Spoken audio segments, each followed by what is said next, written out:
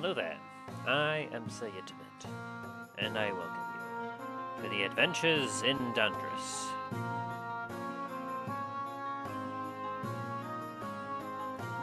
When last we left our intrepid band of heroes, Talus, the Dragonborn Paladin, Dane, the Dwarven Paladin, Milo, the Bardic Halfling Rogue, and Dralgan, the Sorceress Dragonborn Fighter. Our band of heroes were surprised when the Lord of Dundras, Lord Saden himself, made a surprise visit to their humble citadel.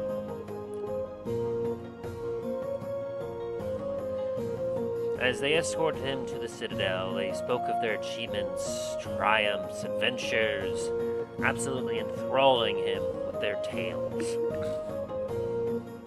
Once arriving, the caretaker of the citadel, TR4N5-L8, translate to the party, showed the lord to his room that he would be staying in for the night, as the rest of the party quickly spread around the citadel to check on their security and ensure that everything was safe and there was no shenanigans that were going to occur while Lord Saden was there.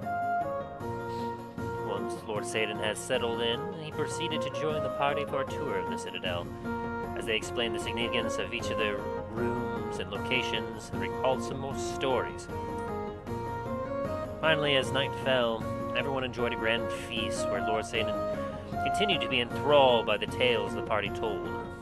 At the end, he indicated that he was going to retire for the evening, but wanted all of the survivors of the siege to congregate outside of the citadel in the morning for him to address. In the morning, Lord Saden gave a grand and rousing speech commending everyone for defending their homes and the citadel.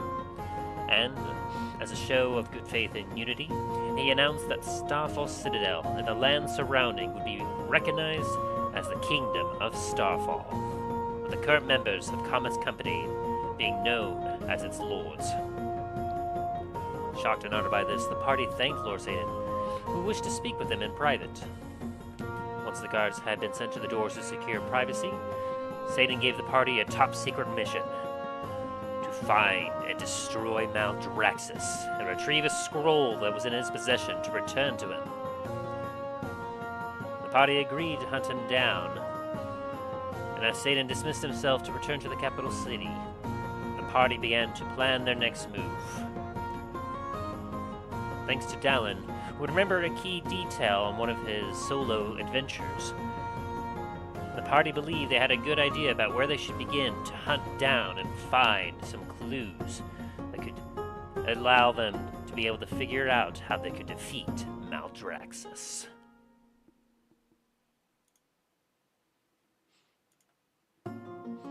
As our heroes prepared themselves, what new adventures and dangers await them? You may find out on this episode of the Adventures in Dundras. But first, let us go meet with our party, as it has been some time since we last saw them.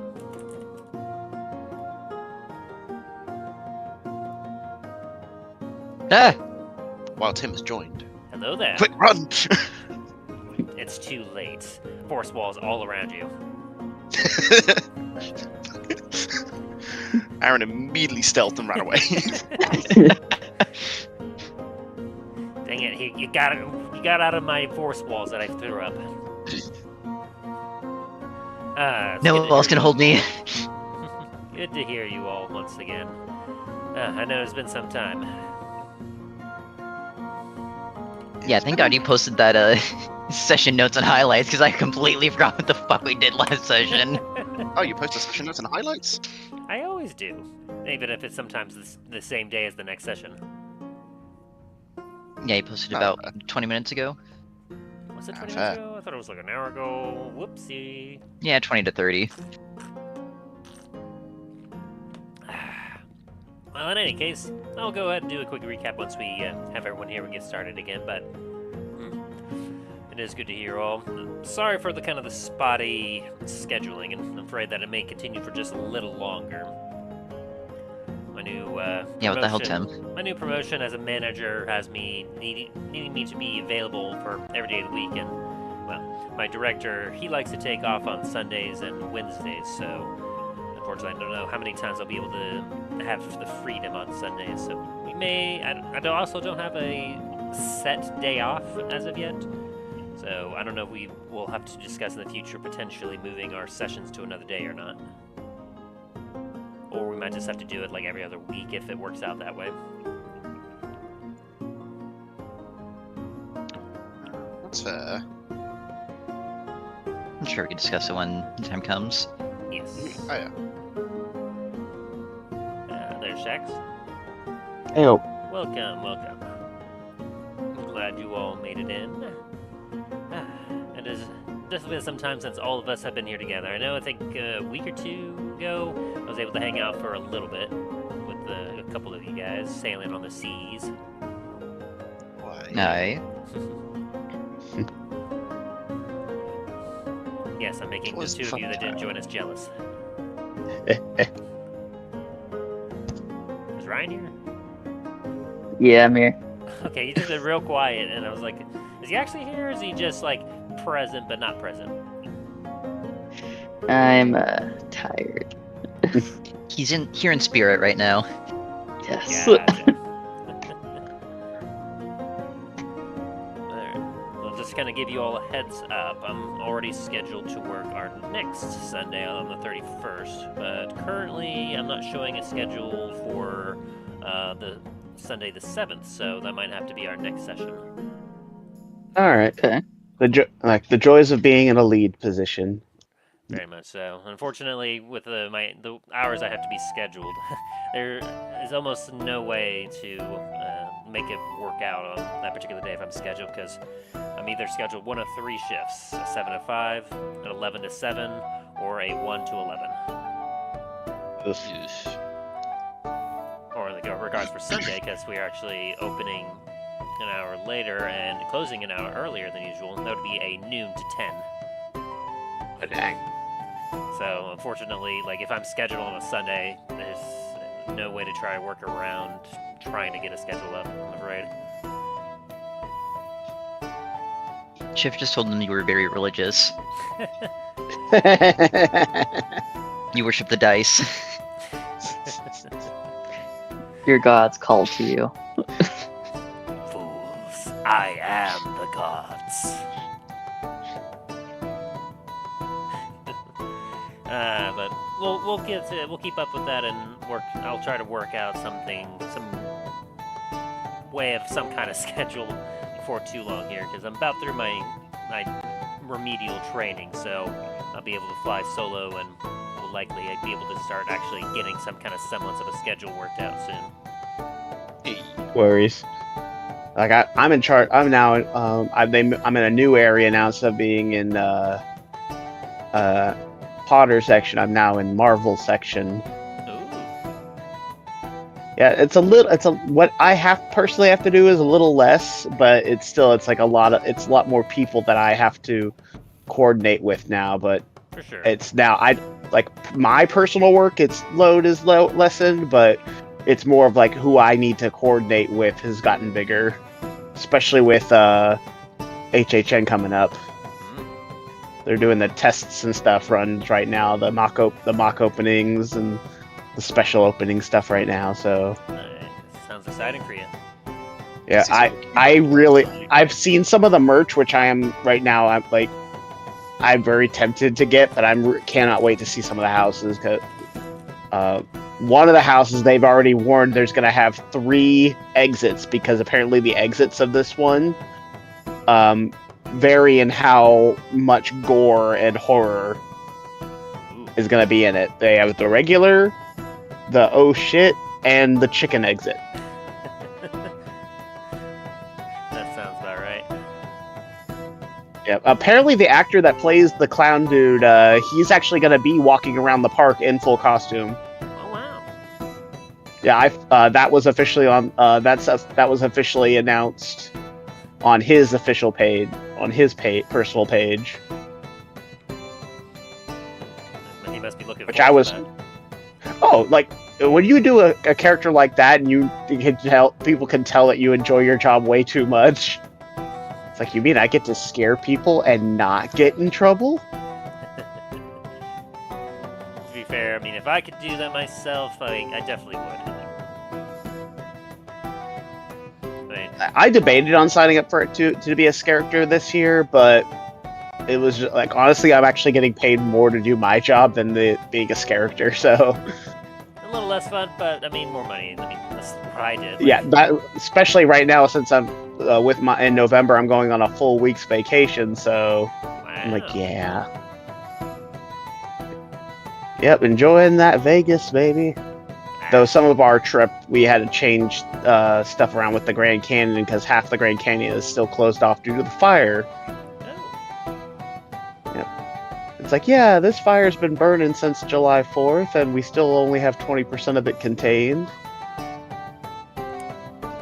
Fun. That's very neat. That's the northern face of for Grand Canyon. Yep, somebody decided to go into an area that was off limits due to the high burn risk and set off fireworks. Yeah, that sounds about right. That Yeah. sounds about right. People are Yep. terrible about that. It's like we're tourists. Rules don't apply to us. Then they're so shocked when they're getting put in the back of a car. Oh no, the consequences of my actions. Mhm. I've seen that happen way too many times. Like the good old FAFO. Yep. Same thing within the theme parks. It's like, but this is a theme. I still think it's fun. My cousins that work at for the Mouse that have had so many people like get so shocked that they're being arrested by a person with a Mickey Mouse badge. But this is the happiest place on Earth. Yes, and you've caused the happiness meter to drop. It's like, you are the cause of the happiness meter going down. That's why you're being removed from the park. But you've caused my happiness meter to go up because I get to do this.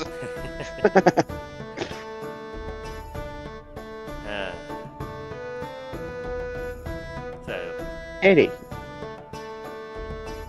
glad to hear that at least, like, we got some improvements going on across the board. You're doing okay, Remy, on your end? Yeah, just a lot of packing right now. I bet. So much packing. You'll get When you there. realize how much realize how much crap you actually own is when you're packing. Right. I've got 16 years worth of stuff to pack and sort and throw away. There was stuff even from when I moved over here that was never actually unpacked, so I've got to go through them and repack. Oh, I still got stuff in my storage unit that's the same reason way. Yeah. Yep, and then a bunch of stuff I need to drop off at Goodwill still. Nice. What was it? Put in my 2 weeks at work last week, so that was fun. Yay. And it's kind of You weird got- because I've been at the company for almost a decade, and I'm just Yeah, like, okay, bye. you got work lined up for you, or? Not yet. Not yet in the UK. I need to get essentially the UK's version of a social security number. But Oh I yeah, have you it, gotta go but through they the won't whole let me process have it thing. until Yeah, it's that sign whole forms stupid to go added. in. Yeah, didn't they add a bunch of extra stuff to the process again? Oh, I have no idea. This is my first time going through it. Because the thing is, they sent my national insurance number out when I was 16, but I wasn't in the country, so it got sent to my old address. But it's in the system, but none of us know it. So we've got to go through the whole process of, hey, I've lost my national insurance number. It's like, okay, provide forms of ID. It's like, okay, I have my passport. Yep, no, you got a passport, but that's not enough. You also need a driver's license. Well, I don't have a driver's license. Okay, I can't need apply to for that. actually sit down and do I actually need to sit down and do my stuff for my own passport soon, as I keep having stuff keeps going on where it's like, oh well, we have to do this, and it's like I've been putting it off. Yeah, passports can be a pain sometimes. Luckily, I redid mine recently, so instead of I think mine was actually the first one with was it His Majesty's Customs on it instead of Her Majesty's? Yeah. Now I know for me, it will be a little easier with the processing with though I think like anytime I get anything done involving like ID stuff, they look at me and look at my last name and then look back at me and they're like, huh, well we weren't expecting this last name but for my brother, it's because of what's going on the stuff right now. Because his last name is a Spanish sounding last name. Hmm. So apparently, because it's a Spanish sounding last name, he has to go through extra screening.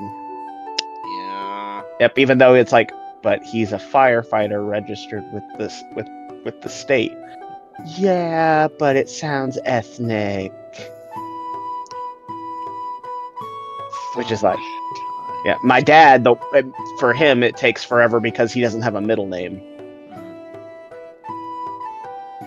Yeah. And then on mine, I have 2 middle names and 2 last names, so my name is all Oh over the place. gosh, that's even worse. I always get stopped at the airport for the random searches. It's like, you've got to be fucking kidding me. This is why I don't fly. I get glared at, but I've only been stopped at the airport once, and that was because of apparently one of the security guards thought one of my pins on my backpack was offensive. It wasn't the nuclear symbol from Fallout, was it? No, it was a cat giving the finger. And that's it. It's just a cat. It's a orange cat giving the finger. That's it. So And it's like, it's not even like a dramatic, like, oh, it's a human hand. It's like little, like a cat, and it looks like it's supposed to be licking its paw, but its middle finger's up. They must have been having a bad day. Yeah, it's like I've had people stop me. I've had people at security stop me for the dumbest stuff, and then like their supervisors come over and like, "Are you fucking dumb?" It's TSA, they're always having a bad day. Yeah, had to go through them a couple times when I went to Hawaii and back. My wife and we didn't have any issues though. We had done so much research beforehand. Like, okay, so we need to make sure that everything's in all of our ducks in a row. That way, we have like no issues going through, and we didn't have any issues though. Nah. Yeah, traveling with cosplay stuff is always the harder stuff to be like, I can't bring any of my props because they can be technically labeled under, oh, well, you can't, well, technically it's in the shape of a weapon, so you can't really fly with it. That's kind of amusing. Like, I saw some like TSA stuff regarding like specifically because it popped up just because we were looking into the Hawaii thing. There was specific like TSA like requirements for like surfboards and like harpoon guns and everything. Yeah, You get a harpoon gun on a flight. Yeah, there's a specific way you can do it, but apparently you can. Barbossa's getting on the plane now. Him and the entire crew of the Kraken Skull. like, fire the harpoons! Yar, fire the harpoons, me laddies. It's like this other boat comes up. It's like, Barbossa, we're just making sure that you filed this proper form for transport of harpoons across kingdom waters. Aye, of course he did. What do you take me for, a fool? It's like the frickin' tax guy in the Witcher games. If you're 13, that means I convince you, you scrub. They constantly roll nat 20s on insight checks. They're like, scribble something on their form. Anyway, let's get to it. Once you get moved, Remy, how many hours ahead of us are you going to be? I will be 5 hours ahead. So for the session today, at 1, I will be joining in at 6 p.m. my time. Ooh. That could be a little rough. Which, yeah, depending on what day we eventually end up settling on, whether it's still Sundays or if we settle on another day, I will definitely get that day off because it's going to be basically our regular like 1 to 7 sessions. There'll be 6 to 1 my time. No, 6 to 12 my time. Sorry. Yeah, we'll which is fine. I don't sleep work anyway. that out. Yeah.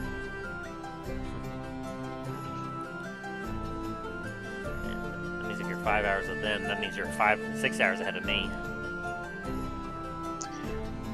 Yeah. Man. that was quite a trip too, because like heading back to from where I was heading to Hawaii, like I left at like freaking 6 in the morning, but then by the time we landed, it was like 1 in the afternoon, and that was after like a whole like 9-hour flight. So that was kind of weird. But then of course getting back, I left at like once again we left at like 6, 7 in the morning. By the time I got home, it was midnight. You're just like, wait, where did the time go? Oh yeah, like I'm pretty. It's funny. Like I'll be leaving. When I my day flight back from Vegas, I'll be leaving at night, but arriving in the morning. But last time I went, it's like, okay, you're leaving in the morning, and because of the extra stops I had to take, because it was the only flight I could really get for the price I needed, it's like, oh yeah, you're leaving in the morning in Florida, and you're arriving in the morning of an. It's like, wait, what? It's like that weird time. It's like, did time not work?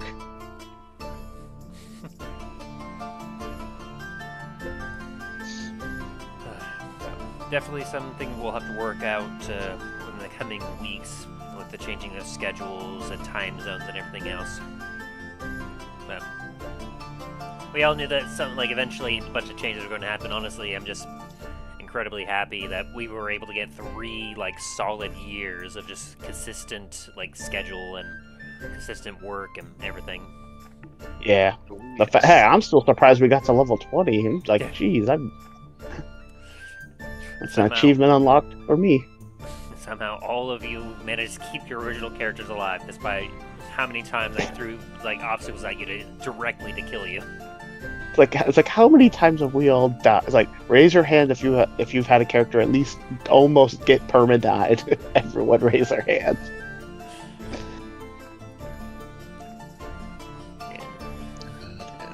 I think Remy might be the only ones that has technically gone down, but wasn't close enough to death on a few occasions. I had a meteor drop on my head. That was fun.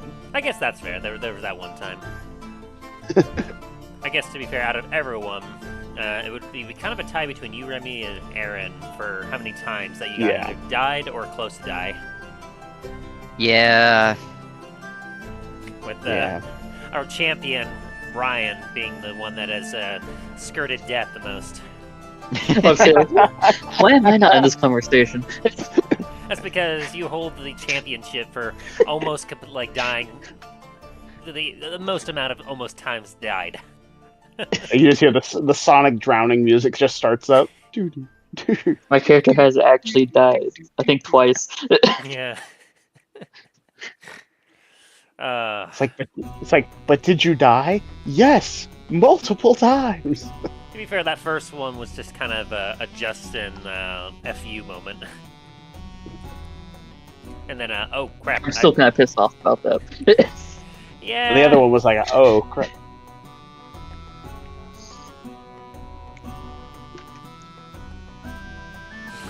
Fun times though. But Speaking hey, of the devil, and he appears. muted himself. I think he's talking Getting a about call. this 3-day contingency thing.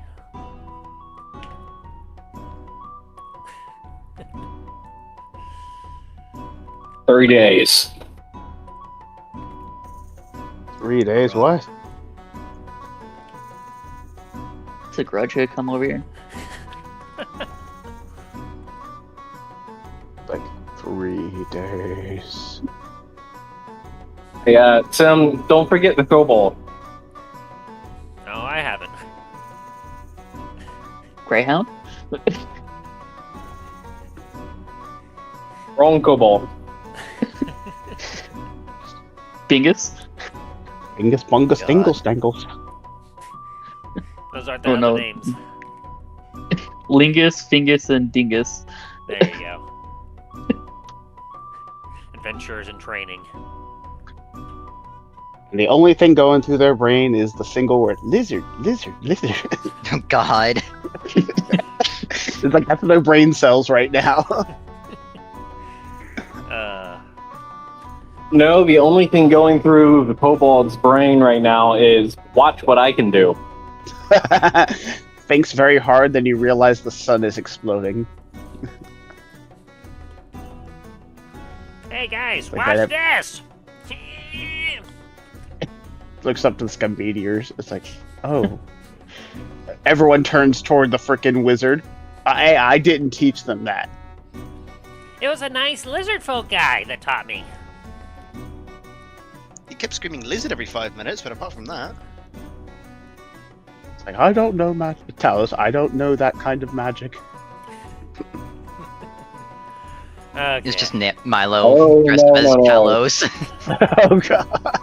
The It's like a kobolds paper prefer to mache. talk. Your paper mache Talos suit. Tell us, when did you get so short? Lizard. The Checks out. Talos yelling in the background, you're not affiliated with me. Flashback to that one arc where Milo's all like, I have this amulet. I'm technically your family, Talos. Literally just like Mr. Incredible, you're not affiliated with me. I will chew you into the ground for false imagery. I am trademark, damn it. And then find out it's like okay, one day Talos gets kidnapped and you find out it's Milo. It's like, remember, I am your biggest fan. I've loved your guys' shenanigans. They've given me such good laughs. Yeah, they May cause or may not be able to may or may not be able to confirm that Milo does in fact have a Talos suit. I can neither confirm nor deny. Justin, we talked about this. Shut the fuck up. It's like, I wondered why you wanted all those dragon scales. But it's all just like the wrong color of scales. I just realized I do actually have still have those dragon scales in my bag actually. Yeah, I do. The red ones that were shed from the corpse of what was it? Thanatos' mate. That and a couple green ones from that green dragon. Oh yeah, the youngling. Yeah, whatever. I know we did something to make sure it wouldn't rot, but Well, you Instead, don't fucking bring it up. Just move on. Well, you had some of then your people from the Citadel go retrieve his body to bring it back.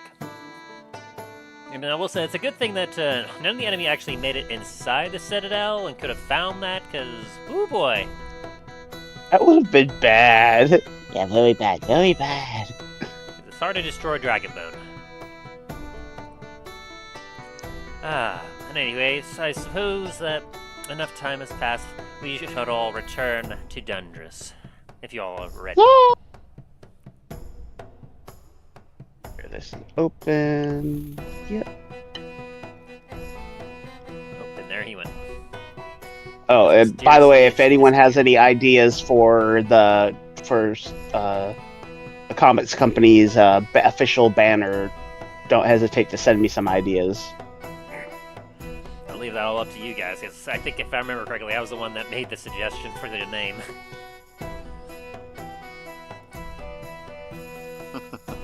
Yeah, I just need to. I've been trying to do some small sketches right now. Alrighty.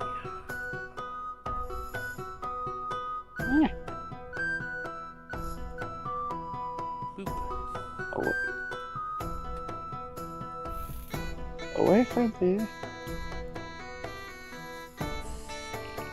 Yeah, I think I'm feeling this today.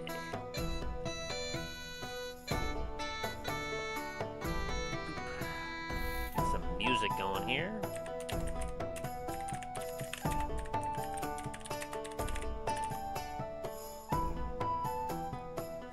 It'll load. Loading up just no! What has happened, Matchbox? you've left me alone for a month. Yeah, no kidding. So you left me alone for a month, and all my updates went through. Ha ha ha ha. Oh boy. Okay. Yeah, let's start with that one.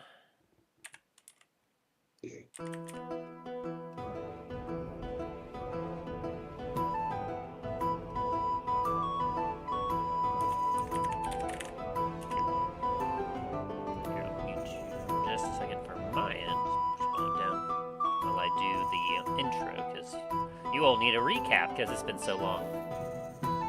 Please, thank you. Be much appreciated.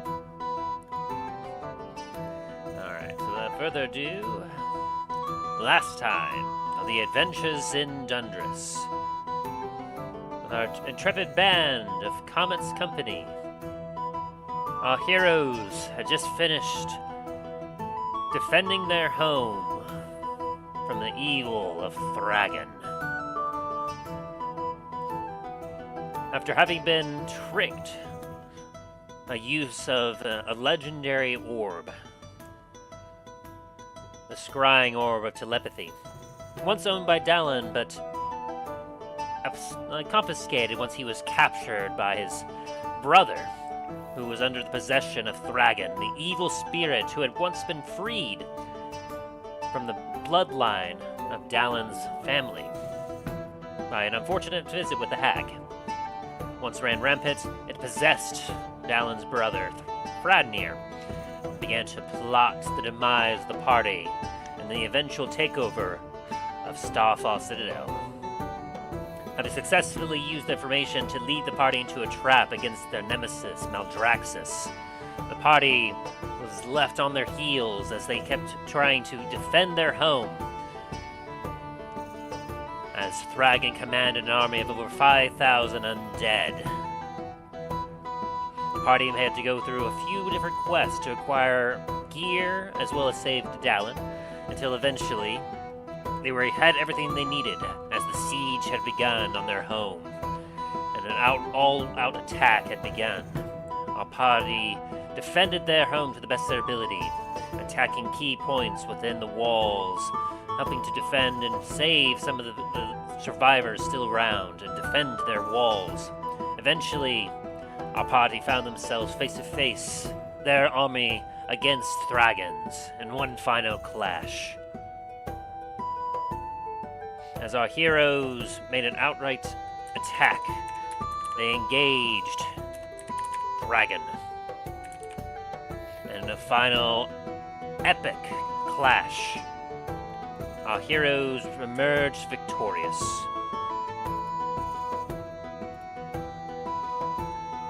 With Dallen having defeated Thragon, our heroes were left to recover and repair what was damaged.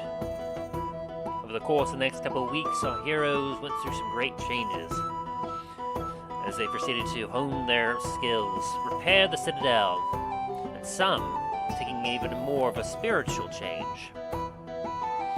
Having recognized a great defeat of a great enemy, Dallen, with the help of his brother Fradnir, who was saved from the evil of Thragon, performed a ceremony transforming what was once known as Dallen into Dralgan Black Brass. Later on, as the party got word that a special guest was to be expected at the Citadel, they made plans and preparations for a week as they made ready for this guest, though the one that showed up was not who they expected. Showing up at their train station after their tracks had led all the way to the capital, our party was shocked to see that Lord Saden, the ruler of Dundras himself, was there.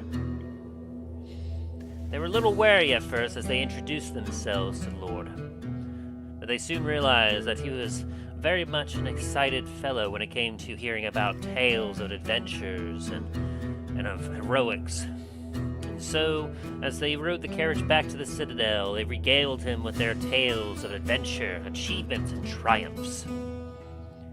Once they had made it to the Citadel, their noble servant, Translate, showed the Lord to his room for the night, as the rest of the party spread throughout the Citadel to check on the security and ensure that everything was nice and safe, to ensure that no other surprises would occur while Lord Saden was here. Once he had settled in enough, Lord Saden took a tour of the Citadel, as each party member was eager to show the highlights of the Citadel. From the temples, the training grounds, the smithies, all the way up to one of their more prized and one of the key influential parts to help defend the citadel, the obelisk of elemental ruin. Lord Saden was absolutely enthralled by all that he saw. As the night grew late, our heroes partook of a feast with Lord Saden as they continued to regale him with tales of their adventures. Eventually, though, Lord Saden announced that he would retire for the evening, but wanted to speak with the all of the people within the Citadel area to commend them in the morning.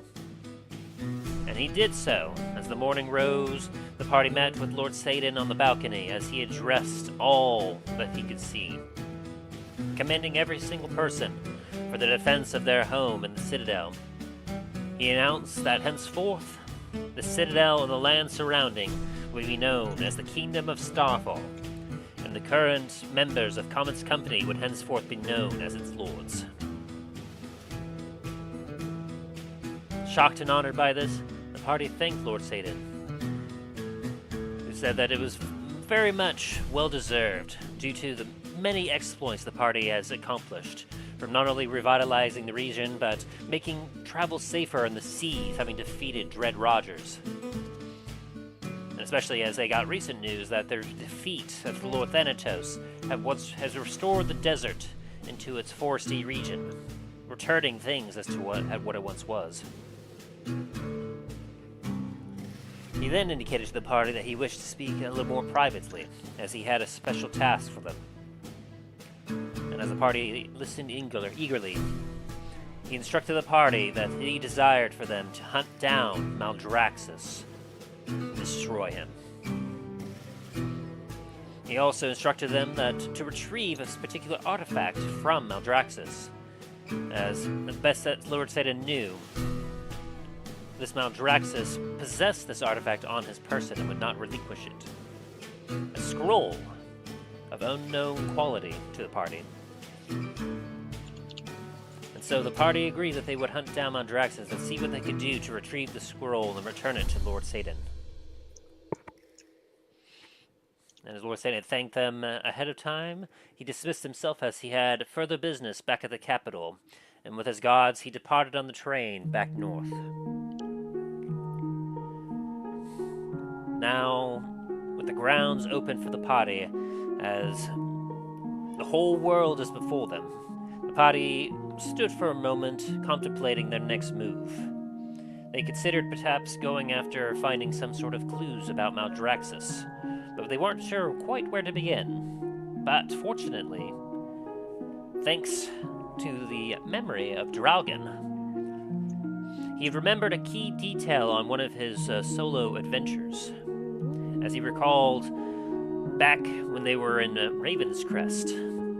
Draugen had left the party for a period of time, eager to return back to the Citadel on his own. But during his travels, he managed to get himself lost in the swamp. Before he knew it, though, he found himself in a somewhat unusual area.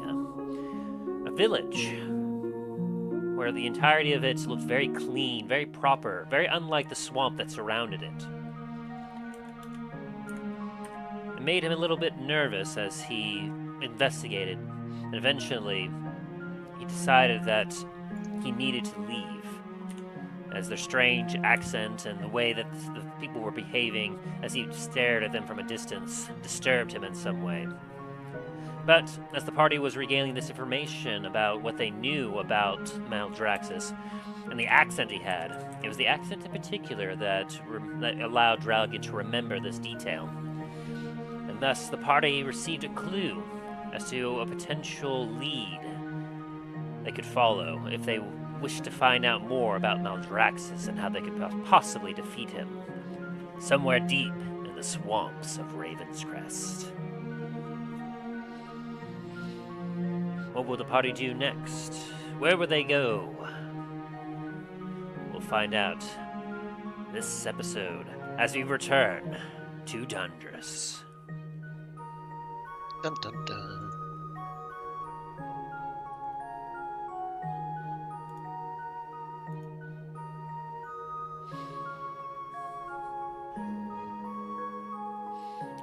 It is still in the morning as you all are kind of congregating with each other, going over some of your memories, recollections. A few of you had already discussed going and grabbing some supplies, specifically some potions, as Talos had commented upon just previously. But you all are in the citadel as you hear the train blow its whistle as it goes off into the distance, and you hear the murmur of crowds that had congregated outside of the citadel dispersing, as there's a lot of chatter about the prospects of a new kingdom and their place within it.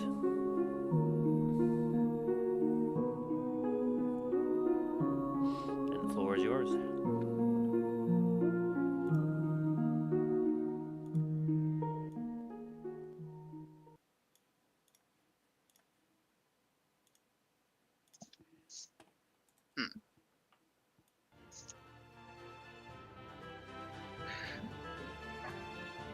Well, so what's the plan here?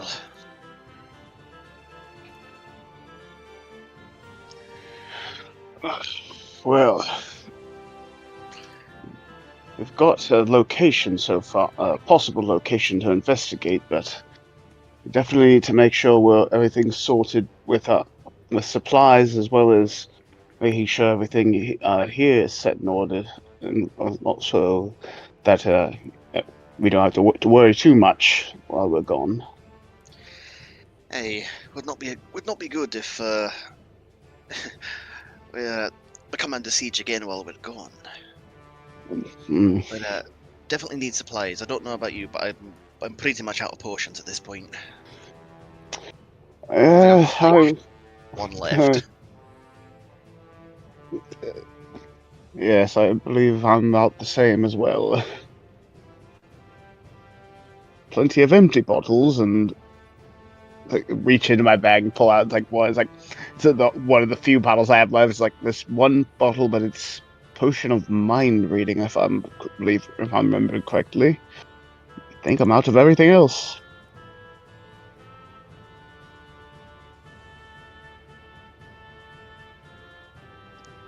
Aye, pretty much same. I know I need to go into town anyway to go get the lovely decorations, I should say.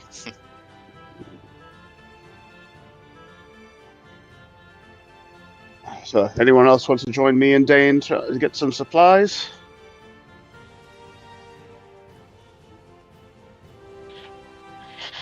Unfortunately, I'm broke. Let me see. I was gonna check, see if he. Well, as long as it's not too expensive, I should be able to spot you a bit, but I think I still also have that card. Let's see.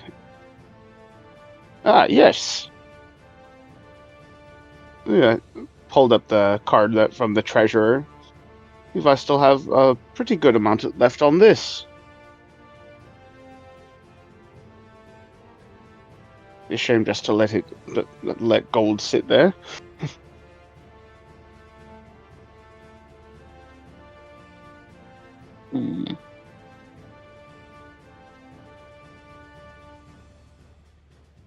Okay, I'll tag along. And what about you, Marlo?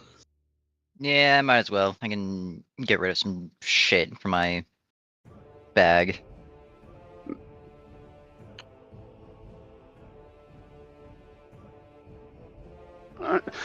See if I think it would probably be able to use the train now. With Didn't threat the being train gone. just go up to the capital? Oh right. That sounds like a moment of, so then it's like, oh, right. Horses.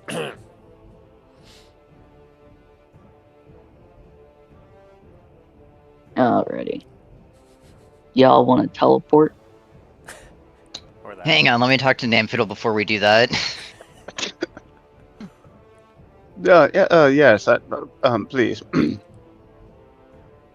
Nothing against teleportation, that is.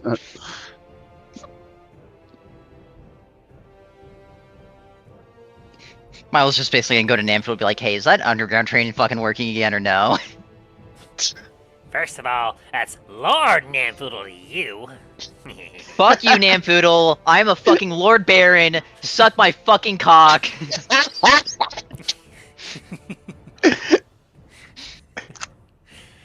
Like suck mine balls. And well, I mean, it's almost there. Unfortunately, we did a lot of reinforcing to block off the tunnel to ensure that none of those plebeians will ever get through. And we, of course, someone, as he glares off into the distance, supposedly towards a certain couple of people that gave away the position of their secret tunnel. Dane's just gonna look towards the tower and just throw his hands in the air for a minute. So Hear some unhinged laughter in the distance.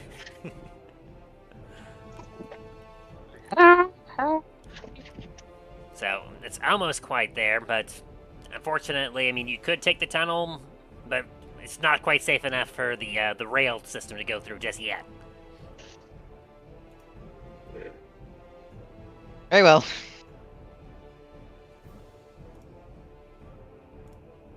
I'll just go back to the party and be like, alright, yeah, either teleport or fucking hoof it. One of the two.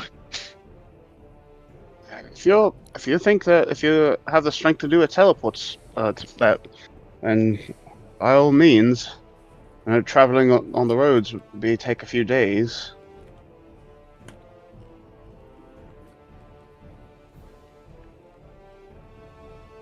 What was that, Artress? Is that how you say it? The bar hostess. Hostess's name. Which one in particular are you referring to? Because there were several that you knew of in Port-la-Montagne. The bar hostess? Yeah, which one? There's two that we stayed at for a while. Down doesn't Yep. know any other than one of them. Dragon. Are you talking about He's only been to one. the dwarf? Yeah. Okay, that would be Well, Boy actually, you've Frosthand. been to Marlowe's Tavern in Port-la-Montagne also. No, he hasn't actually. Wait, Greyhound has been in that one.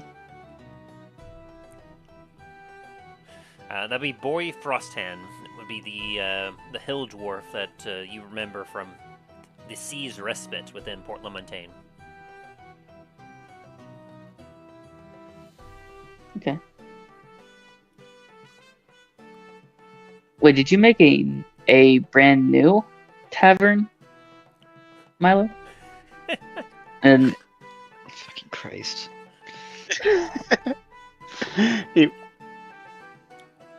he made It's been there for a while, just keep going. yeah. no, wait. Have I been thinking that Caesar Respite has been the one that you made into one of yours? I think Apparently. so. He tried. He definitely tried. I didn't try that hard. I just like, hey, you want to be owned by Milo? And he's like, we are owned by the treasurer. He's like, never mind. Have a good day. Like the man that owns half the continent. It's like- or at least has debt in half the continent. So Milo went with the Drunken Beaver. Drunken Beaver. Okay. Now I just feel like an idiot. Formerly, Drunken Beaver. Now it is something And that entirely one is different. currently run by Ilithar Francis, the half-elf. Okay, Gralgan's gonna spry to Ilithar.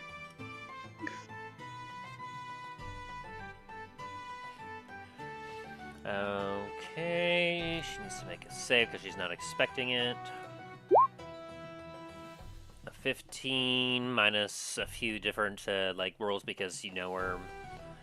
So yeah, she would fail because I believe the saving throw for your orb was like what, 17? It's based on my spell modifier, right? No, it's actually based specifically on the orb. Which... You have the Crystal Ball of Telepathy, which allows you to scry with the Crystal Ball and communicate telepathically with creatures you see within 30 feet of the spell's sensor. The save DC is 17. There we go. So, as you kind of take a couple minutes to scry while everyone else is preparing their goods, you see yourself within the Comet's landing of Port LaMontagne. Ilithara is there. She's got her kind of usual garb on. Excuse me. You are excused. Sorry, sneezed. She's definitely at the behind the desk, as you can see that there's not too many terrible, not a whole lot of people in the tavern at this particular time of day. You can see she's kind of cleaning a couple of wooden mugs, and a few of the stools are getting put away by some of the other servers within the actual establishment. She's kind of looking over and around as she's unaware of your scrying upon her.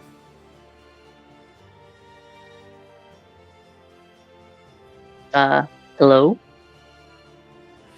She kind of jolts a little bit. Let's see here. And she kind of blinks a little bit and looks around. She kind of takes a finger, cleans out her ear a little bit, and just looks confused. Oh, that's not gonna fix what's happening. She kind of jolts again and just kind of looks around and looks under the desk, and she's like, hello? I'm not down there either. And she starts to realize that it's coming from all around, but inside her head, she's like, hi, what is happening? God, Hello? is that you? I am Dralgan. Oh, Dragon, hello. I remember you coming in through the tavern once before. You're with the Comet's company, right? Yes. Can you do me a favor real quick? I could certainly try. What do you need? And she's just Can you go looking over around, to not my sure where to room? focus on. Can you go over to my room and just stare at the middle of the room at the door frame. Don't go into my room. Just stare at it. Certainly. The room you all stayed in before you disappeared for your citadel? Yes. Oh, certainly. As she kind of walks up the stairs and makes her way down the hall, and she's like, well, this was the room that you all were staying in. You just want me to just keep standing here, just staring at the door? Is this a trap? No. I just need you to be looking at that so we can show up. She blinks a few times. And I won't pretend to understand. And I will say that you have to obviously drop your concentration of scrying in order to do this, so as you're just focusing on that, you get pretty familiar with it. Good lord, that drops a whole wall of text, doesn't it? Yes, it does. Alrighty. Here we go.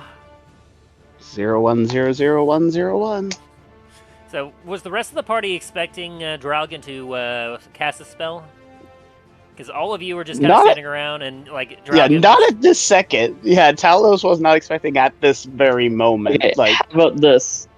He drops the scrying after he memorizes and says, everyone come over to me.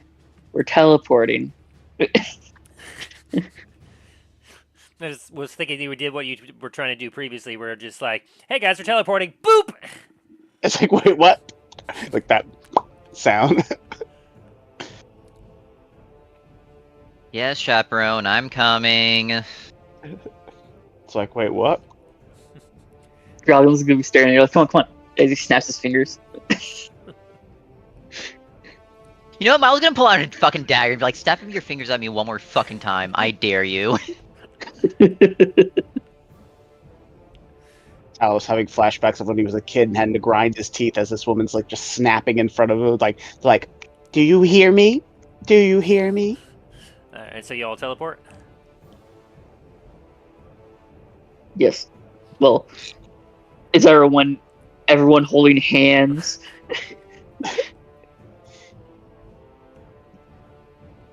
I mean, they don't have to hold hands, unless that's something that you just specify specifically just for your own... I choked on my drink. Why are you so violent?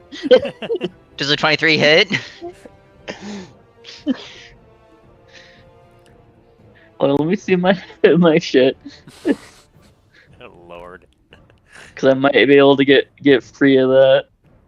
Yeah, I'm gonna use an action to add a 6 to my AC. These are it's like, and these are the lords of this new kingdom. Yeah, I'm using a reaction to add 6 to my AC. My wings are gonna protect me. Protect me, wings. And as you all kind of weep, you all traveled through that like rainbowy tunnel of time and space until you feel your foot drop, and Dralgan, everything feels a little bit dark as your wings are now currently kind of covering up your body, as you are currently staring into the wide eyes of Milithara as she is uncomfortably close to your face, and she's just like, ah! Hi there! As your wings Is she in the room? You are like right in front of her, like your wings are wrapping around her. Oh, is as it would she protect you in the room? As you teleported, you teleported right on top of her, practically. Oh, I was meaning to try and teleport where she's looking. All right. Well, you got a little distracted by Milo striking at you. Okay. I don't think I'll ever get used to that teleporting thing. Oh, hello. Sorry about that. As Dralgan's gonna retract his wings. Dragon, at least get room. Yeah, can you not try to seduce my fucking employees, please? She's a little red in the face, and she's like, oh, I didn't know you had wings. Is that a new development? Yes. Yeah. Dallen's gonna straighten up and walk out of the room. Just beeline out. Apologies for him. You know what? I have no real excuse for why he does anything. It's perfectly fine. I just wasn't expecting him to just be right there in front of me. That was a little jarring. First voices in my head, and then suddenly just him appearing out of nowhere. Teleportation magic is something that most of us are still getting used to. I can imagine so. Oh, it's good to see you, Milo. I'm glad to see you. Milo kind of just like slowly puts his dagger away. Just like, likewise. Hopefully, it hasn't been too terribly awful here with the city being closed up for so long. That cleared up about a week or so ago. Business has been back to normal. That's good. Huzzah! Yeah, we're coming to get to resupply ourselves now that all that nastiness is done back at the citadel. Oh, well, I'm sure that you'll find that the stores of supplies around should be somewhat back to normal now that there's no more quarantine on the ports. But any strange people poking around, has there? Oh no. Things have come down quite a bit, aside from, there's the usual crime here and there, but, the party is very quick about ensuring that they're dealt with quickly.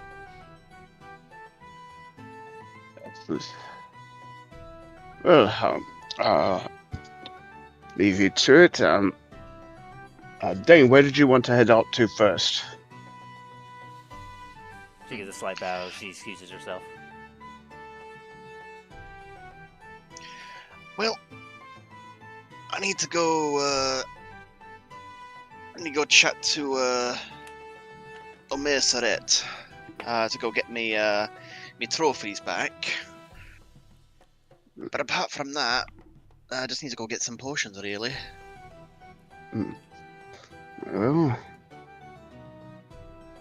Well, since you're going to get potions after, I might as well go along with you. So, what time should we all meet back here?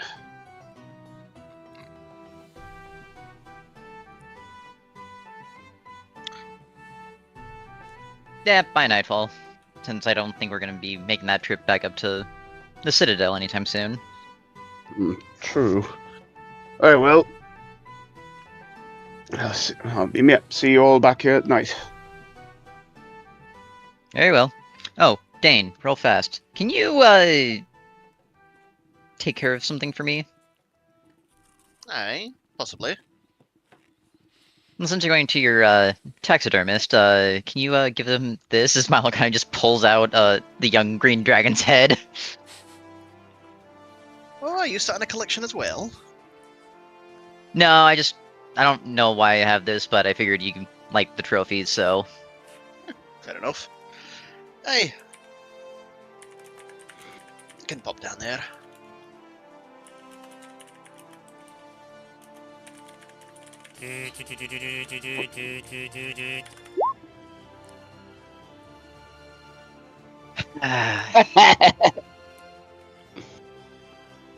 Thanks, Zane. I appreciate it. I'll spy you the cash.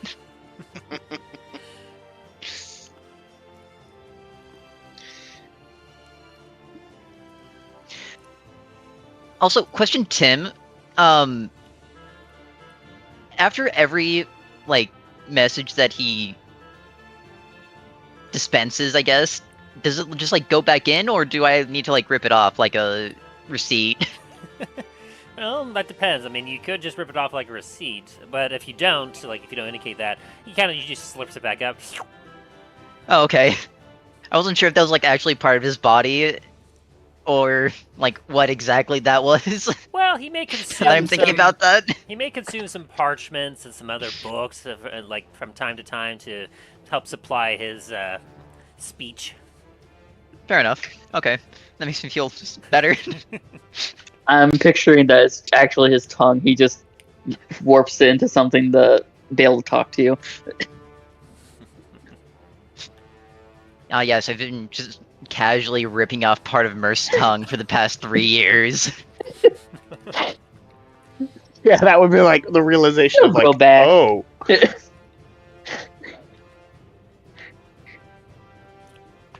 It'll grow back, and then you find out it doesn't grow back. If I was just not being mean and be like, well, it could have been another appendage that you've been ripping off. I don't want to hear that. That would be a Justin move. Also, to be fair, it's coming out of his mouth. I don't think he wants that appendage coming out of his mouth. I mean, you don't know how mimics procreate. I don't, nor do I want to know. And Merce, I swear to God, if you start fucking telling me now, I'm gonna be pissed. It's like, well, when a mommy mimic and a daddy mimic love each other very much. Alright, so you all head out to go do some shopping? Yeah, resupplies. Aye. Alrighty. You all depart from... Let's see... There's Portland Maintains map. Just for my own personal reference. Oh, right. I forgot. I never actually wrote down... I remember with the spots, but... forgot that it's the old map that still has the bits. All my other notes about the districts and everything else, but fortunately, I remember. Magic District, all that stuff. Yeah. So, I guess since you all teleported, I also need to change the background a little bit. My curiosity is, do I have something behind this map? I forgot to check that. Nope, I do not. Just a moment, please. Please stand by. Please stand clear of the doors.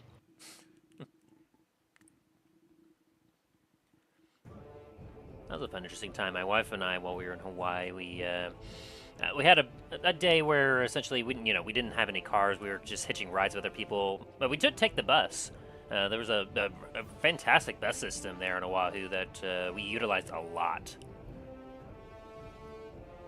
Essentially, if you I think just my pay mom like told me $7.50 a about day, it. you get like unlimited rides basically for an entire day. Oh, nice.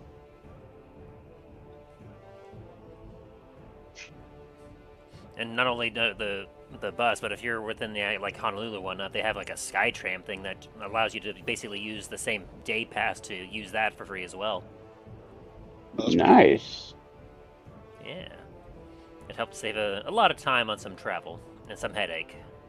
Because there was a few people that I did not wish to, I didn't want to hitch a ride with at times because it's like, I don't feel like dealing with you at the moment. Boop.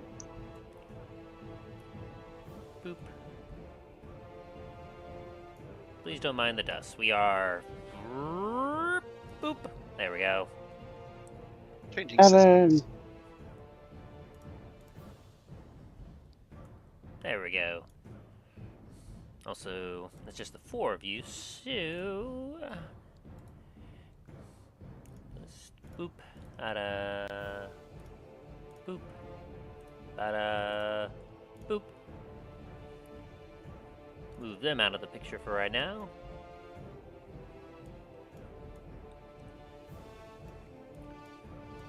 Because it's just the 4 of you, the original quad. Alrighty. So, as you all head out,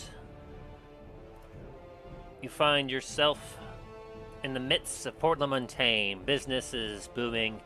Milo, you look over and you see that the previous establishment that was stealing business from yours is currently turned itself into something else. A little bit of an antique store.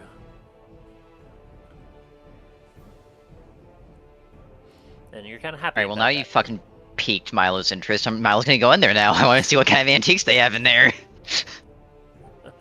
Alright. And then, Dane, you were wanting to head over to the taxidermist? Yeah. Yeah, I'm following with Dane because he's after that. We're both going to be looking for potions. And what is Draugen doing?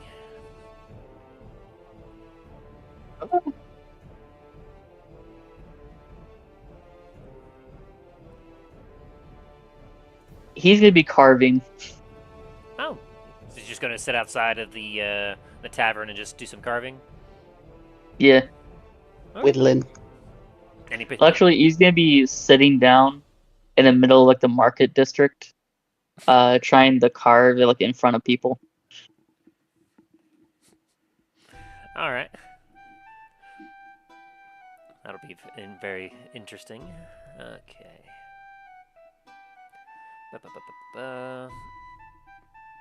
Okay.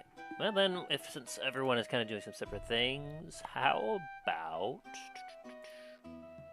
we roll initiative? Figure out which one of you is doing what first. Alright, 1 6. That looked fun. I rolled a 2. I have an doesn't initiative beat- of 14 million. Should like 14 trillion at this point. Gosh, Milo. Oh, like, right. Technically, it's Doesn't still come 14. up on- It's just 14.120.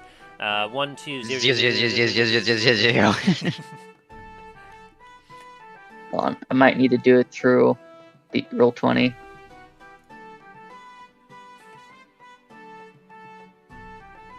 Yeah, because I'm not coming up. Let's see.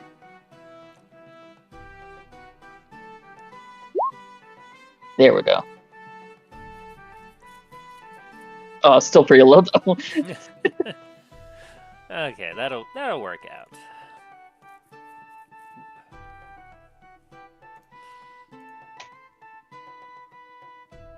Alright, let me see here.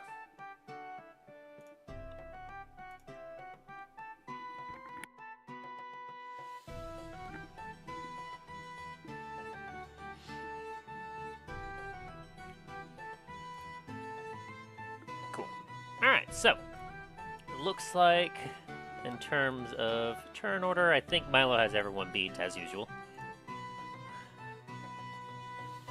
So, Milo, as you split off from the rest of the party, you see them all heading off in their different directions.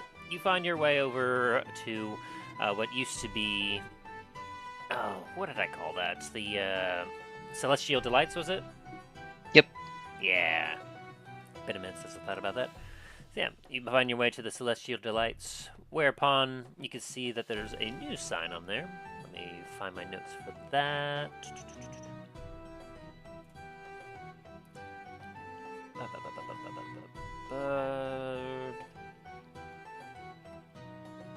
Wrote this a little bit ago. Give me just a moment.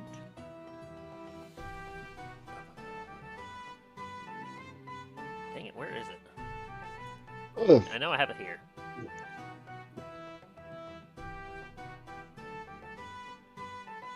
It's like, I know it's here. Ah, there it is.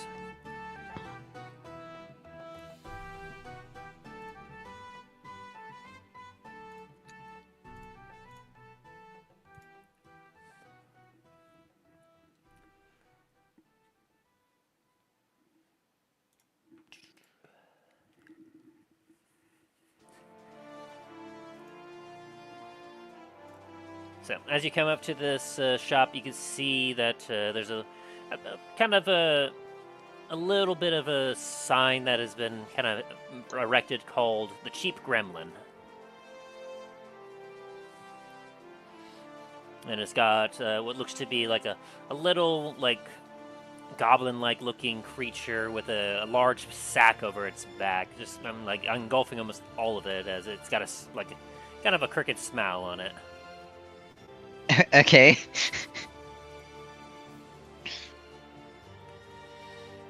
And as you kind of enter it, you find yourself kind of surrounded by all sorts of, like, the different, like, bits and bobs of things. You see some old furniture, you see some rugs here and there. You see some, like, paper, some books, all sorts of things that, like, it looks like it's just a grand assortment of different bits and curios. As you hear kind of a voice coming from a bit from the back.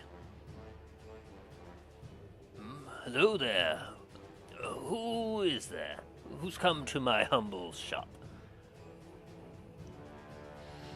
As poking his head around, you see long, wavy, dyed black hair with green eyes, soft brown skin. A human, standing about 5'5". Hello there. My name is Barzu Lightbottle. Oh, greetings, Lightbottle. My name is Bertio Bidberry. Welcome to the Cheap Gremlin. We have curios and knickknacks from all across the continent here. Please, if there's anything you're looking for, let me know. Not looking for anything particular. Just kind of moseying around. I know this building used to be something else, so I was just kind of curious on what it transpired into. Yes.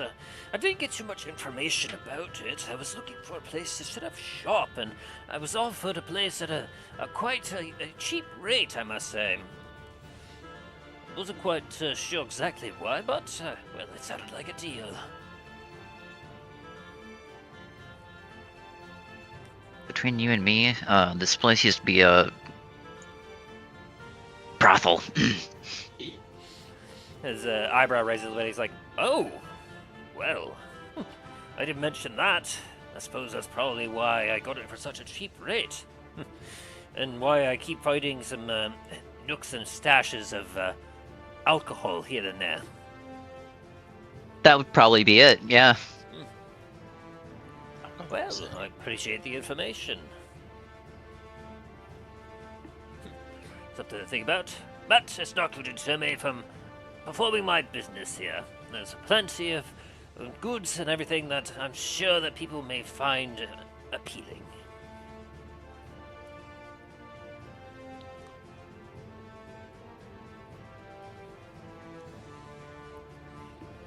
let me see. He's gonna pull out an example here.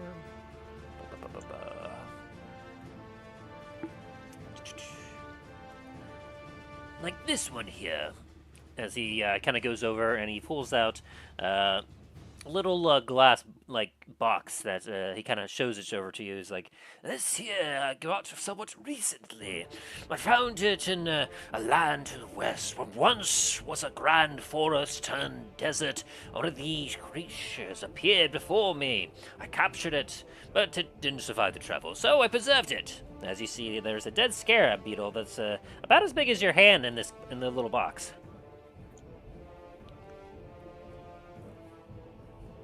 That's something. Glad I never ran into any of those when I was over there. Oh, so you've been yourself.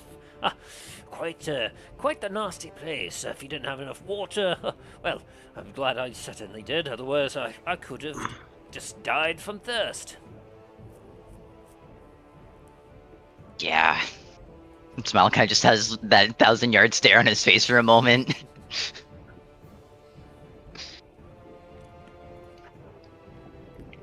God damn it, I'm trying to find what I was trying to sell here, but I can't fucking find it. Oh, there's also this one here, though I could never seem to get rid of it. As he holds up what appears to be a lump of coal.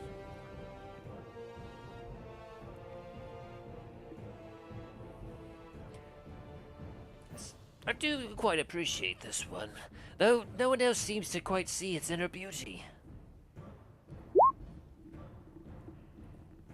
Can I have advantage on this because I've been around Dane so fucking much? Yeah, And also seeing it so much in Blacksmiths. I'll allow it. As you kind of take a look at his hand, you can see what he's talking about. Definitely it's very opaque. It looks like a lump of charcoal just for the common eye, but as you take a closer look at it, you can see that it's a bit of an optical illusion as as you can kind of see some glimmering within it that as you kind of as he kind of hands it over to you, you're able to investigate a little closer. You can see that it seems almost transformed from a lump of coal into kind of like an almost black gemstone of some kind. It's the darndest thing. Everyone that I show it to, they always say that it just looks like a lump of coal, but well, very few people every once in a while when I hand it to it suddenly see that it has some real inner beauty to it, though they're never quite interested enough to pay for it. You know what? How much are you wanting for this? Oh, for that, I've had it for a little while. I'll take it for about 14 gold. I'll buy it off you now for 10. You mean persuasion? Ooh, boy. I can see that you're experienced in this. Go ahead. It's been on my shelf for a while. I'll give it to you for 10. Very well. You now have a gemstone that looks like a lump of coal when examined by anyone but you. Great.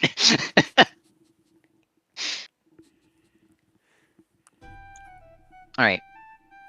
I've got a couple of things I want to sell to you, but I don't know if it's something that you'd be interested. Well, I'm certainly interested in all sorts of things. Oh, actually, sorry, 4 things, since I see that you're intrigued by gemstones. As Milo's gonna pull out a dwarven drum and some weird pipes. Ooh.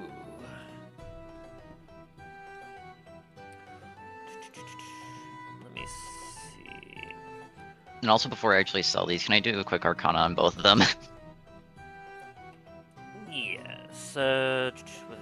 Where would that have been? I feel like I remember these particular items. It was in the same area, or the old dwarven fortress, or hold, where we fought Lord Thanatos. Yes.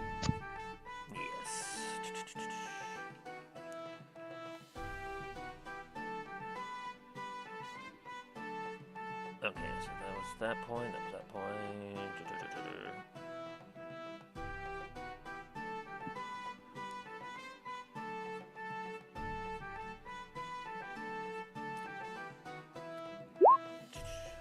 Where's that?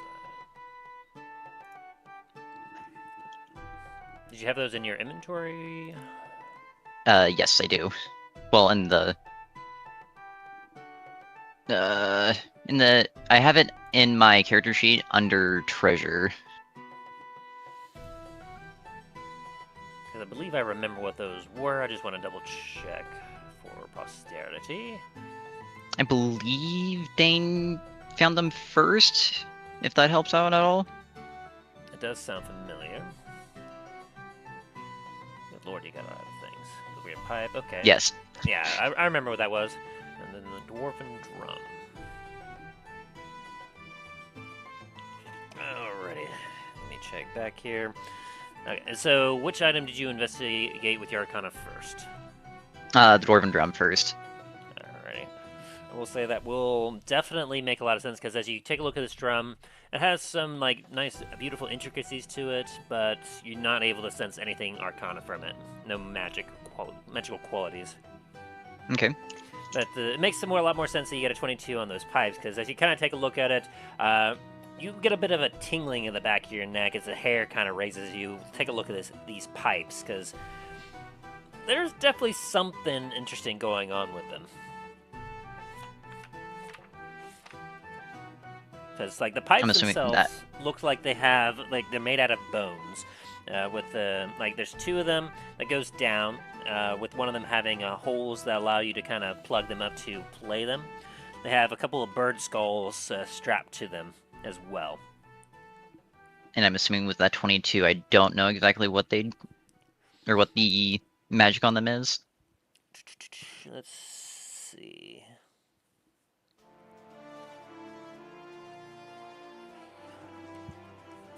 I'll be able to give you a little bit, but not too much. Okay. Let me check my... Let me refer to Oh, my actually, magical stuff Tim, here. instead of doing Arcana, can I just wait here for like 2 minutes and cast Identify on both of them as ritual? Yes. Now that I'm looking at my spells again. As you kind of do that, the man before you, Bertio, he's all like, "Oh, you're magically, you got some magic to you. Interesting." And so, yeah, you won't be able to you basically identify the drum as a kind of a ceremonial dwarven drum. It's got some nice intricacies to it, but no magical properties. That's essentially what the identify gives to you. Is it's a good quality of it's a good quality dwarven drum. If I remember correctly, Okay. It has dwarven faces on it. As for the pipes, though, as you do an identify on the pipes, you get a ping back that identifies these as the pipes of haunting. They have some magical charges to them that essentially they will recharge over time once you use them, but you're able to tell that if you were to play these and expend the magical charge to them, anything that's within a short distance of you would need to be able to make a successful save, otherwise they would become frightened of you.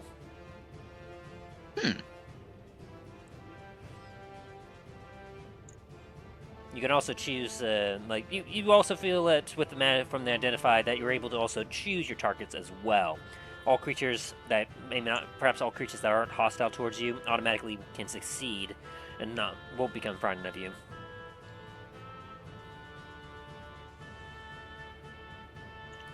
Okay. This seems to be a kind of an uncommon, wondrous item. Alright, so this here, just a dwarven drum, nothing too fancy about it, other than, well, magically wise, I should say. Believe this used to be... Beauty of it. It's, the craftsmanship, as he kind of looks over it. Just look at the carvings of the dwarven faces here. I will say I haven't seen anything like this except for on some other continents. The age of this drum. Remarkable. And you can see here, there's kind of indentations on the top here that it was well used. Likely for perhaps some ceremonial purpose. Maybe a ritual of some kind. Ha ha ha. I believe so.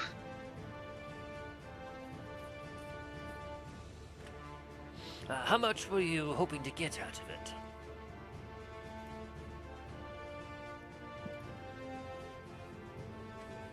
Could you 25 gold for it? Double check some things here. Ooh, that is, I will say that's a little bit expensive. I must still be able to make a bit of a profit. Would you be able to go down to 15 gold?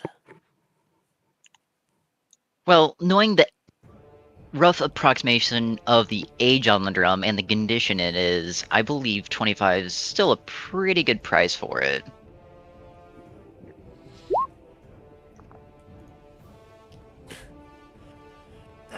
You drive a hard bargain. I'm sure that I could probably find someone that is more interested that could pay a little bit more than that and still allow me to make a profit. As he kind of shakes your hand, I'll do it for 25. Very well. And then these, as Milo pulls out, or shows him the pipes once more, these are pipes of haunting. Ooh, ominous. Made out of bone, it seems.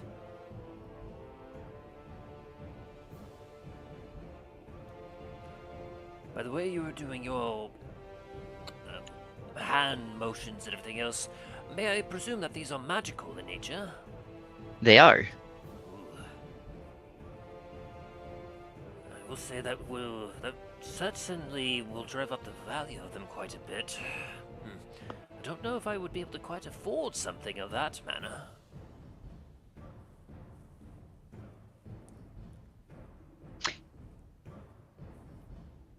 It is a shame, but I understand.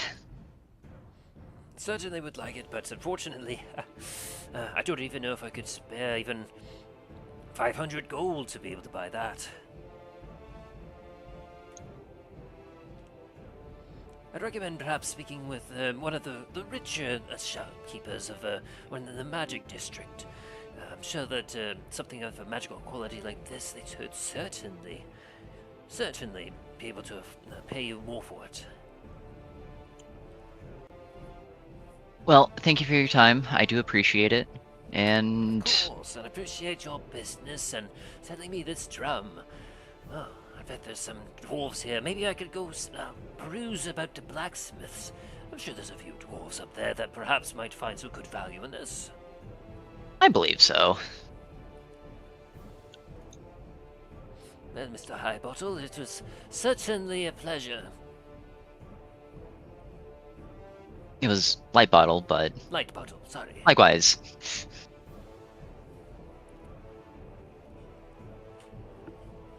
As he watches, he kind of takes a bit of a cloth and dusts off the drum a little bit and places it up on a shelf in a very prominent place as he looks up at it and kind of leans back and smiles at it. I'm just gonna head out, just leave. My business is concluded. Good day.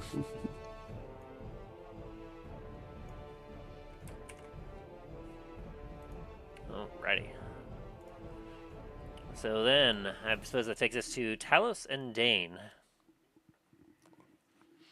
As you kind of make your way over to kind of the marketplace district, you peruse through a few a few of the alleys until you come across the shop that you originally went to, Dane, to the taxidermist.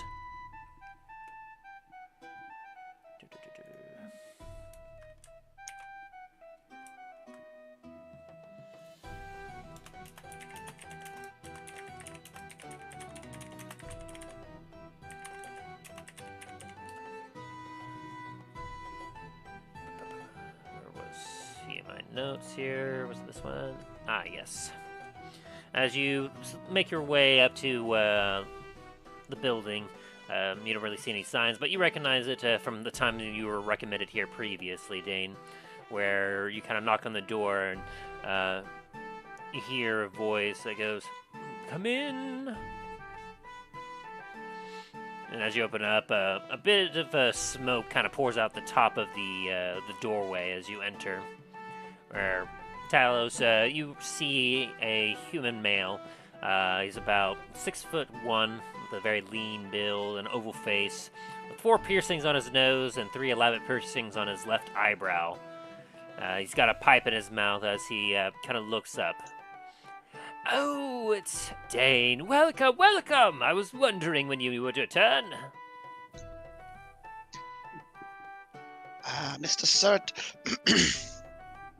Hey, how's business been going? Well, business as usual. I've been quite busy with all sorts of different taxidermies from different hunters and everything else, but definitely with those projects you brought me. Haha, as he kind of goes behind a doorway and he brings out a couple of large blanketed packages as he kind of puts them on the table. I believe you left me with a couple of heads to deal with, yes? Why? Quite the challenge they were, quite the challenge indeed. But I believe the results will speak for themselves as he kind of ceremoniously unveils both, where you can see a horrible visage of Lord Thanatos, kind of almost mid-roar, like very much blackened dead eyes, but even in this form, blackened and charcoaled, like there's still a bit of a glow to it still, as you can still feel a bit of some aches from the wounds that you sustained from this creature. Yeah, Talos kind of gripping like clenched his fist at seeing it, and it's like remember, it's already dead. Oh, that's a marvelous job on him. I can almost feel the heat from his from fighting him. Can you there, Talos? Yes, very well done. If I do say so myself, some of my finest work. Now, to be fair, this was also a very complicated and very challenging one. It made it all the more intriguing and exciting. I must say, this is certainly nothing like I've ever seen. Most of the other hunters, they provide plenty of other heads and some of the deer, some boar. I think I even had an elephant once. That one was quite interesting. A what? It's hard to explain, but it's a very, very large creature. It's had much larger than this, but I will say, it had some tusks on it like you wouldn't believe, and a long nose that kind of dangled like this as he kind of demonstrates with his arm. Hey, sounds like a fascinating creature. Indeed. But certainly you've brought me some fascinating specimens, as well as this, as he unveils the other one. Remind me which one that was again? Was that the one from Antiva, or...? It was the Manticore, I think it was. Manticore, right. It was from the island. This one here was certainly interesting. A little bit easier than your other friend here, but I will say, a bit of a challenge nonetheless. I'm not quite sure exactly what it is. I believe it's called a Manticore. I think, anyway. A nasty little flying thing. No doubt. I mean, I've seen some pictures of what this kind of looks like before. I mean, there's a creature that is known as a lion that this head kind of represents, but it's so much more fascinating. Its teeth in here are nothing like what I've read about with those lions, and its ears, very much so. They got these pointed ears here, similar to like that of a goat. The mouth is... as you can see that it's got a terrifying snarl as its eyes are open and its mouth is open enough that you can see the taxidermy tongue in the back, its sharp teeth, and display as if it's ready to jump out and bite at you. I need to take extra care of its mane though, because all this fur that's around here, I wanted to preserve it, make it nice and fluffy to kind of exhibit its ferocious proudness. Well, it definitely looks rather ferocious. Some very fine trophies that you've brought me, indeed. I do very much hope you enjoy it. And if I remember correctly, you already paid him, right? If I remember correctly. I think so. I can't remember. I believe we had already taken care of that. Yeah, because it was like a payment, like upon services.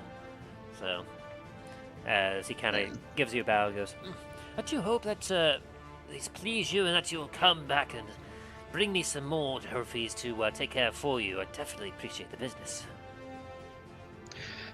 Well, I do actually have one more if you'd be interested. Oh, been off hunting again? Such a short period of time. It's only been a few weeks. This one, it's not so recent, but one of my friends had this on them and asked seeing as I was coming down here, they asked if I could get this one sorted as well. Oh, let's see it. Let's see it. I'm gonna pull out the head of the green dragon. As he kind of puts his hand to his chest and looks at it. My word, is that a dragon? I My. wasn't actually here for this one, but I've heard it was quite a ferocious battle. You were there for that one, actually. Though, to be fair, it was Milo that pretty much did all the damage. Yeah, it's like physically, like character was there. I wasn't there though. Yeah. Not until later in the session, I think. Yeah. You missed out on that one, but yeah. Milo used his bow and basically just almost nuked it in the air. I said, "Be gone, foul demon!" My word, this must have definitely been very recent. It's still got its scales and everything. I've only seen, like, some indications of the skulls. Do you have any idea how rare these creatures are? Don't particularly know, but we've seen a couple of them at this point, so it can't be that rare. Oh, it's incredibly rare. I mean, from what I understood, I knew that within Dundras. I mean, just look at your friend here. I've never seen another like his kind before. Oh, you've been Getting that a lot. handling another one. I've been getting that a lot at lately. People staring. I mean, just look at this Dragon skull. Buttons. As he just kind of like Dragon picks it up and holds it up to your head, Talos. Do you see the difference here? Like, the different composition of the way that the brow looks upon your friends. And the jowl. I mean, your friend here clearly looks more human than he does dragon in a way. Alice is kind of just standing there with a very, like, a bit of a, like, awkward, but at the same time very, like, okay, this is happening. Oh, sorry, I'm kind of used to things not being able to speak back with me except for my customers. And plus, I've never quite seen anything like you before, sir. I've seemed to notice that Dragonborn's quite rare in this continent, I'm guessing. Oh, I bet they are. I mean, I haven't seen any, and, well, there's certainly none that have been roaming around here, except for one other. But from what I understand, some people don't even know if he's a Dragonborn. He's got that mask on it all the time. I see you run into our friend. I haven't quite run into him. Just more talking rumors about him. But supposedly he may even appear more dragonoid. I think I've heard some people say that this person that has this mask on has wings or something. If you want my theory, I think he might be a demon. Talos kind of chuckles at that. I don't believe he's a demon, but he definitely fights like one at times. Not a demon then. Perhaps more like a devil. Do you think he's an incubus? Perhaps not. Maybe half drag. Maybe a mixture of something. Perhaps you're right. In any case, I am very, very excited to work with this I've never worked on a dragon head before. I might have to do some experiments to see what best preserves the scales and keeps them on the bone. I've run a few of a different kind. I mean, that one was a very unique one. I mean, people call it a dragon, but it's not a dragon exactly, but it kind of looks like... have either of you heard of a Komodo? Let me roll something. Okay, so like I don't think Talos would, but probably with disadvantage. Yeah. Probably with disadvantage on Talos because it's like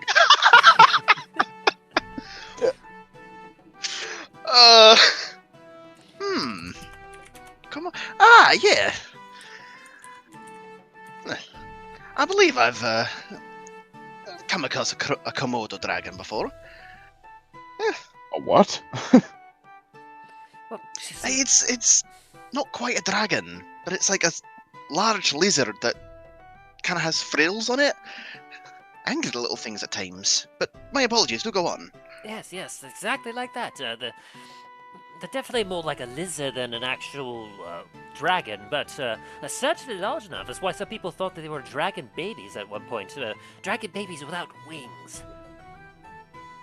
In any case, I've had a few that hunted those, and I've had the pleasure of working on one of those. I'm kind of curious if perhaps the same preservation used to help keep the scales and skin on that particular creature could be used on a dragon scales. As he kind of like pokes at the head a little bit. My, those are hard. Ooh, this is going to be exciting. For this one in particular, I'll simply charge you 210 gold for this. It sounds like a fair deal. Perfect. Thank you so much, sir. You hand over the gold. Yeah. As we get going on it right away, as I can see that there's a little bit of fluid on opponent that seems to be eroding some of the scales a little bit, so I need to work quickly to start the preservation process. I don't even have this anyway in a bog.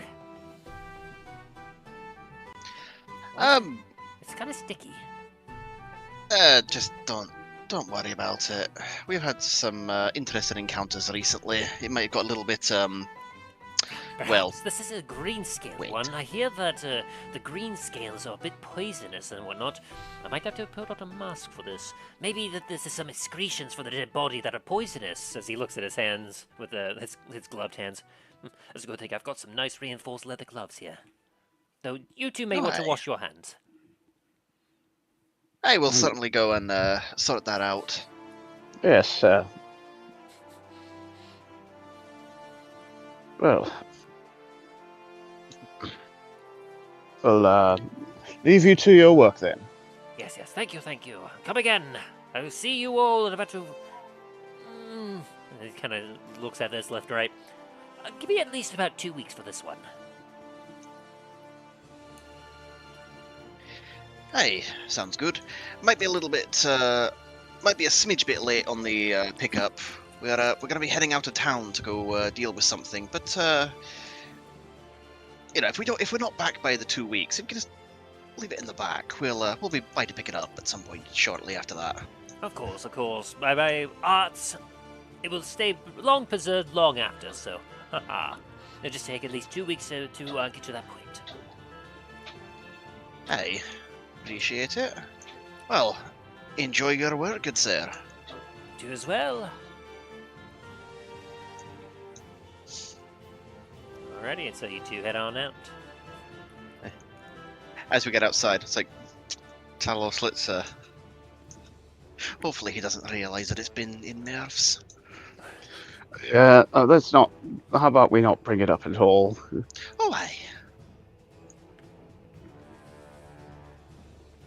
So, Dralgan. Are you there with us? Hey, yes, I'm here. I need Off you to to make incubus. 2 rolls for me. First, 2 your wood rolls. carving.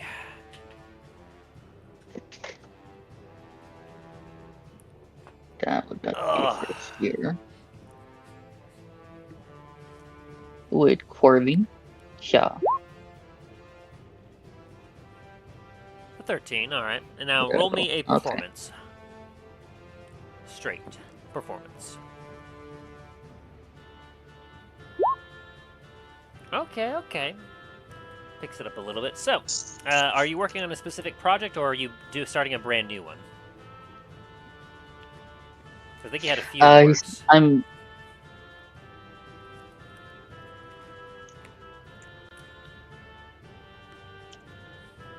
I don't remember.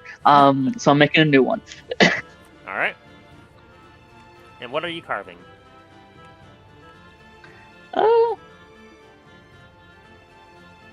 I'm carving the giant cannon that Namfoodle built. The obelisk. Yeah, the obelisk.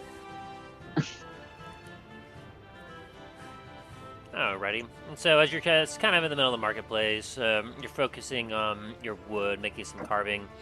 You have the beginnings of a basic shape carved out. And you notice that a few people kind of stop and stare for a little bit before making their way on.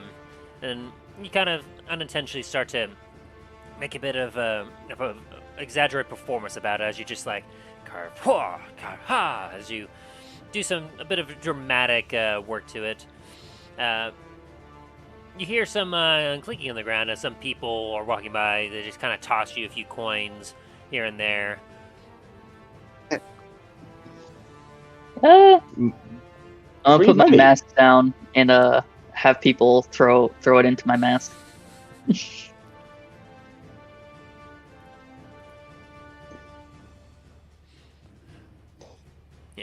Over the course of the next couple hours, as you're just kind of carving there in the marketplace, eventually you kind of see Talos and Dane kind of approach you.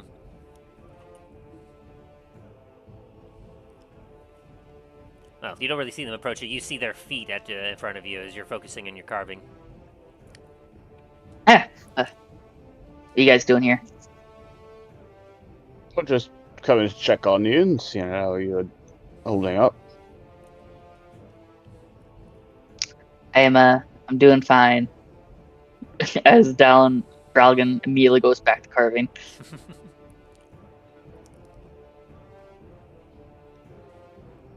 As you look down into his mask that's on the ground, Dane, you see that there are 4 silver and 5 copper in it.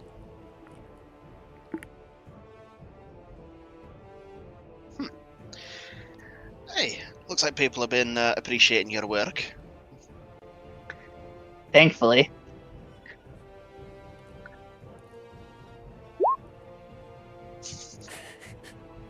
Are you trying to nick his money? No, other way around. As Dane's as he's like just looking into it, he's gonna try and take 2 gold pieces out and put it in with a pile. Roll a perception check there, Dragon. And you're asking if the wrong person is trying to take his money. Oh, I was just kind of wondering because it's just sleight of hand. It's all like, wait a minute, is Dane trying to do the thing?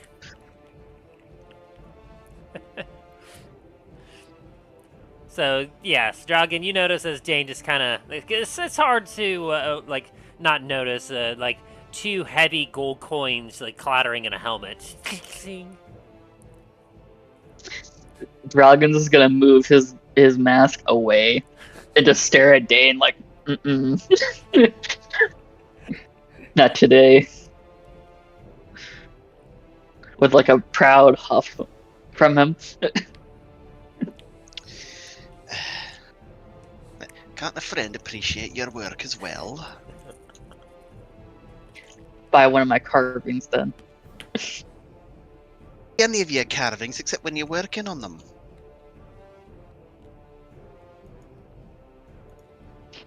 We've been in a lot of fights, alright? I don't have the time to carve currently.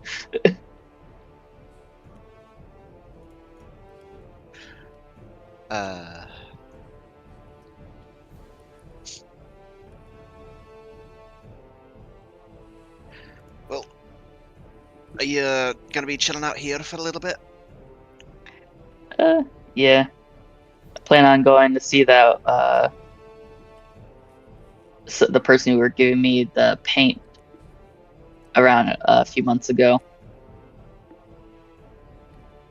I haven't seen him in a while. You see how he's doing. Okay.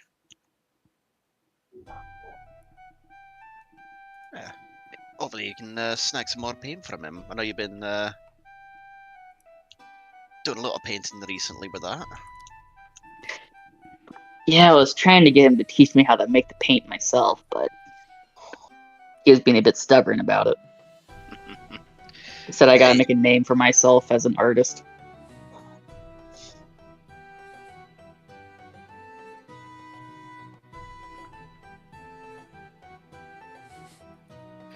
Well, hopefully he'll see your work this time, and you'll be able to have a little bit more leeway.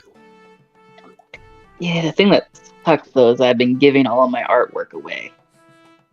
Well, from the looks of it, people have been at least appreciating your ability. So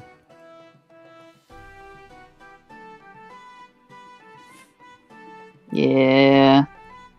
I got a feeling this isn't gonna be enough though. But we'll see. Three of you, roll me a quick perception check.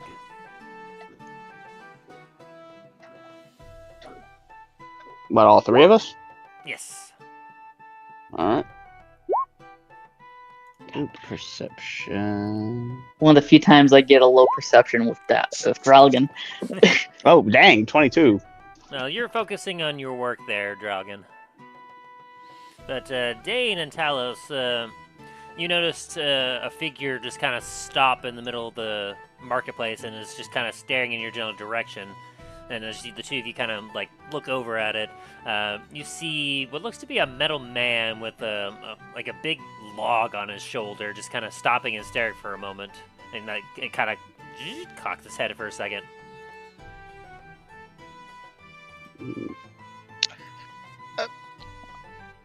Tell us, are you seeing what I'm seeing? Metal man with a log? Aye. From what you Oh, see, that's okay. they're dressed in well-worn work clothes with some gloves on, with steel plates bolted to the frame and gray crystal eyes. Does that not remind you of somebody? I was about to say the same. I was like, that sort of reminds me of And Dragon, you notice them kind of talking about this. Oh. Wait. Wasn't it the elf that gave me the paint? No, I mean there was an elf that gave you paints, but they're looking at something else. Oh. Okay. And something else that you've previously met.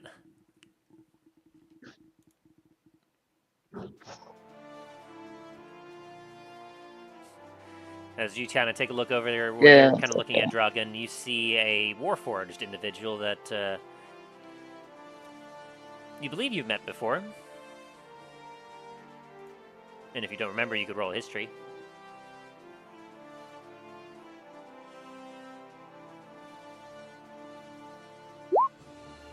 A 13. It was a long time ago, but you have a recollection, like back when you were first getting into wood carving. You went to kind of a nearby, like, wood supply place, and you purchased a whole stock of different kinds of wood, and one kind of wood in particular from this individual.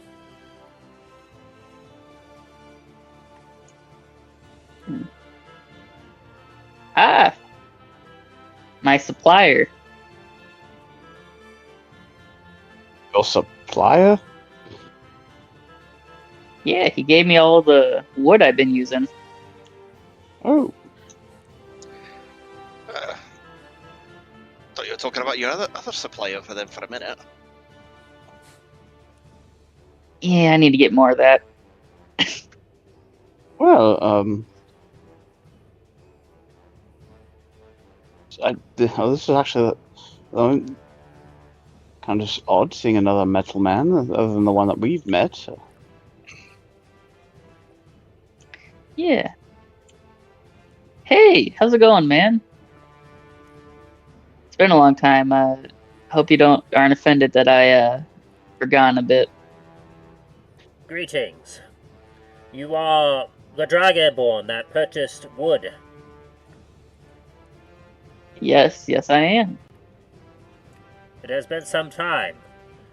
Have you not gone through your supply of wood yet? I'm close. Very close. Actually resupplied with some other wood at another place. If you require more wood, you may see 16 in the workplace.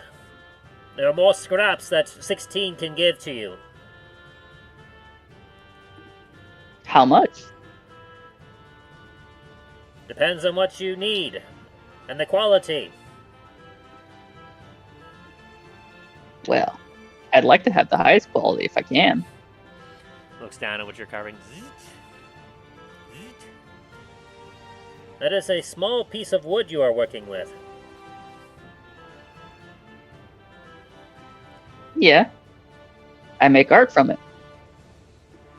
Kind of cocks his head. Making art from wood. That is Yeah. an unusual way to use wood. You want to learn how? Negative. 16 is busy being a carpenter. Yeah, suit yourself. As he kind of repositions the log on his shoulder there. 16 is taking this to be processed into boards to make more houses. For what 16 understands, a demand is going up very shortly. Yeah, that makes sense from the siege. Affirmative. Demands for more buildings and more houses is rising to the east and west. Hmm.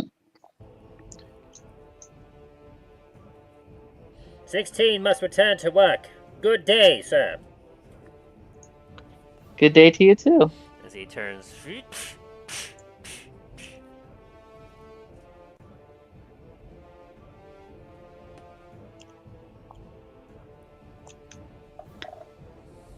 As the robot moves away, the Warforged, Dragon's gonna lean towards Talos and Dame and whisper, "I completely forgot that guy existed." I didn't even know there were other automatons other than the one that we have. Translate. He said his name was 16? That would imply that there's probably 15 others. Hmm. Oh. It's definitely interesting.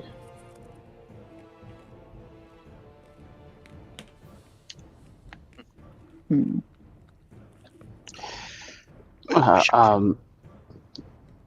Yes. My apologies, Talos. Go ahead. I'm pretty sure you're about to say that. I was the same thing. I was about to say, move along and get our potions before it gets too late. Aye.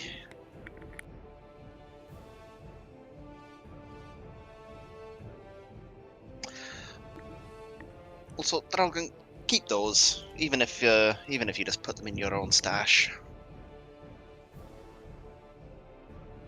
Gonna kind of just like nudge the colt back towards him. How much gold was it? 3? 2 gold pieces. 2 gold pieces. So far you've earned All 2 right. gold, 4 silver, 5 copper.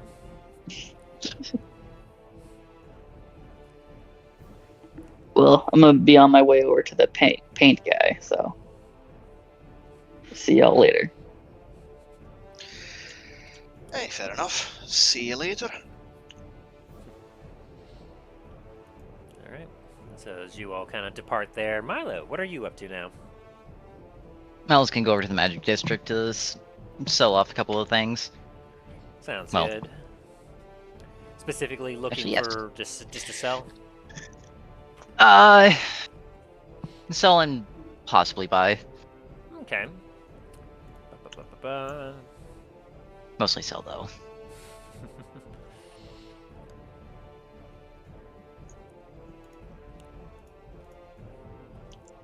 Let me see who you run into.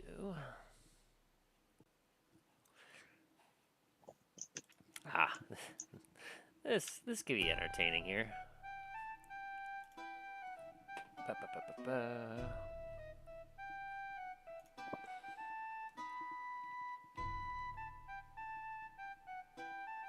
Yeah, he's not a seller. He's just that guy. There's that.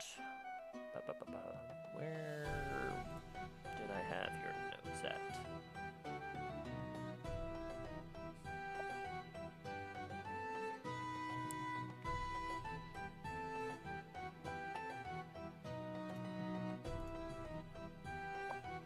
Sorry, I'm just trying to find his specific thing. Ah, there we go. Now, as you kind of go about, you find yourself at a stall. It's surprisingly more your size than many of the other ones. This is what kind of draws you in. Inside, as you're kind of looking about at the different scrolls and everything else, you notice a sign that says Short Stacks Magic Shack.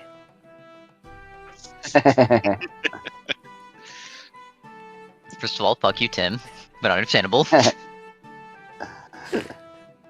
As a rock gnome pops up, and he goes, Oh, hello there! What can I do for you? Mal's just gonna kind of like rub his eyes, like, Namfoodle? The Namfoodle? Who's Namfoodle? My name is never Sibo mind. Timbers. My apologies. You, from the back, you looked very similar to another friend of mine. Kind of puts a hand on his hip. It's like, oh, so what? You're just thinking that all rock gnomes look the same? From the back, yes. Point taken. But I am Sibo Timbers, and this is my shop. That is my name, though if you ask anyone, they will not recognize it. Everyone knows me here as Short Stack. You know, I used to have a pony named Short Sack. What? Did you name it after me? Wait, we've never even met before. How did you know? What? I didn't know you, but I had a pony named Short Sack. He kind of blinks a few times. I'm going to take this as a compliment. An intentional compliment. In any case, you're here for magic goods, I assume. Yes, I have a couple things to sell and then possibly peruse. Oh, well, you're in luck. I was just in the market to try and expand my magical repertoire. There's been a whole influx of goods coming in ever since the quarantine was lifted from outside. And so he That kind is... of swings his hands up around. My shop is yours to peruse. Was there anything in particular you're looking for? Not yet. Let me sell my things and then we can go from there. Fair enough. What do you got for me? Alright, Milo's gonna pull out some weird pipes that he now knows is pipes of haunting. He's going to pull out... He does too. As you pull it out, he goes, "Ooh, some pipes of haunting. Very uncommon. It looks like they haven't been used in a long time." Yeah, I found these in a old dwarven hold, closer to Antarctica. Interesting. We'll do a quick history check on that. 12 plus his history, which is 20, soft 20? I don't quite know exactly what you're talking about, but I have heard some tales from sailors talking about a small island with a volcano on there. That'd be the one. Interesting. So there's a dwarven hole there? I'm not surprised that it didn't hold up there. I mean, stupid dwarves thinking they could just build a home in a volcano. I know, I don't understand their thought process and how safe it is in there, but... Oh, I know, you know right? what? I mean, That's... just one wrong step and suddenly you're just in lava. I mean, come on.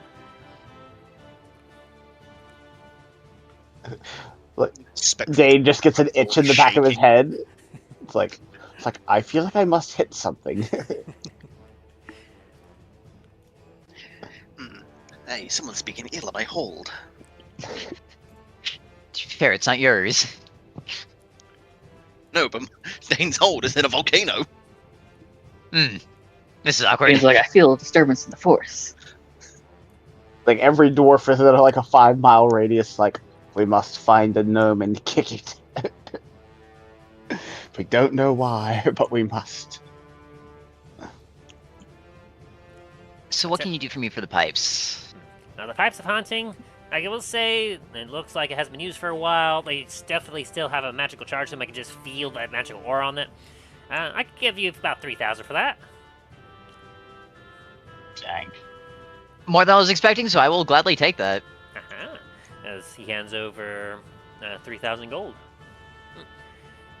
You'd be surprised as how many people actually like to, like, they were a little uncommon, but some of the richer folks, especially the ones that are forced to mingle with some of us lower class citizens, they'd like to have one of these as a way of deterring theft and deterring brigands.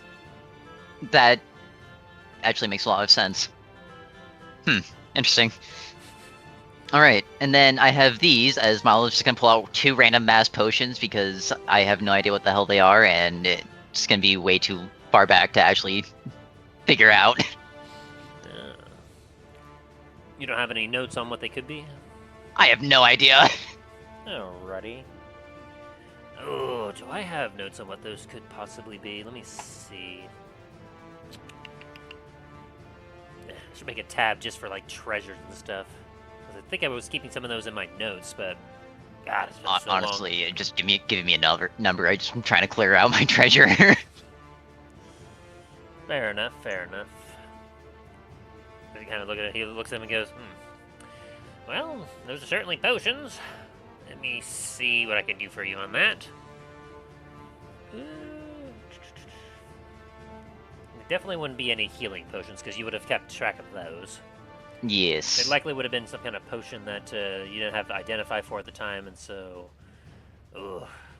Yeah, I'm honestly struggling to find anything myself. So, let me do some random rolls here. Let's see what I can figure out. Random bullshit, go.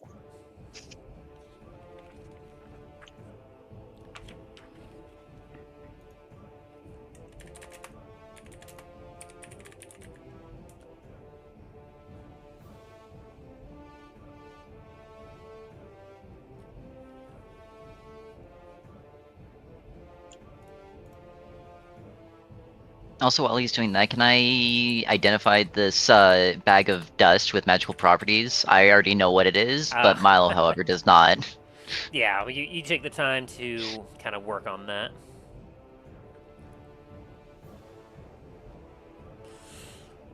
Okay, and you said you had 2 potions? Yeah, just 2 random ass potions. Gotcha.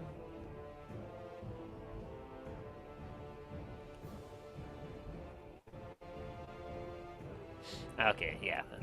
Okay, that would make some sense here. Boop. And let's see, from what I can best tell, this potion here looks to be a potion of heroism. Essentially, if you were to drink this kind of potion, it would kind of like make you feel braver, I suppose. Essentially, make you a little harder to kill. Out of game, basically, it grants you 10 temporary hit points for an hour. Okay. I can give you about 100 for that. Same with this other potion here, this nice kind of blue one. That one is actually a potion of water breathing. Fairly useful for kind of a port town. Some people drop some things down in the water there, so they kind of pop one of these so they can go down and retrieve it. Oh, actually, I have another potion of that. So 300 for these 3 potions then? The heroism and then 2 water breathing? Yeah, we'll do that. Very well.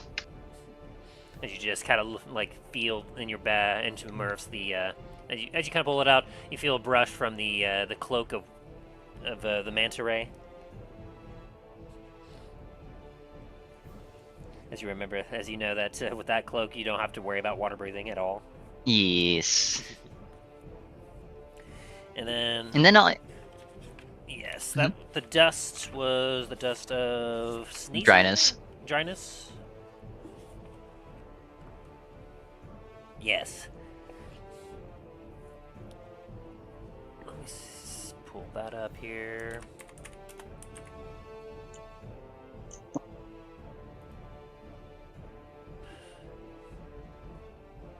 Okay, do you remember how many, quote-unquote, I guess, considered dryness or pinches, like how many pinches 8 were? pinches. 8 pinches.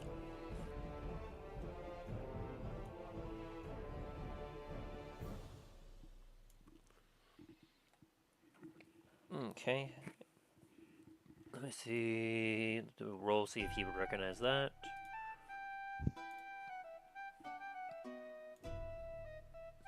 And he kind of looks at it and goes, I will say, this is one that's a little more uncommon. I don't quite recognize it. Would you mind This here explaining? is a the dust inside, I should say, is some dust of dryness. It's about, from what I can see, 8 pinches in this bag. Basically, take a pinch, toss it in some water, and the water goes away into like a little capsule. Oh. So it's a way of transporting water? Or clearing water, yes, one of the two. Well, that could certainly be kind of useful and interesting. See about there's about 8 pinches there. And kind of like grabs an abacus and moves some beads around. I could probably do about 100 per pinch, so 800 gold. Works with me. Alrighty. As he adds that to the scale along with the potions and everything else, and the gold racking up so far.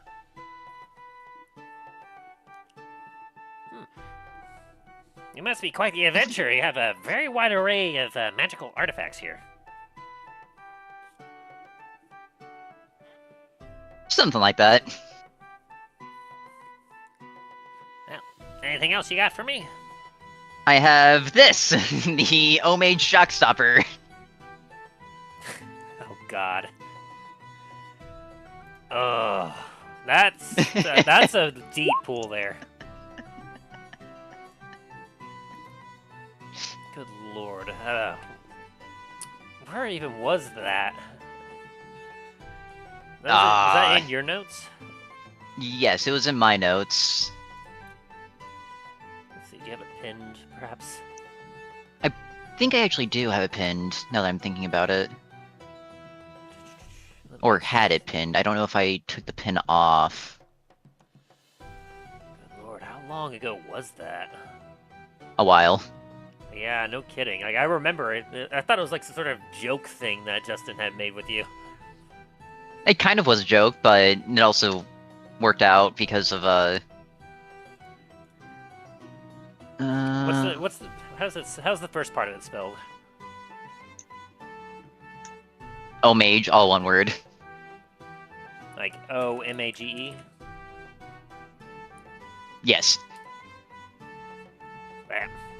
That wasn't quite right. Oh god, where the fuck is it?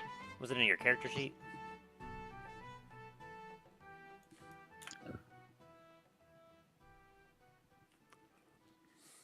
What do you mean in my character sheet? Like, did you have it written in your character sheet somewhere? Yeah, it's in the treasure, kind of like midway through. Alrighty, let me take a look here. Oh, here it is. Let me pin it for you so you can see it. Since I just found it. Oh wait, no, it already is pinned. You actually typed it out. I typed it out? Oh, there it is. A couple years ago. Oh, maybe Yeah. Shockstopper. Don't get zapped without it. Indications for temporary relief from shocking situations. Perfect for those electrifying moments when lightning strikes or items spark curiosity. Consume 1 dose prior to handling any potentially electrifying objects. Effects will last approximately 1 hour. Not for use on waterlogged wizards or damp druids. Side effects may include an electrifying sense of invisibility and an increase in boldness. Invincibility, not invisibility. Refills available and potion shops near you. Keep out of reach of kobolds and curious imps. Ready to take charge of your adventures with a homage shockstopper. Okay, so that will help me identify like what kind of price range I can go for this. Now that I have a reminder of exactly what it is. This is. This would be essentially kind of a flavorized potion of resistance, I think. Yeah. A potion of like lightning resistance. Let me just see about pulling that up now.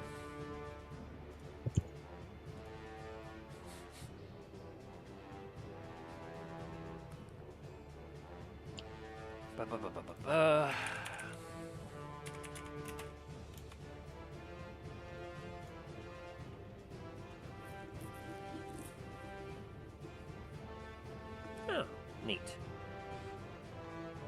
Ow! An homage shockstopper. Let's say it's been a while since I've seen one of these.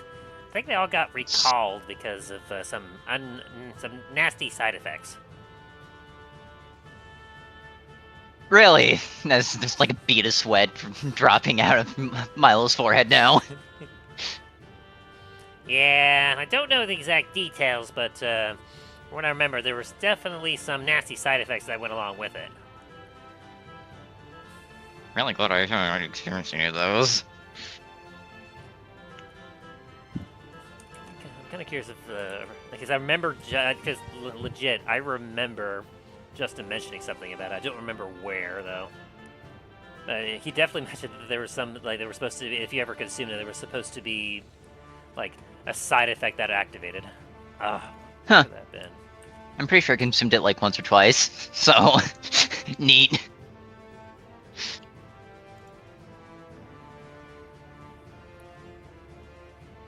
I need Milo to obtain the following potion. Homage Shockstopper. Grants Dipper immunity to lightning damage. The effects last 1 hour, but I'll tune that down to 15 minutes. Apparently, you were supposed to know when to use it. Oh.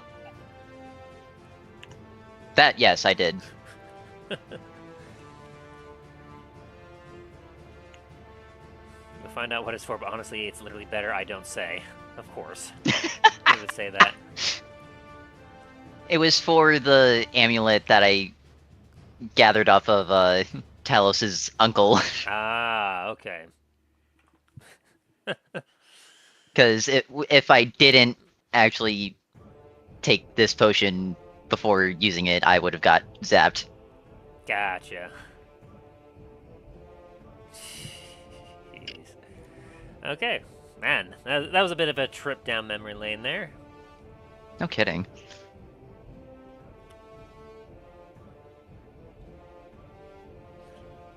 Now, for something like this, despite the recall, there still obviously has some pretty use to it. It supposedly is a little bit more potent than a normal, like, resistance potion, so I'll give you about 180 for it.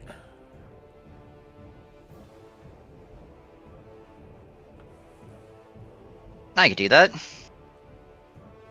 Very good, very good. I can add that to the tally as well. Anything else you got?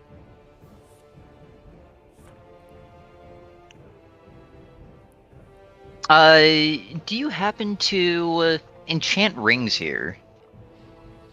Certainly I can. Though, obviously, if I were to enchant a brand new ring, that would take some time. Would you be interested in buying a ring that is non-magical? Well, yeah, I suppose I could do that, and I'd be able to enchant it with something, eventually resell it over time. Let me see the ring. Miles gonna pull out a silver ring with a black onyx. Ooh. This doesn't look like most rings that I've seen before. What's the story behind this? You find it off of someone? Find it in a tomb? No, I bought it off from someone elsewhere. Oh. But since I have 2 others that I wear now, I really don't wear this one as much. This one will kind of show his like right hand with the Baron's ring, and then his other hand with his wedding ring.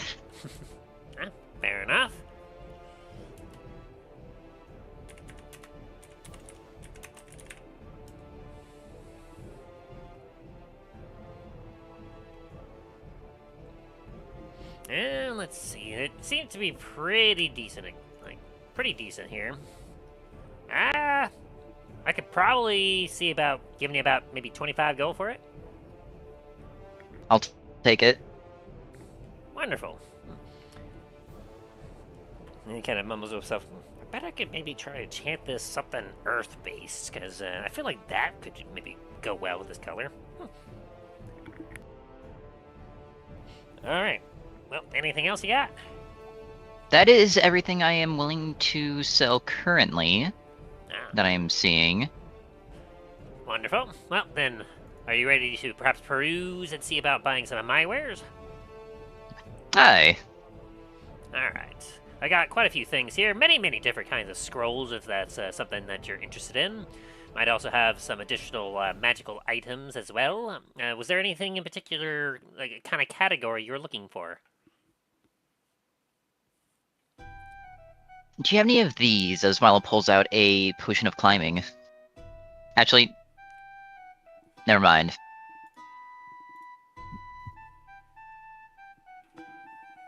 Do not need those anymore.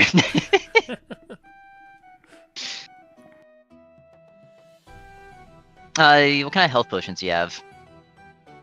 Oh, I got a good selection of the usuals.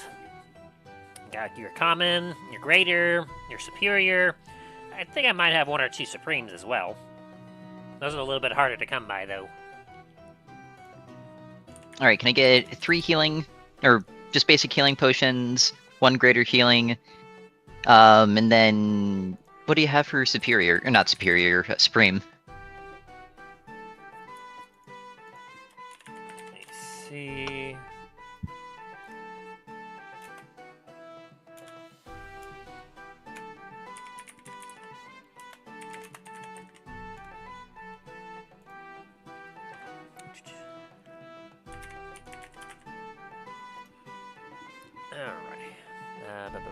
Okay, superior, supreme. Let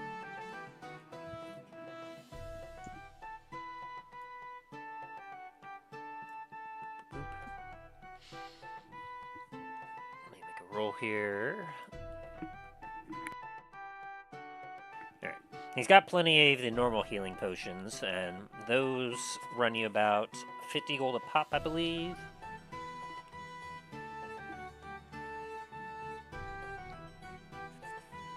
Yeah, 50 gold per potion of healing.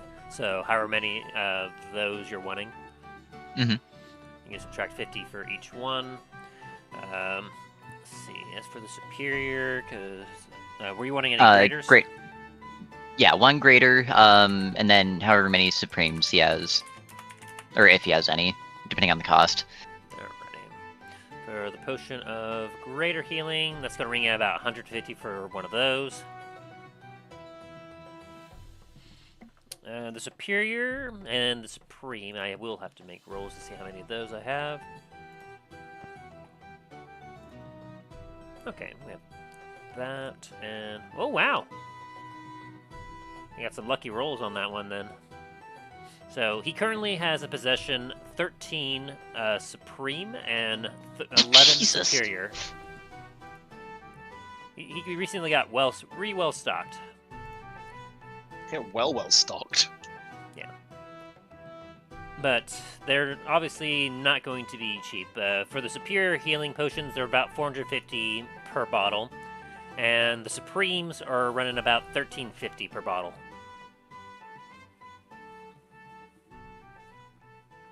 So, obviously, if you're about all this stock between the 13 of that... I'm not buying all of that, I'm going to tell you right now. Fair enough, fair enough. Alright, throw in a supreme. And how much was superior again? Superior, 450.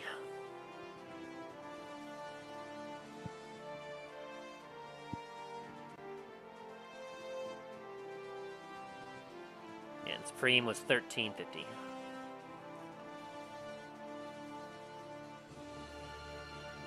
Alright, give me 1 supreme and then 3 superiors. Will do. As I'll go ahead and roll down on over. Then you can go ahead and subtract the gold for all that. Well, since I'm bulk buying, can I get a bit of a discount here?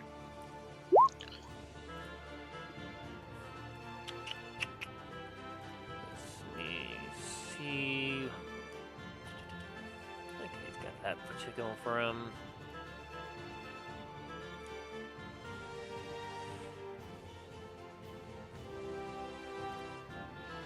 Well, since you've brought me so many good things and you are bulk buying, I can probably give you a little bit of discount.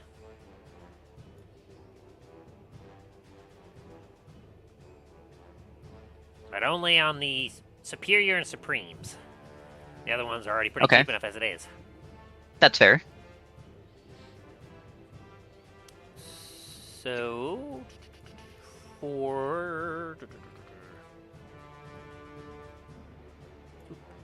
There we go. For the Superior Healing, he drops those prices down to $355, and the Supreme down to $1070. Okay, so 355 for the superiors, you said? Yes. And then what was it for the supreme? The Supreme was 1,070.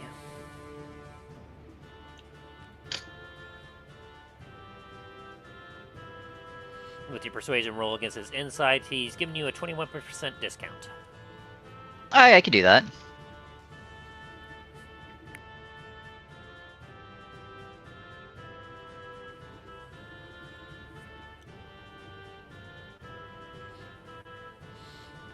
Very good.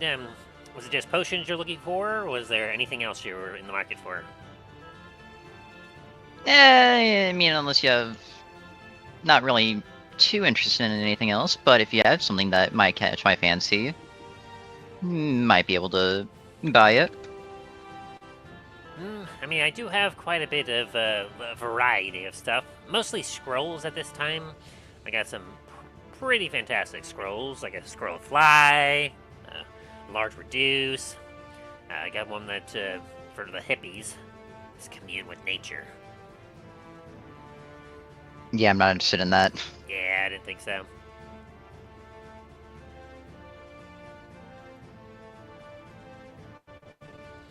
I got a common one that I like to sell off to a lot of people. It's a scroll of thaumaturgy. I'm gonna pass on that also. Fair enough.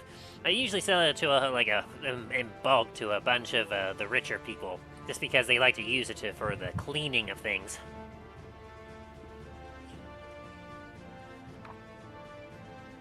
You have anything that someone of a more stealthy nature might want? Stealthy nature. Wink, wink, nudge, nudge. As he kind of will start to go through a few things. Let me see here. Are we talking like an item to wear, a potion, perhaps a magic scroll for stealthiness? What are we talking? Not really so much for stealth, but like someone in a profession of the sort.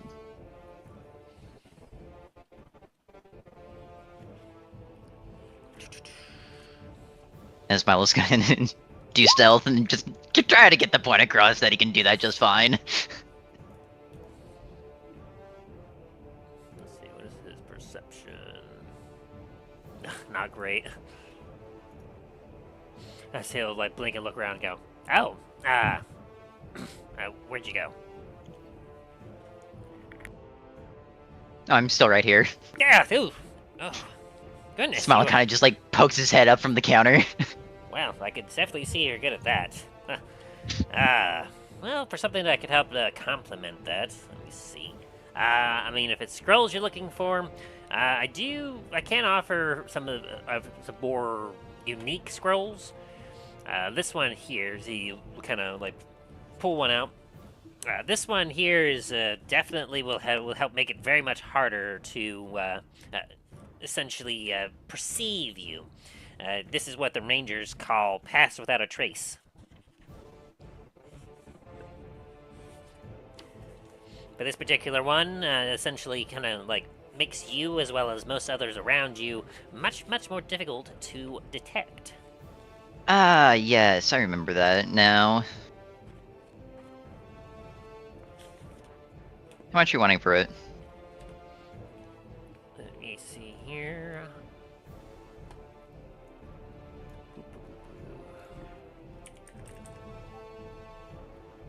Boop. For the scroll of Pass Without a Trace. That one there is a little bit more of an uncommon kind of spell. I can sell it to you for about 240. Okay. So you take it?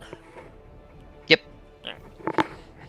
And just to let you know, this particular kind of spell, so long as you're able to concentrate on it, will allow you to work for up to an hour. And not only if you do have, obviously, if you're in a sticky situation with some of your friends, you can choose anyone within about 30 feet of you to have it be a little stealthier as well. Okay. Good to know. He kind of whispers to you. I sell this one to a lot of the folks that like to cheat on their misters or mistresses. Because it kind of, like, unless you have a magical means, this helps prevent anyone from being able to track you. Well, I don't do that, but good to know, I suppose. Well, yeah. Just letting you know just some of the things it does. I gotcha. Let's see, I don't have anything that would make you invisible, I'm afraid. Those are a little bit harder to make and harder to come by. Ah, it's alright, I already have something like that. Well, neat. When it comes to more of the item-based, let me see here as he scrolls around a little bit through his shop. Preferably something that I don't need to, think about too much. Ah, okay. For something like that...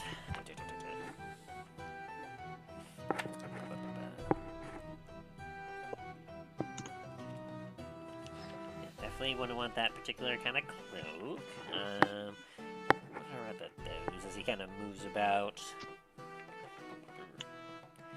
I do have these boots of elven kind. So long as you're wearing them, you won't make any sound. Nah, I already have some boots. He puts a pair of green boots back down into a chest as he moves around again.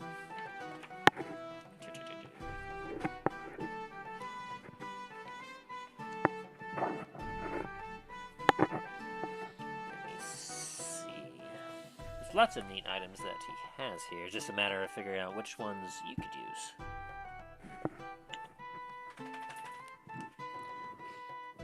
Unless there's a particular item that you're thinking of that, or you have in mind.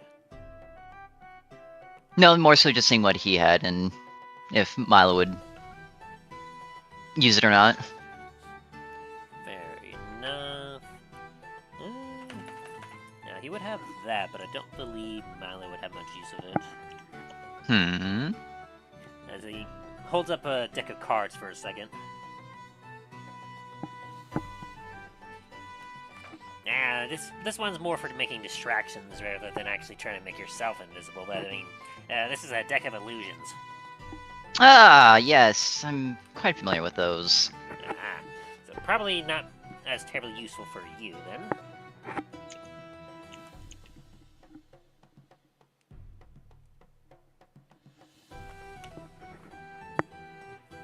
Let's see. You know what? How much do you want for it? Oh, deck of illusions? Yes, also, how many cards are in it? Let me ask that first, before... Let me see here.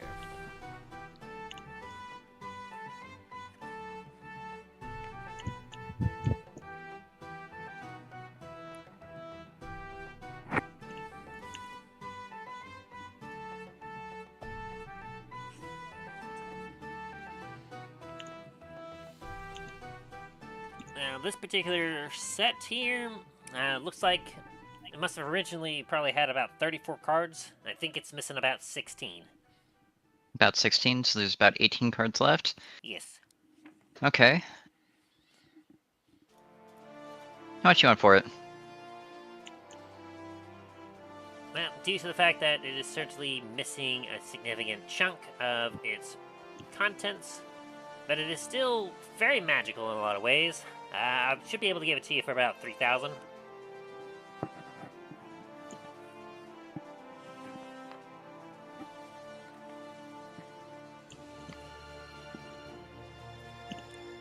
You know what? All right. Fantastic, they're yours.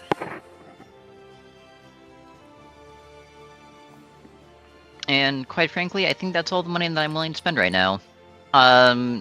Though, bit of an odd question. Can you transfer some gold I have into platinum? Yeah, I should be able to make some transference. I did just find one more thing that perhaps you might be able to make use of if you're interested. Do tell. As he kind of pulls out a pouch. Now, this here has some small packets in it, as he kind of holds one up. And for what it looks like have you ever seen a flash pack in real life? A what? A flash packet? Don't believe so. Essentially, what he kind of holds up is what looks to almost be like some kind of. I guess the best way I could describe it is kind of an almost like it would almost fit in your hand, like if you were to close your fist, it would kind of fit comfortably in it, like a snapdragon, like paper with like a bit of a twist into it. These here are dusts of disappearances. I sell them obviously in a few packets here, but these here, they're a little uncommon. A lot of folks like to use it for their magic tricks when they're showing off at a magic show, whatever. Because essentially, once you throw this on the ground, you and any object that you are carrying within 10 feet of you will become invisible for a few minutes.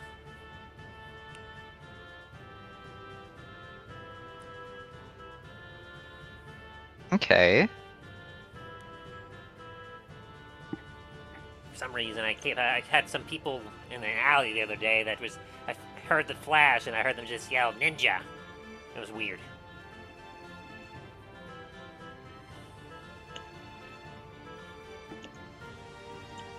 How much you're wanting for it?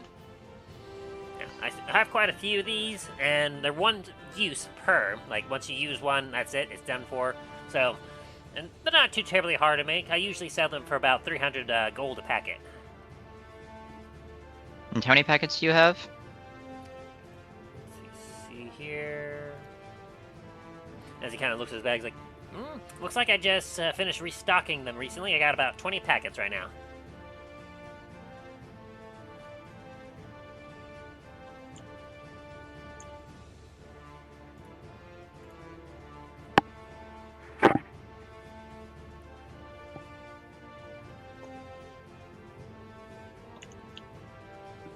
You know what? Give me 8 of them. 8 of them? That's a deal. As you will get 8 dusts of disappearances.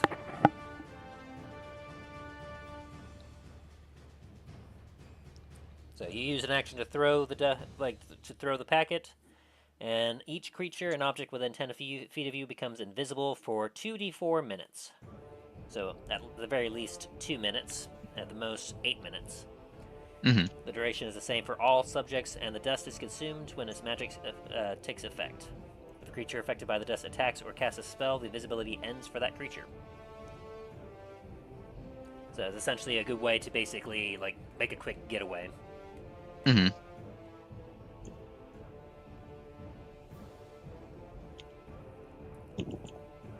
Alright, that definitely is the most gold I want to spend right now. Can you transfer this amount of gold into platinum? As Malin puts down 1,810 gold pieces on the table.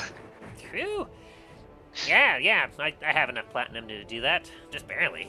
Good lord, you've been stockpiling a bit there. Something like that. So, we'll go ahead and transfer all that over into platinum for you to help make your wallet a little lighter.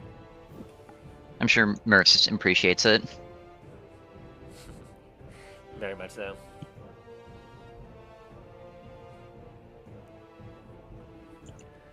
Alrighty. Is that all for Milo? That is all for Milo.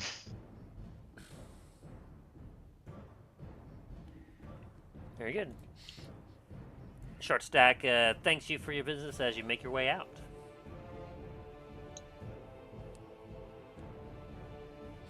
And Talos and Dane, are you still hanging out together? Yeah. Unless Talos has wandered off.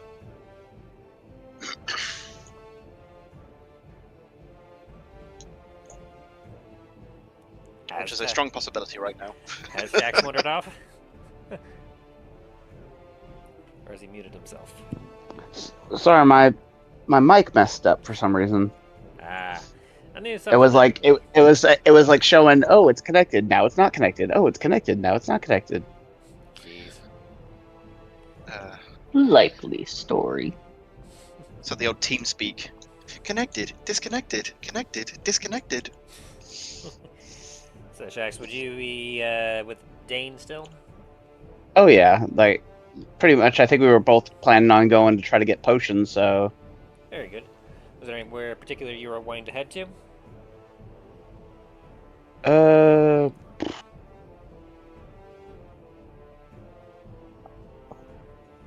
trying to remember if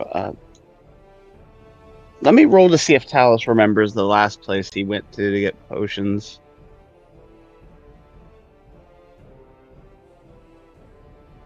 What's that?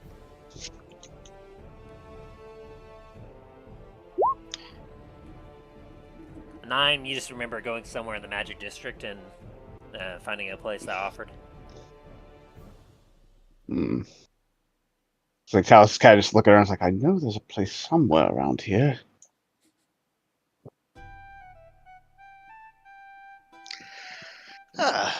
Well, I'm sure we can ask one of the locals.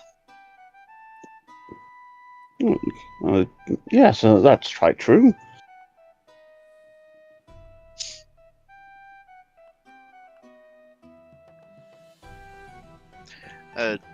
Dane's just gonna find just a random person who will actually converse with him for a minute. Oh, yes. Can I help you, sir? Thank you for stopping, sir.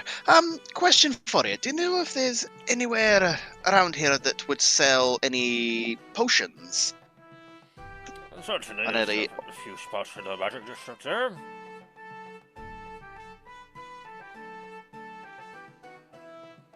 Thank you. You wouldn't happen to know the names of any of these places, would you? Yes, there's a few well-known ones. I know one is particular, is called Botanica Magica. I believe another one could be called the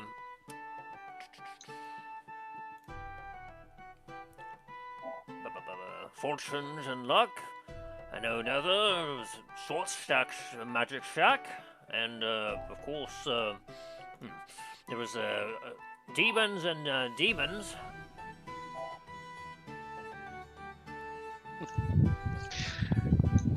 Is that one run by a demon, perchance? Seems a bit on the nose, otherwise.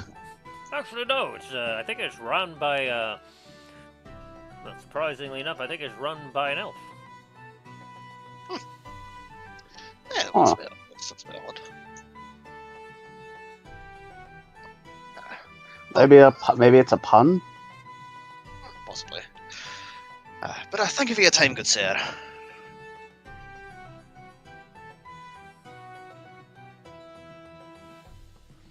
Of course.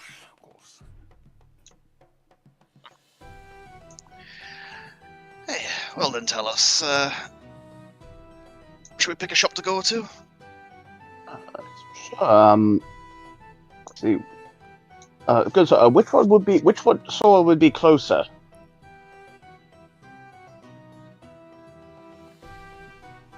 From here, I mean, it'd probably be somewhere between the Short Stacks and.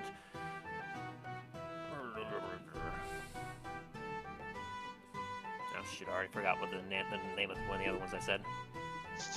Demons and Demons. Not that one. That would be a little further away.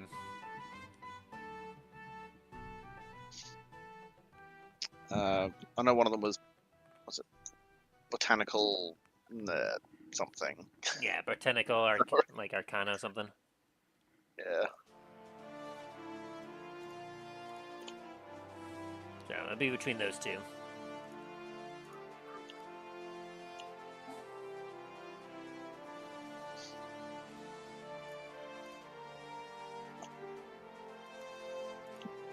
So which one do you want to head to?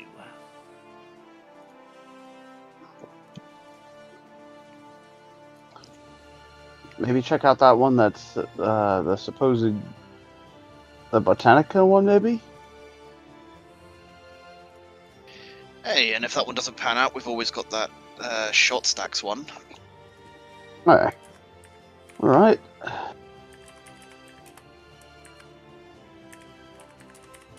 Botanica Arcanum.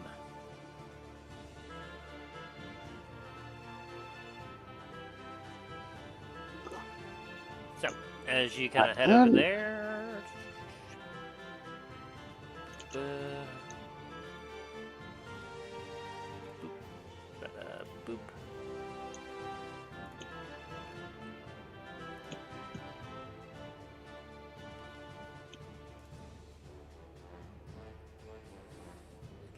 As you kind of enter that, you find yourself face to face with an individual. She's a female human. She's got some black hair, which is long and straight, with some silky chocolate skin. Standing about 4'5", with a very round-like build. As she kind of looks up at you and at the both of you and go, "Hello, hello. Welcome to Botanica Arcanum. Please, come on in. What can I do for you?" Greetings. Me and my companion here were looking to see if we can purchase some potions, particularly healing potions if you have any. Oh, certainly. Healing potions are one of our specialities here. Certainly have a good supply, so normal, as well as selections of some of the other varieties. Which ones were you looking for?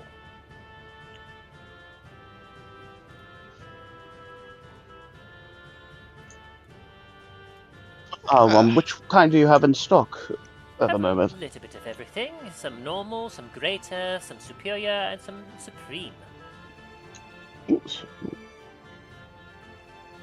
Well, let's see. If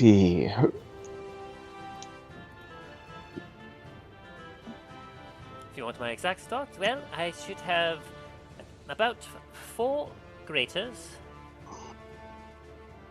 I have 10 superiors, and I have 4 supremes.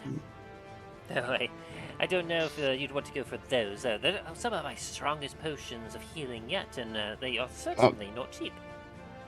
What is the just as out of curiosity? What is the price on those the Supremes? Oh well, for the supremes, only some of the richest can afford those. On average, I usually sell those for about 1,350. Well, let's see. Hey. What would be the price of the superior? Oh, the superior, I usually sell those for about 450. They're a little bit like hard to make, but they're not nearly as powerful as the supremes.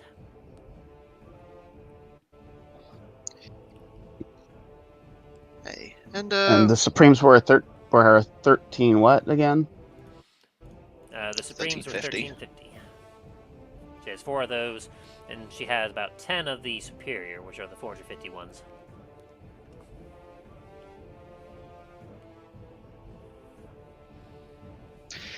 What would be the price of the greater healing?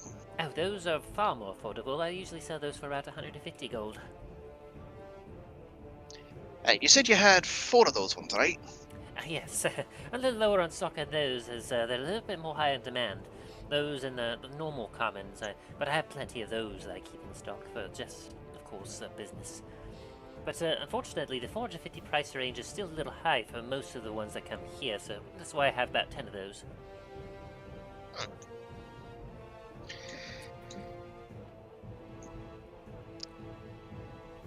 see. Well,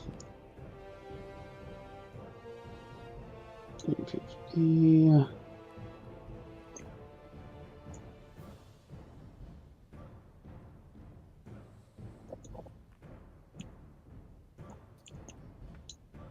I'll definitely do one of those superior.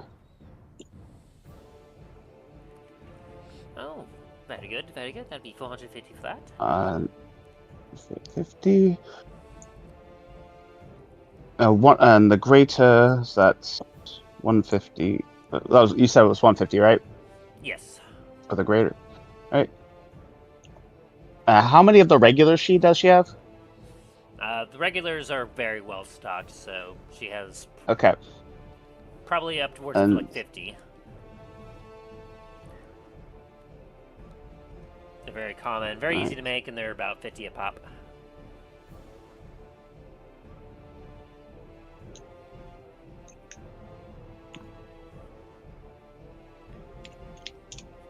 all right, I'll do five. Go with 10 of the regular, one greater, one superior, and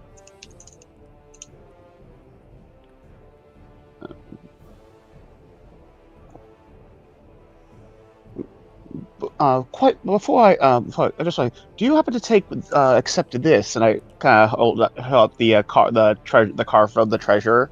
Oh, yes, the treasurer's card. Oh, I had no idea that I had one of his servants here. Of course we accept that. Excellent. Then I'll definitely get one of the Supremes then, and add that to it. Most certainly. And that was 1350, right? Yep, 1350 per. All right, so 1350 plus 450.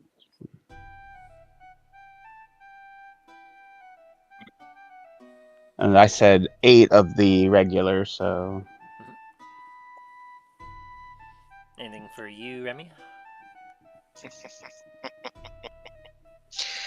Oh, aye. Just gonna let Talos finish his one first. Ominous. All right, that should come up to 2,350. And I just like, obviously, the hand over the card. Perfect. I shall put this on to this card. Thank you so much. I wasn't aware I'd be getting such business today.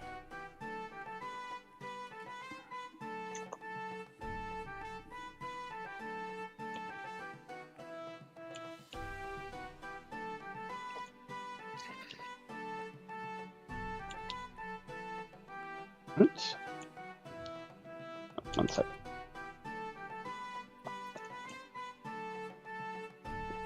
So I was just making sure my calculation was right so I can put it in my notes.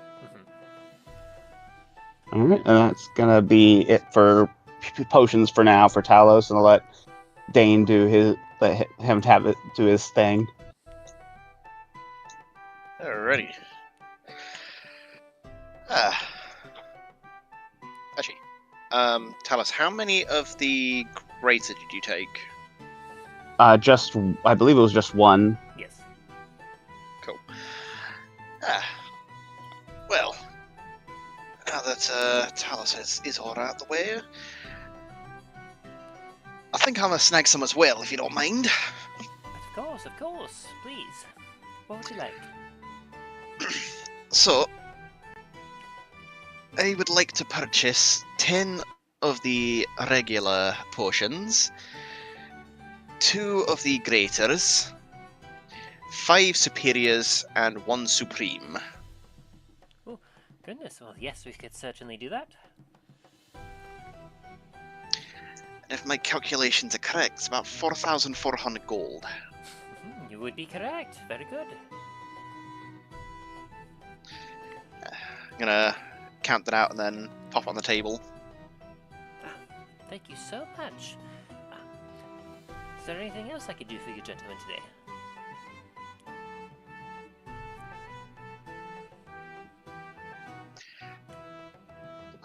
Let's see.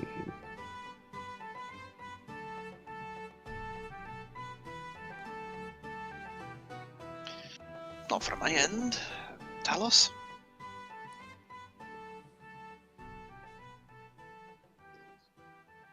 You bought all for the rest of the greater ones, right? I bought 3 of the greater. Sorry, 2 of the graters. So there should still be 1 left. I'll take that last greater if you mind. Actually, Oh, most certainly. I'll have to start to make more. Replenish the stock. that and the graders were how much again? The graders were 150.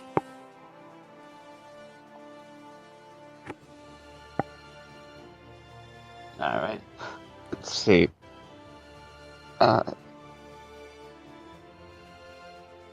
Right. Talos is gonna kind of like peruse around to see what else that might catch his eye.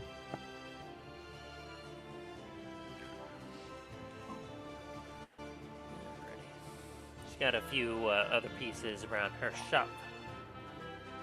This one in particular seemed to have. She's got a few scrolls laying about here and there, a couple wands, some weapons as well. She's got what looks to be a couple of great swords. You see some arrows, some long swords, a little crossbow, some circlets.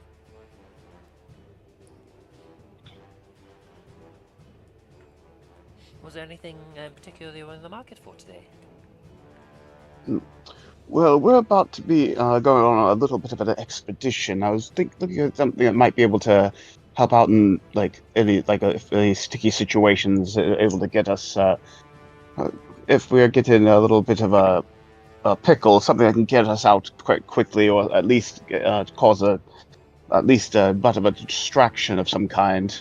Ooh, a distraction of some kind. Let me think here. I'm afraid I don't have any decks of illusion. Those are usually very popular for creating a distraction. I do have a scroll of thaumaturgy here. That's something that one can use to kind of make some noise of some sparks and everything else. I can sell that to you for Goldie. 20 gold pieces.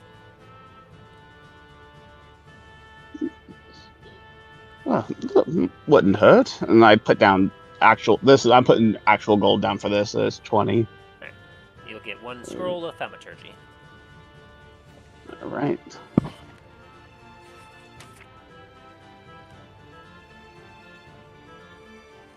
Which, in case you need a bit of a reminding of, thaumaturgy is a cantrip spell, so very, very easy to cast. Up to 1 minute, you manifest a minor wonder, a sign of supernatural power within range. You create one of the following magical effects.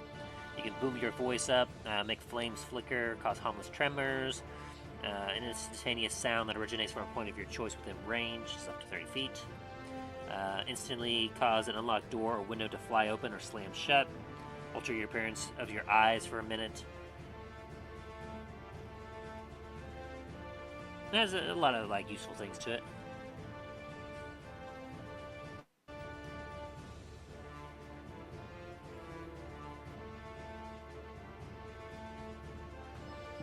I don't have that in D&D, but I'm gonna have to make a custom scroll for that.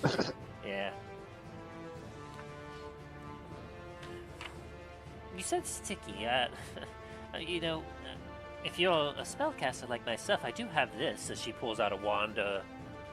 It's got what looks to be a nice kind of like a black shafted wand with a silver tip at the end that has a spider with a purplish gem sticking out of it. This is a wand of web. You can use it to basically expel webs from it, and that can be very handy, especially as you say if you're in a sticky situation. Well, the type of, I'm not quite sure if I'd be able to use the type of magic is more derived from a higher power, as I kind of hold up by my sigil of Bahamut. Oh, you're a holy man. Okay. Yes, I don't quite know if this one would work for you then, I'm afraid. But it is, once again, it's still quite handy. There's obviously the web that you would be shooting out. It's got some nice like sticky webbing that will fill up like a 20-foot area, and anything that tries to move through that, well, they'll find it far more difficult to try and get through the sticky web.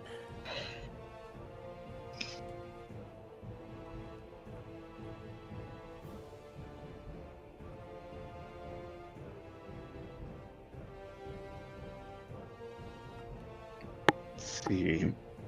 Something like this, though, it is a decent bit of magic, as the wand itself, well, it will expend its charges daily at dawn if you expend it. But if you don't, if you expend it all, obviously that could strain the magic of it and cause the wand itself to shatter. But for something like this, I will usually charge about 8,000 gold for it.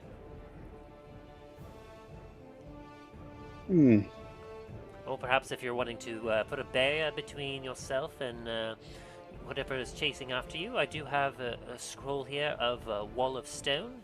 This will allow you to erect a stone wall that could either block anyone from trying to pursue after you, or perhaps maybe even like block off an entire corridor.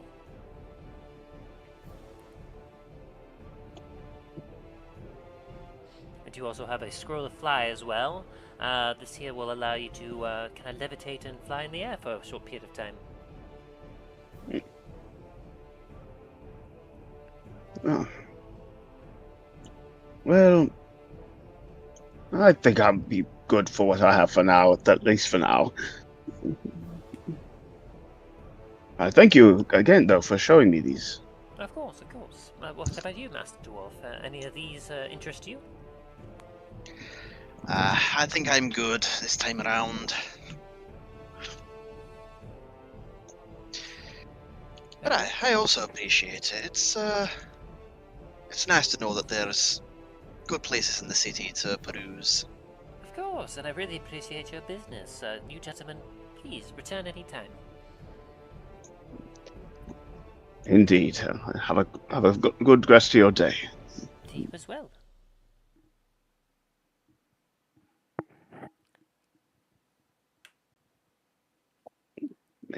So I'm making our way out. So, do you think we should start heading back, or is there anywhere else did you want to probably check up on?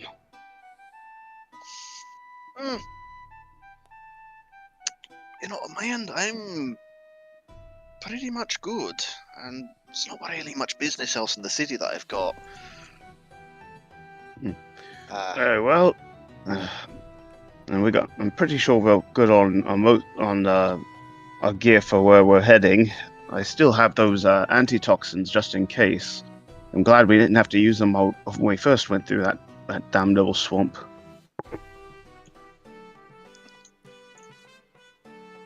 Hey. Might as well start making our way back.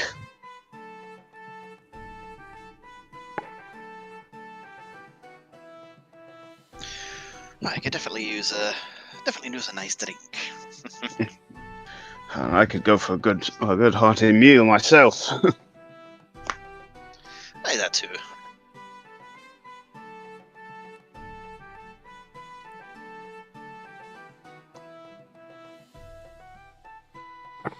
So you two decide to head back to the tavern?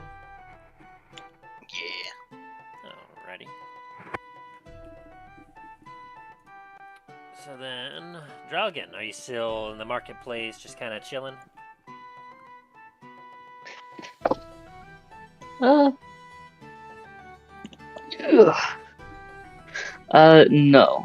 He was going over to the painter. The paint store owner. Right. Okay, let me take a look at his thing again.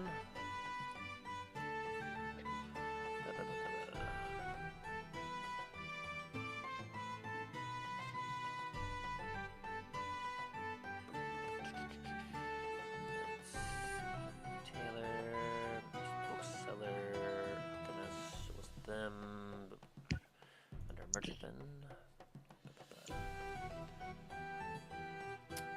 you remember his name by any chance? I think I have him here, but I'm trying to remember if this was the exact one I used.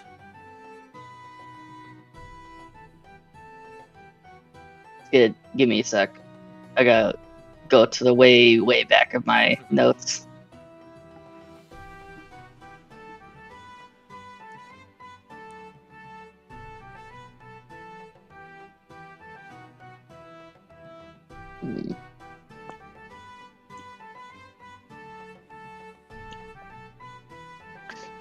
Here we go.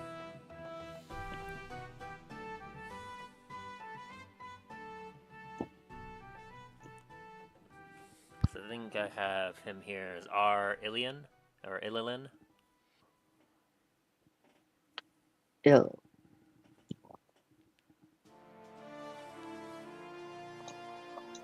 Aelred Smith. Yeah, I think it's Aelred Smith.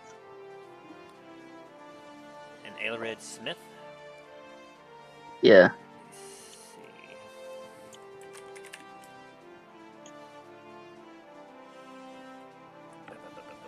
Yeah,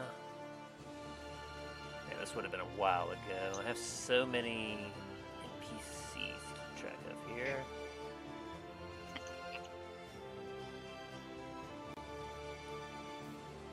Ah. Oh, yes, there you are. Okay, found him. Alright. So, as you kind of go through, you find yourself in front of a familiar-looking art shop. Or art studio, as one may call it.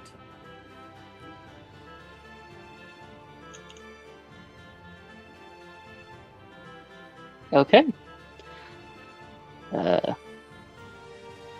Dragon's gonna walk in and knock on the wall. Try to get anyone's attention. Like, hello? Anyone here? Yes, yes. I'm here. As a half-elf pops his head around. Once again, he's wearing a pink-covered smock. You can see just absolutely different, like streaks of color all over it. He's got light skin with golden almond-shaped eyes and short, wavy copper hair. As he kind of looks and goes, You seem familiar. Are you a patron that has come here to purchase some art form? I'm afraid that I don't quite remember. It's been a while. A few months. I came here for some art supplies for wood carving. Oh. And I supplied you with them as such. Yeah, you supplied me with paint. Oh, very good. Have you returned to obtain more? Yeah. And came to ask if you might be willing to teach me how to make it. Teach you how to... Well... that in itself could take quite a bit of time, my friend. Yeah, I can't do it right now, but wondering if you be up for it. Well, I mean, if it was right now, I'd have to outright refuse, as I'm in the middle of a few particular projects, and I don't quite have the time to be able to teach you, but, well, I mean, I suppose after I get done with a few projects, if you were to come back around, I could teach you in exchange for you swearing that you won't use this to try to create your own to sell outward. After all, if you did, well, then I'd have to sue you to the ground. Fair enough.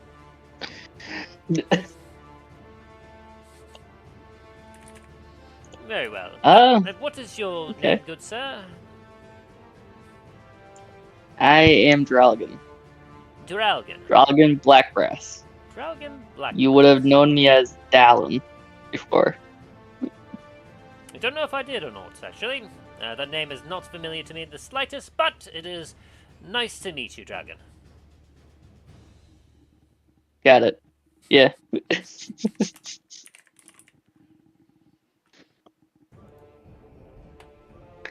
Well, I would like to restock on my paint, though. Most certainly, most certainly. Well, I do have some additional painter supplies here that I can disperse to you. Of course, not for free. Something like this, well, I imagine a very hefty but measly fee of about 10 gold to do it, as he kind of gives you a bit of a smirk.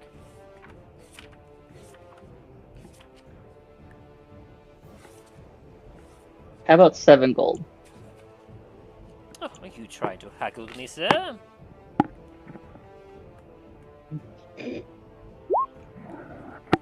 Fuck.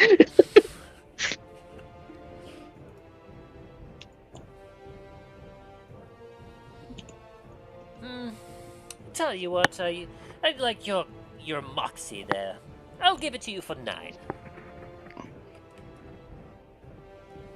8.5?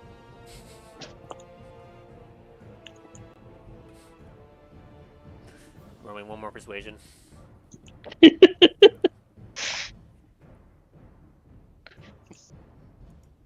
No, that's the wrong character sheet. There it is. Should turn around a That's minute and just go, perception. oh, I remember who you are now.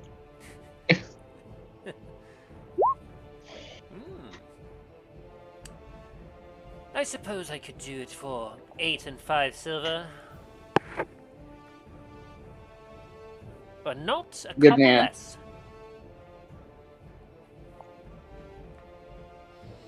So you buy the painter supplies off him? Yeah. Alrighty. You have painter supplies now. Or at the very least have replenished your painter supply. If you didn't have it before. Nice. Very well. Be sure to come back here whenever you have the time and whenever I'm done with my projects. Who knows? Perhaps I could. These are just your simple, measly paints that one uses for your simple arts and crafts.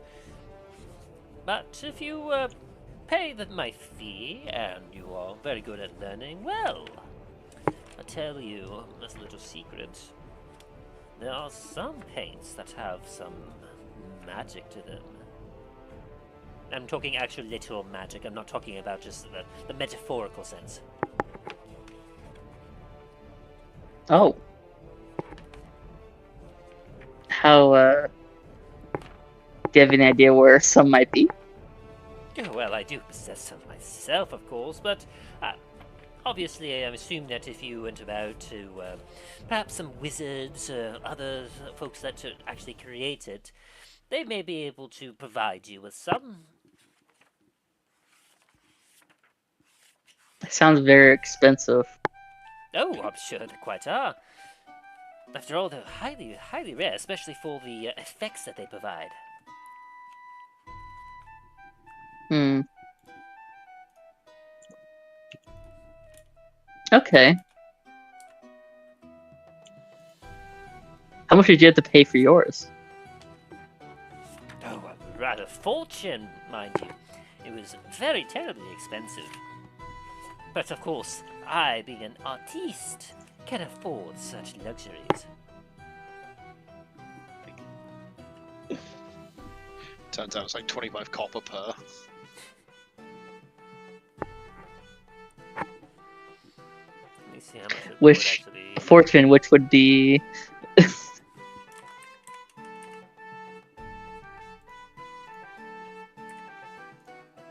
a moment.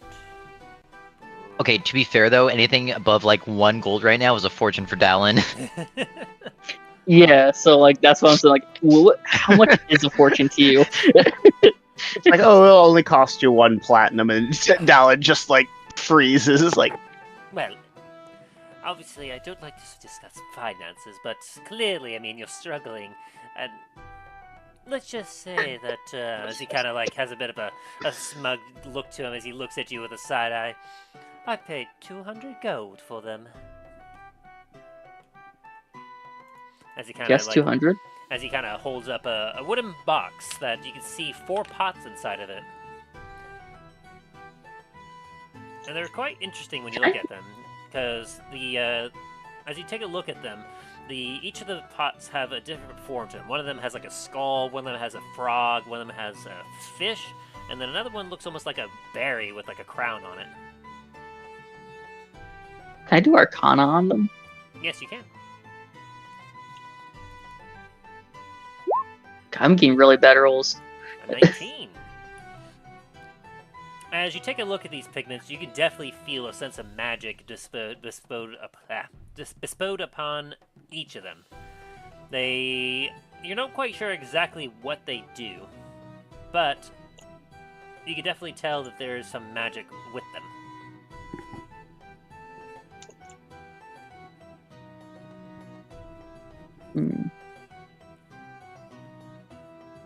What do they do? What do they do? Why, you can use these to craft just absolute marvels in the art world. Like, take this for example, as he pulls out a diamond.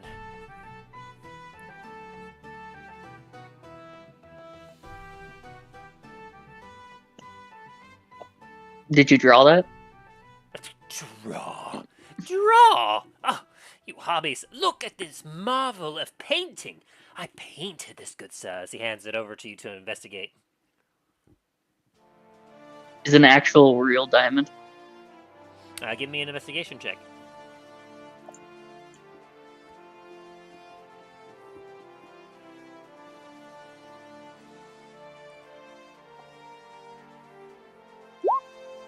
An 18. At first, as you're looking at it, like, you're kind of caught off guard, because, like, this man just handed you a diamond. But then as you take a look, you can actually see that in your hand is actually what feels to be a stone. It has, because you've held a diamond before. This one has a little bit of a different heft to it. Plus, you can actually see, like, a little bit of, like, the paste of the paint that has been put onto it. But it is miraculously, it looks very much like a diamond.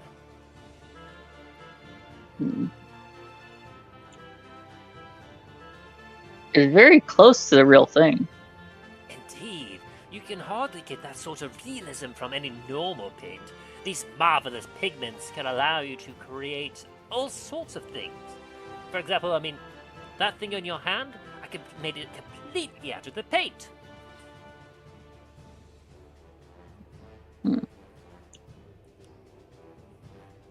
You said there was out of character. You said there was a bottle with a skull on it. Yes, it looks like a skull. I could probably show you the picture of it. Just give me a sec. Boop. No, not like that. Hang on. I'll put it in general here. Okay. Shoop. Boop. Oh, do you not want to do that? Hang on. Let me try it. It's like, this nope, way. don't want to do that. Copy. And paste. Boop. There we go.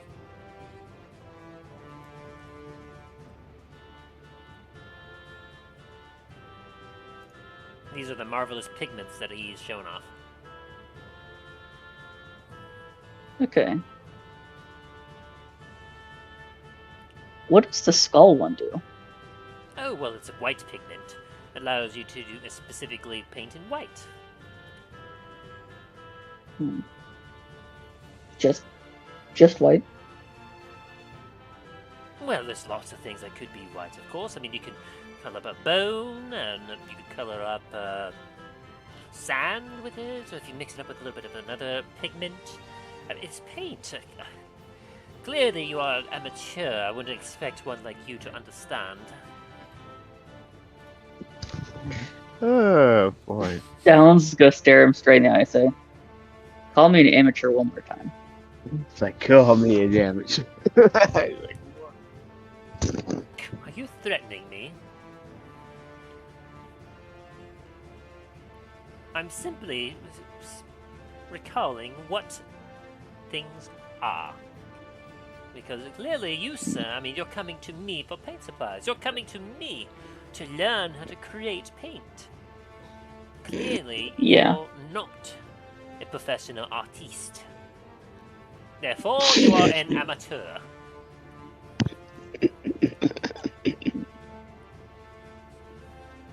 You know, where I come from,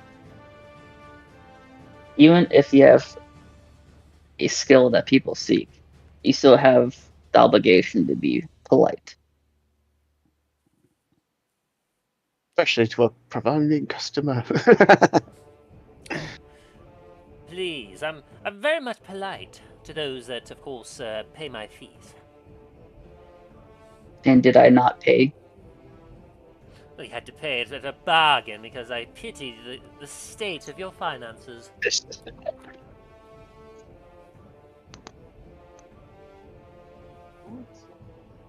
Is his shop made out of wood? Oh no.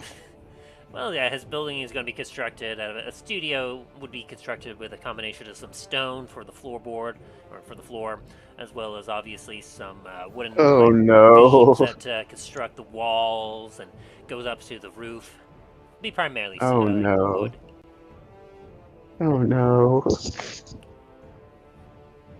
Oh, it is wood, so he's not going to burn it down.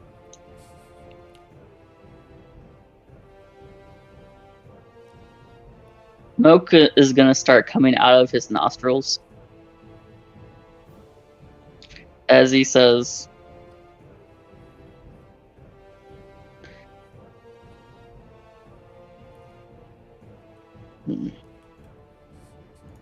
trying to think what I should say. That's nice. Everything you have there. Would be a shame if something were to happen to it. So it'd be a shame Well- if nobody wanted to do business with someone. He's just being arrogant ass elf. So I'm not trying to like destroy his shit, but I'm trying to get him to understand that he can't just be talking to me like that. Okay. I think you have a misunderstanding of who I am. Dallen's gonna put a gun on the counter. Oh god, straight to violence. I don't want to hurt you, but you're provoking me. Sir, you're the one that came I into don't my wanna- studio. I don't want to escalate any further. But you seem to have the arrogance of a pissant. Why shouldn't I? I mean, look at what I create. I'm clearly one of the most superior artists in this side of the continent. Yes, and I've killed dragons. He kind of blinks a little Have bit. you? Well, I have killed a few dragons in pain form.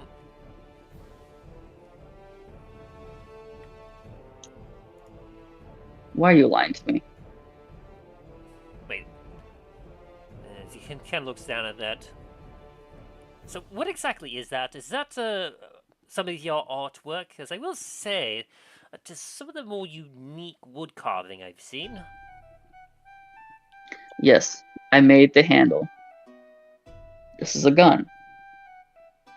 Would you like to take a look at it? Oh Well, no. I will say the handiwork of that wood intrigues me, though I will say I don't quite understand the metal bits on that.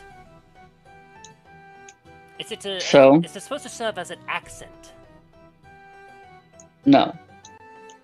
You put a metal ball into the tube with some gunpowder, and you pull the trigger, and it shoots a bullet out. It normally kills whatever is in its way. This is a weapon? As he kind of Yes. looks appalled as he steps back. It's You can still Like look at that. the carvings if you want. like weapons can be art.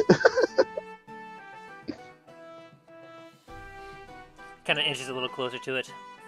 Ugh, so distasteful a thing. I'm an artiste. But as he kind of takes a little closer look, he Now, doesn't I'm gonna touch stop you it right or there. pick it up at This all. was a gift from my mother. Oh, so your So, mother was the one that Use carved your it. words very carefully. certainly, certainly. You said you carved the wood, though. Yes, I carved it. I must say, I do see some signs of some skill here. As he takes a look at it. Can I do some insight to make sure he isn't just trying to butter me up so I don't shoot him? Yeah, you can go ahead.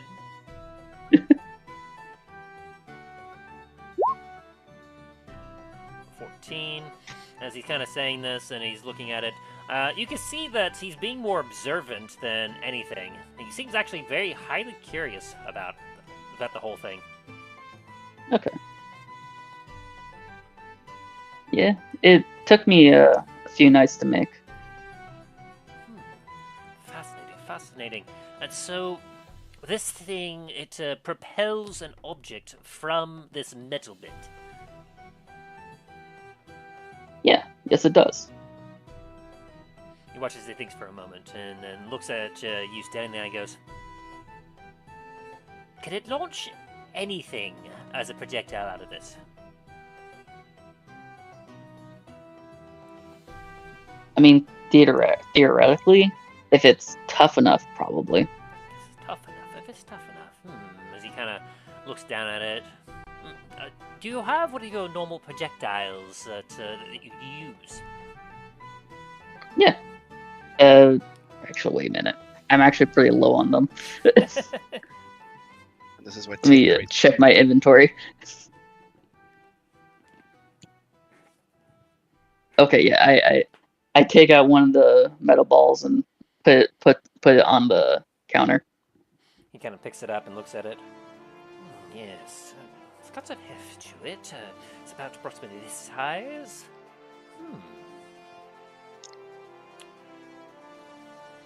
So, out of curiosity, could you potentially craft something like this, but perhaps make it less lethal? Yeah. Probably was a lot easier than making the real thing. Kind of puts both hands on the table. Alright, let me play my cards out here. By looking at this and by your description of it, if it actually does what it says it does, has given me inspiration for something. What did you call this thing? It is a gun. A flintlock, to be exact. A gun. Yes. So, what if we take this projectile, and he holds up the ball, and instead, I think I might be able to come up with a way of maybe using the intestine of perhaps a bovine creature, and I instead wrapped it up and filled it up with a pigment, and then we used that as a projectile, and called it a paint gun. How about a paintball gun? A paintball gun? I mean, I suppose technically it would be paint in a ball, but by using this, I could perhaps try a new technique of artwork where I do artwork from a distance.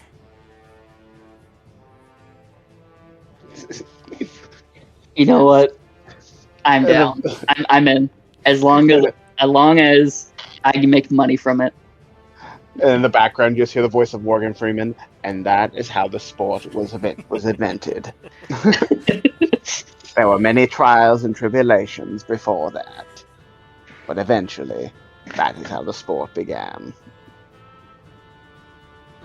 I have a friend back at my citadel that might be able to help us with this too. Absolutely. I will say that if this is something that you could help make a reality, I could certainly waive off the egregious amount of money that it would cost to tutor you in these ways, and we could use this as a form of payment, because I will say the idea, this prospect is certainly fascinating. Okay.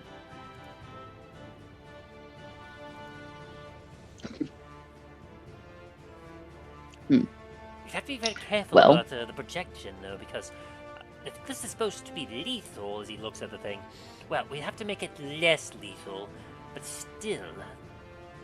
I'm not quite a tinkerer enough to be able to know the particularities of this. I'll leave that detail to you and your friend, but if you can bring me a prototype of something where I can perhaps...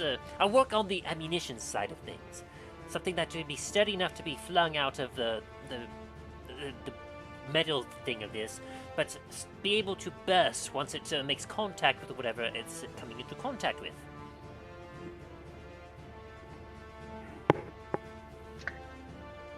Yeah, I think I could actually do that. But I will need to go to my friend and talk to him about it. And he is pretty swamped with a lot of work right now, so Understandable. he's probably gonna be pissed off at me, but we can work something out. Is he also too an artist? He makes art of a sort. His What do you mean? All the machinations creations are art!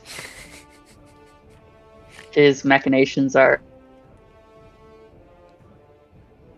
It's like it is an art. Things explode. Art. Well, get into contact with him for me, and perhaps maybe if he can get into contact with me, you clearly know where my studio is at. He can either visit me, or perhaps, if he prefer, I could try to go visit him at his studio. He probably won't want you to do that. Fair enough. I don't quite like having too many guests within my studio myself. It is my sacred shrine of creativity. Yes.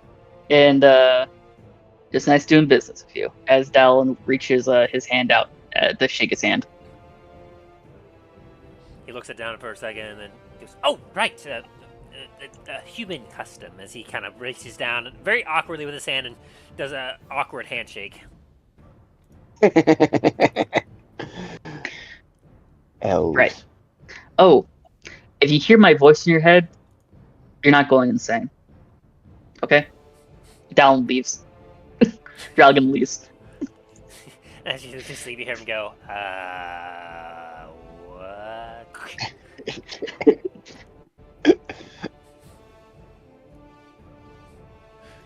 Like, don't worry, you're not going insane yet. Alrighty. So, Milo, is there anything else you're doing at this time? Nope, that was it. Very good. And then, anything more from anyone else? I think Lord Saden, you said you were heading back to the tavern. Yeah. Very good. And then, Ryan, anything more with Dragon?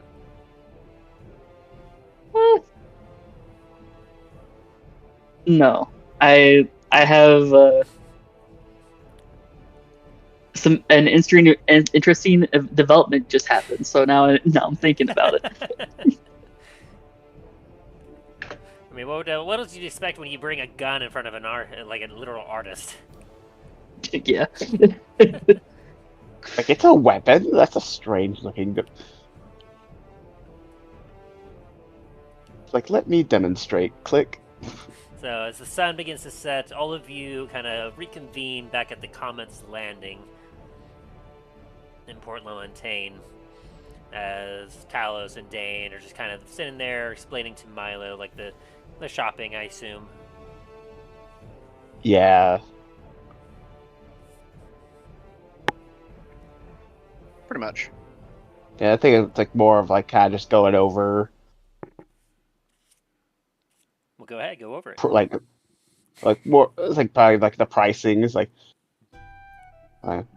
definitely making a lot of money because like the cost of these potions. Oof.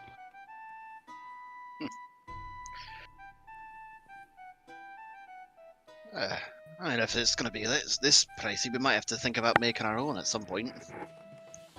That kind of makes a face. I've never really been quite good at making potions. I think the last time I did, my mother beat me upside the head with a broom for about 15 minutes.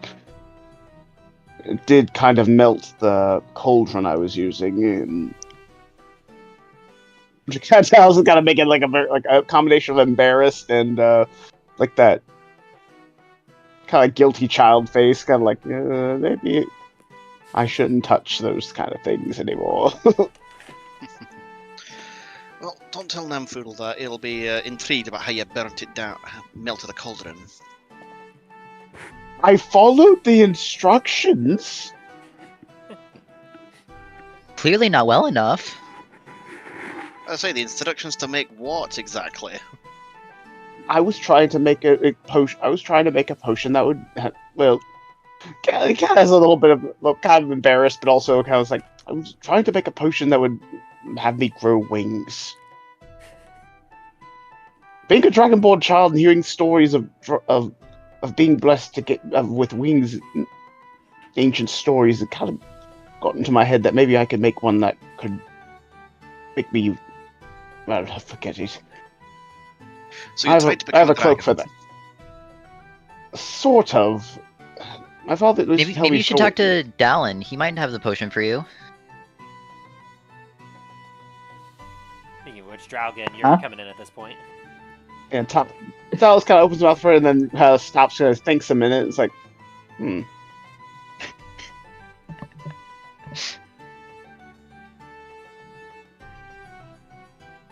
Yeah, actually, I might actually ask him that. How he... oh, there you are. Drago's just staring at you at the door frame. What are you guys talking about? Me, I heard my name. Well, That's fine, don't worry about it.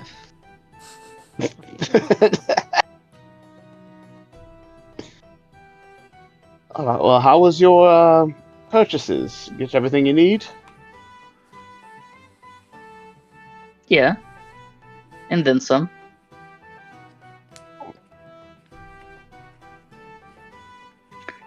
What do you mean and then some? Oh, I threatened the storekeeper, and he wants to. You what? It sounds Okay, like, wait, what? wait, hold on. Why did you threaten him? He was disrespecting me consistently. So you trying to get back at this guy, or... He wants to be a business partner now. Well, that's no fun. Yeah. Well, you must have given them some kind of a good impression, I'm guessing.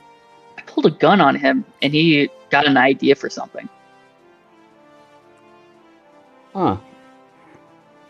Normally when one pulls a weapon on somebody, they don't get excited. At least not in Yeah. that kind of sense. Don't. Honestly, I'm shoot just enemy taken aback kindling. by that. But I need to talk to Namfoodle. Oh no. I can only imagine what if it's involving something involving someone getting excited over a weapon and then wanting to talk to Namfoodle. Yeah, he wants to make some kind of paint gun.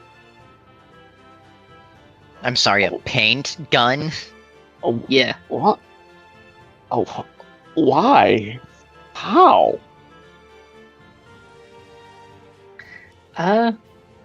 Looked at my gun. So I described how the projectile system worked. And he said, could it possibly work for anything? It's like, well, if it's durable enough, probably. And he said he wants to make art from afar. Honestly, I don't even know if he's accurate enough to actually make art from afar. Oh, that's- I told him I Sounds killed just- dragons, and he said, I'd definitely kill dragons too. He was lying to me. That was just kind of like a look of like combination like confusion and like just like what?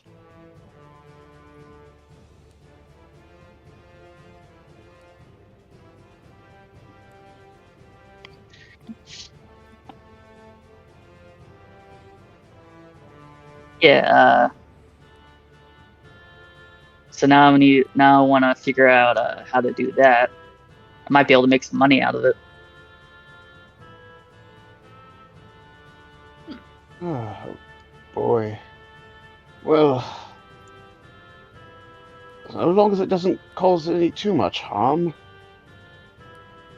Namfood will definitely be interested in it.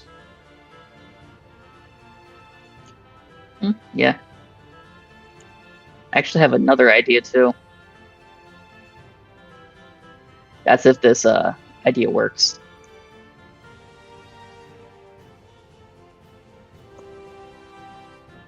Anyways, how was your guys' endeavors? Oh, went pretty well. All that we got to the amount of the potions that we were looking for.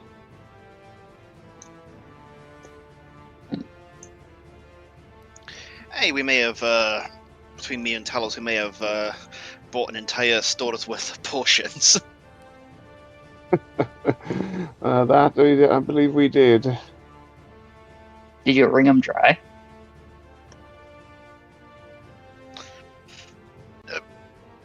Of potions, yeah, pretty much.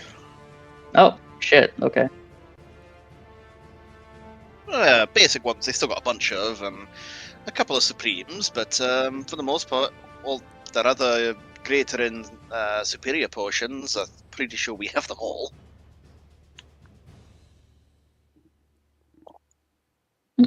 Okay. Apart from that, got Milo got your head into the your trophy into the taxidermist. He was very impressed about it. Oh, neat. How much do I need for that? It's alright. Although,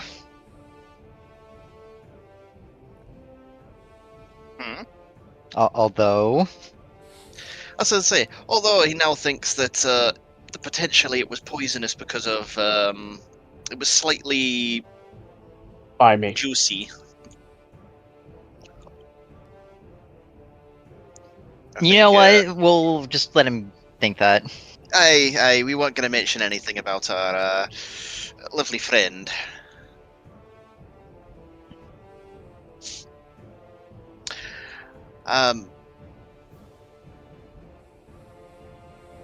But I also got Okay. these ones done as well. Put out the the head of at least like pop the top of Thanatos' head just out of the bag so it doesn't cause a scene, and then pop it back in.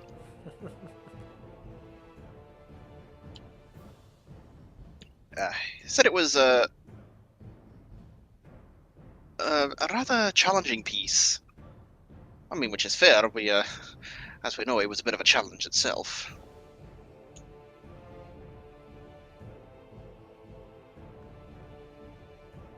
He was. Bastard.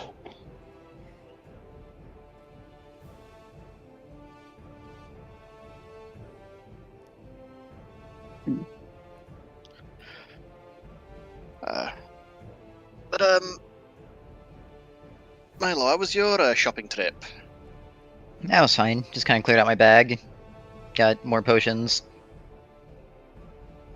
That was about it. Fair enough.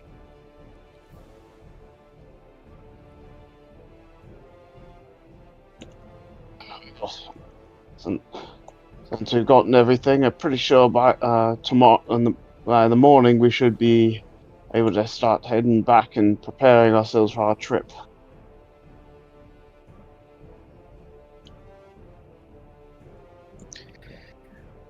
Hey, sounds right. Out of character for a second, Tim. How much was the taxidermy for the green dragon? I've actually forgot. I Was it like 220? Yeah, 210 or 220. Let me see.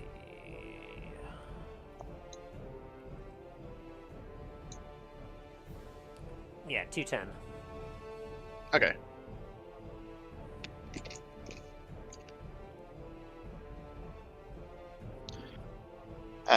Milo, while I remember, it was about 210 for the dragon. Okay. As Milo's gonna place down 21 platinum.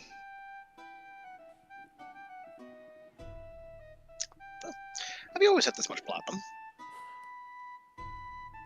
Yeah, Well, let's just get the gonna pull out- eyeball on it. Milo's just gonna pull out his bag of platinum. She's like, that's a fraction of it. It's I don't even want to know how much platinum is in that, but I also kind of do. Dragon's be like, can I hold it real quick? No. It's like Just for a money. sec. No, the stench of your poorness will go onto it, and I'm gonna lose all of it. It's like, I'm not At that least sniff poor. it. Maybe it'll get me a little bit richer. No. I don't need your bad luck in rolling onto me. Feels his net worth increase the second he touches it. And then disappears. You see the copper start. You see it start. The platinum start to fade into copper.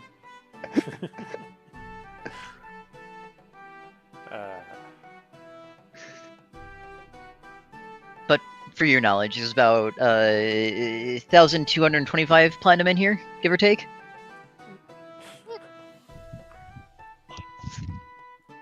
I think I've got you beat on that one. Yeah, I did buy a lot of shit, so...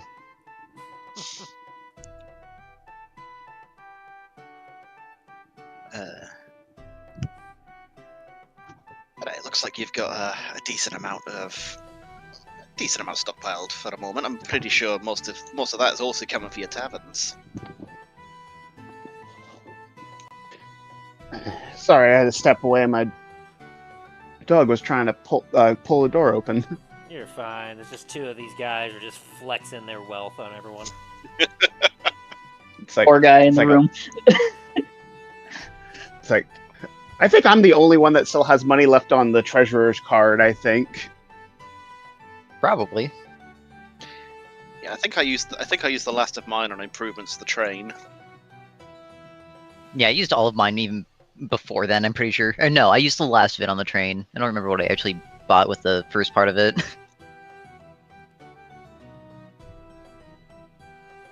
And it was like 2.5 years ago, so I Yeah. was surprised.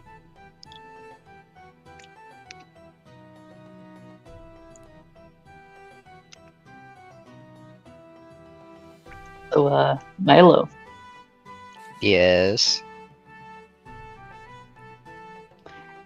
do you want your taverns to just be taverns?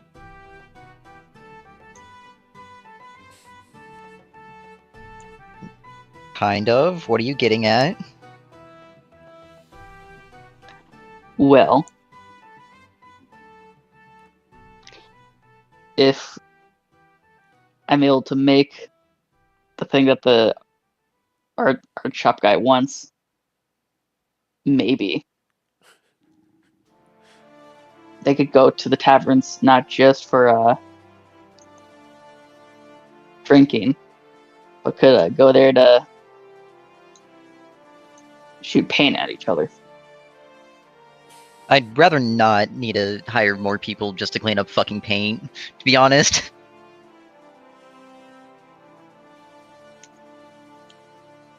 All right. It's like, all right. Like, just a suggestion. Although drinking does sound intriguing. Isn't that why we're here? Aye. There's a tavern after all. What do you do in taverns? Besides have a brawl, apparently. Yeah, sometimes sleep. Aye. Or teleport in as we did earlier. Aye.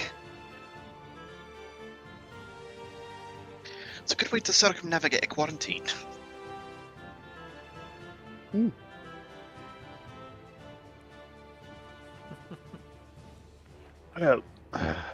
Well, since we're here, I'm gonna order some. I need to order something to feed myself. I'm getting a bit hungry. Wave over to. Oh gosh, name just went out of my head. Lithara. Ilathara. That orders some food and tankard of ale.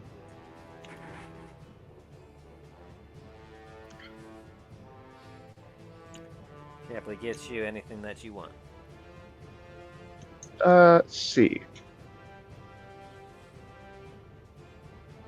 If there's any pork, Talos is probably like some good actual meat, yeah, like some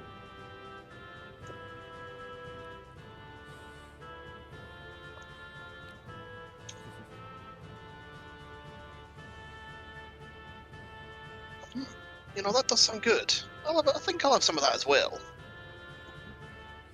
Coming right up.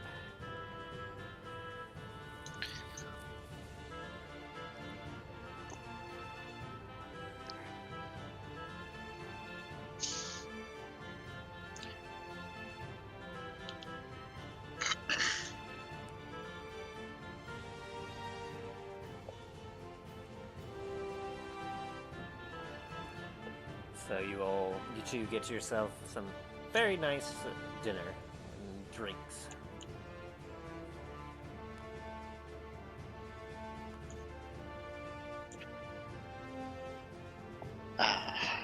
You know, Milo, no matter where we go, your places always have the nicest drinks. I would fucking hope so. Mm-hmm. This is All try right. to be a fine establishment at least.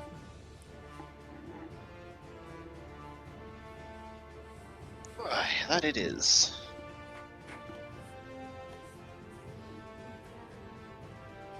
It's one of the ways that we get ourselves a lot of business to still make a good profit.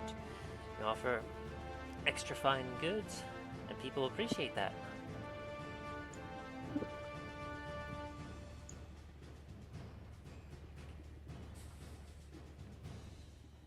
Talos is just like nodding at like his mouth's already full of food. He's just nodding along. Like, mm-hmm.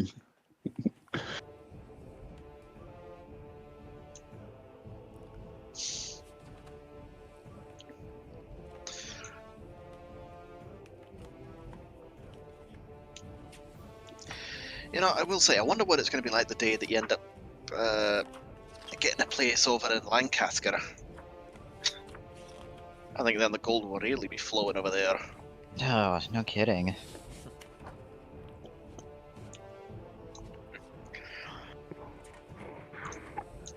Next time we're in there, you should have a look around, see if there's any places you can renovate per se. That aren't owned by the treasurer. That's true. He seems to own everything. I was gonna place a hand on Dane's shoulder, be like, Dane, do you really think I already don't have people looking for me over there? Oh, I wouldn't doubt it.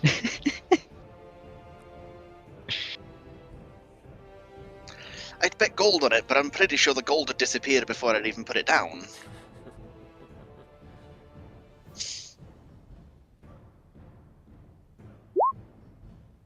Can I see if I can't pickpocket like 1 gold from Dane's gold purse? Do a Do you mean perception the ones in the check bag of there. holding?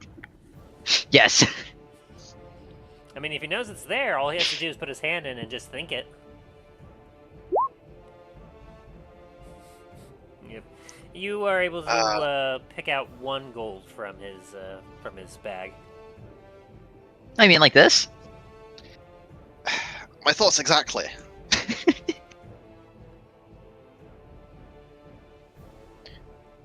Maybe you could find some of the things that might be able to invest in. Let's see if like whatever the treasurer has his money in definitely is worth putting your own in. I already have my money in taverns. I definitely don't want... Also, I don't want the attention of the treasurer at all. Hey. Well, he already does have. He already does have much of our attention anyway. Well, he's got much more than our attention. He's got most of the continent's attention, not to mention a certain lovely friend of ours. That is true. Not to mention, he's got the Lord Dundras himself his attention. It's, I mean, to be fair, at this point, we do as well. It could either be very good or very bad for the attention involved. Hmm. Only time will tell. Hey. Certainly gotten ourselves into the thick of things, intentionally or unintentionally. But regardless, we'll figure it out. Why? speaking of our the thing that we've got to do for the Lord, how are we going to get down there? I can't remember. Does the network have a connection down in Ravenscrest, Milo? Milo's just gonna like motion a hand towards Draugen. Yeah, Dragon's gonna look at him a little bit hurt. Like, do you not think I could get us over there? My apologies. It's still new. Magic. Also, don't want to tie you out by us teleporting all over the continent. And that does have to take a toll on you, doesn't it? It's alright, Yeah. he's a big old dragonborn.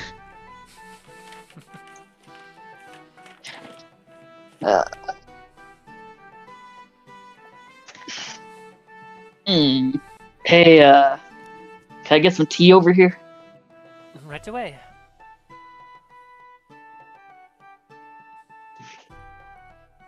What kind of tea would you like? And she gets a What you kettle of got? hot water going. Well, we have a decent selection here.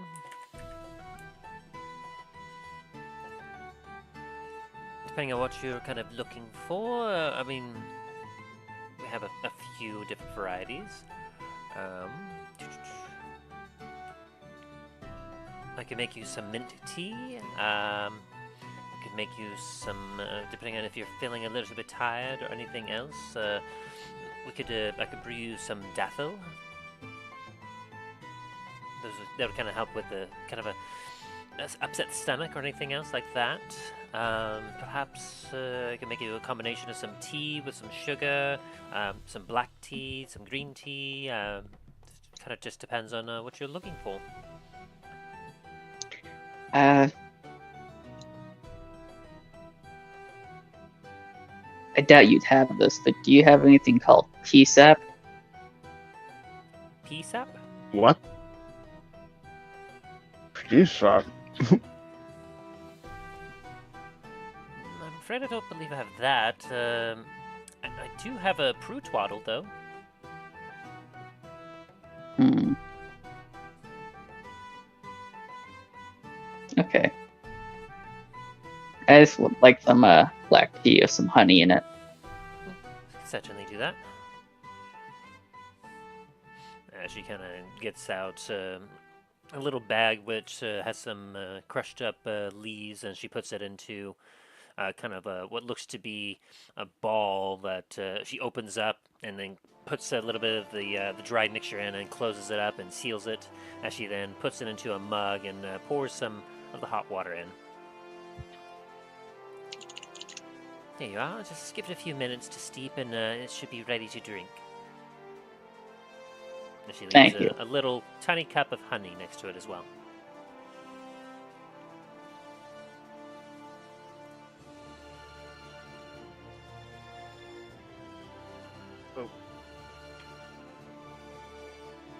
Give me 1 sec, guys. I'm getting a call.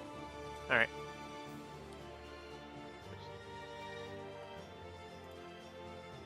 So, is there any other stops you guys want to make before we start going over to Raven's Crest?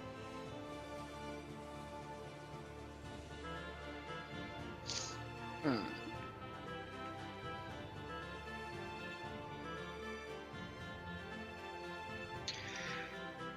Not that. I mean, I'd like to make some stops at some point, but not if it's gonna. The stops that I have in mind would impede on our journey.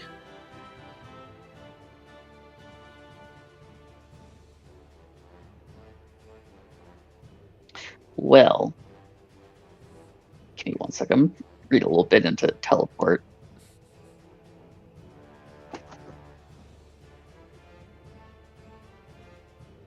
If it's gonna show me it, there it is. Jesus. Destination you choose must be not.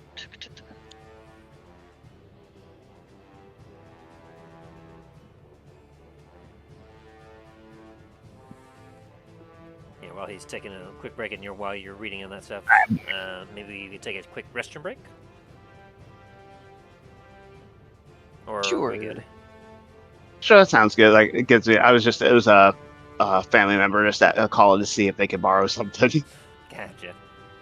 Yeah, we can take a couple minutes of a bathroom break real quick, and then continue from there. All right. Sounds good. We'll be right back.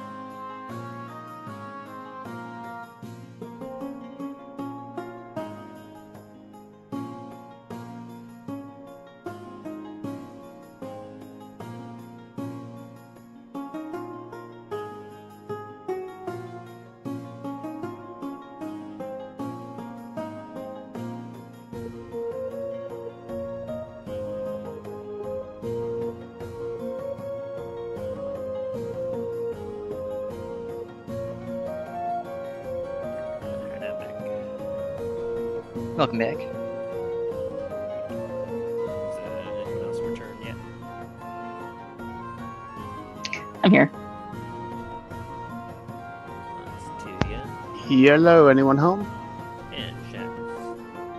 Is Ray ready back?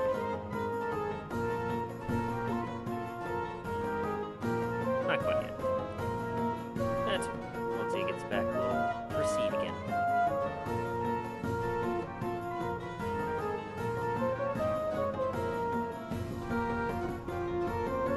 You have enough time to read what you're deemed to read, Ryan? Yeah, I also may have looked up how to make paintball guns. Oh, good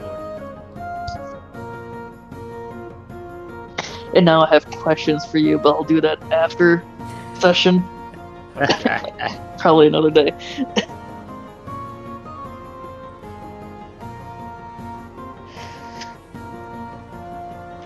It's like I have questions. You may get answers.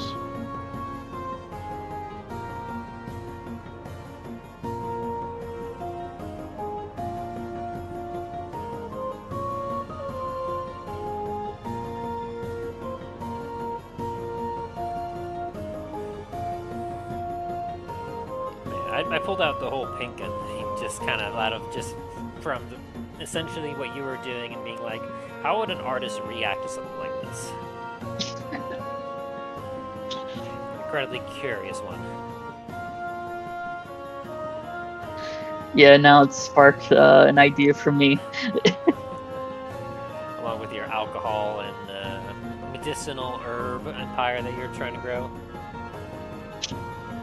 No, to be fair, those are different characters. Yeah, that's a whole other character trying to become a substance type Recreational, medical. It's like it has its It's like I got a license for that, bruh.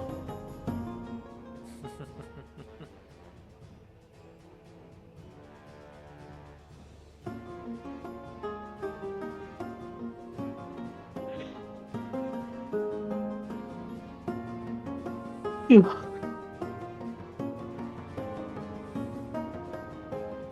It's like, hey, I got papers for those.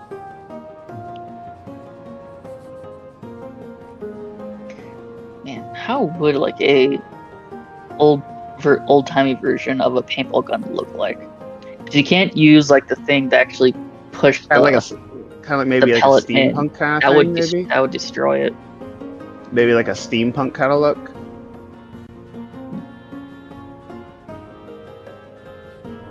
I was imagining probably some of the early prototypes of it could be more like a crossbow than a gun per se.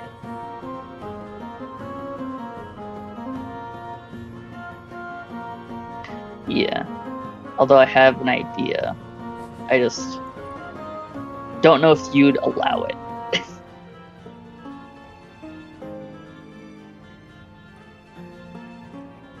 Like, By me, what if let's the okay? What if the pellets were magically propelled? Doesn't have to be like uber powerful. Just enough to like to propel it forwards and damage the pellet so that the paint comes out. Certainly something we can definitely look at.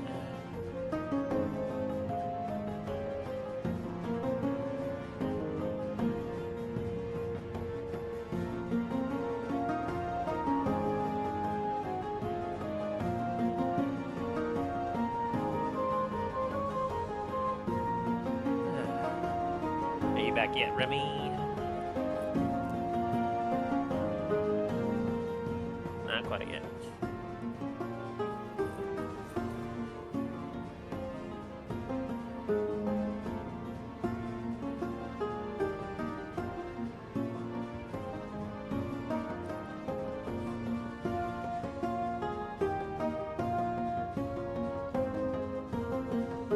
Do, do, do, do, do.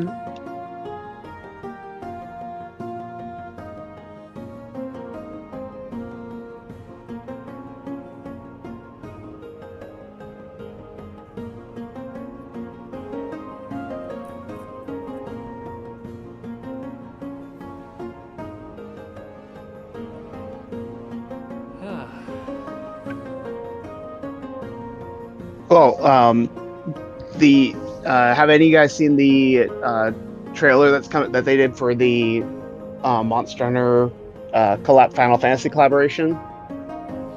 I have not. The one that's going into Monster Hunter Wilds looks like one of the bosses they're getting. It's the mech spider from Final Fantasy 17, I think. If I'm correct, that's one of the. I'm thinking that's which Final Fantasy it's from. And then the Final Fantasy most recent game, that one, they're getting a Monster Hunter Wilds collaboration where they're getting a couple of the monsters from Monster Hunter as bosses, and instead of chocobos, they're getting the sacrets, while Monster Hunter is getting chocobo mounts.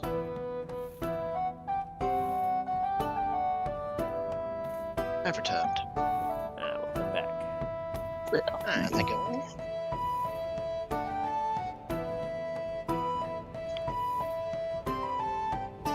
So, we're all back. So we continue.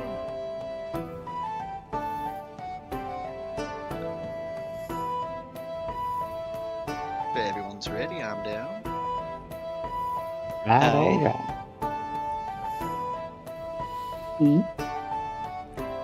So, we get back into it. You're still in the tavern. A few of you were doing some things.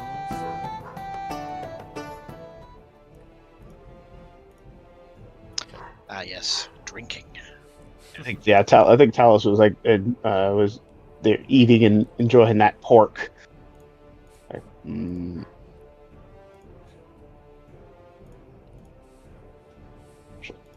So, it's going to be the travel our plans. Are we going to go straight there, teleport straight there, or?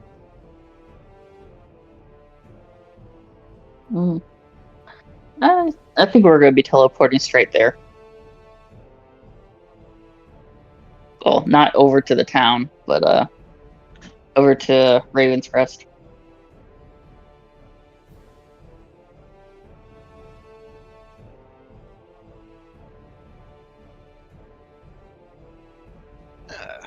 Sounds good. That means we don't have to deal immediately with the swamp.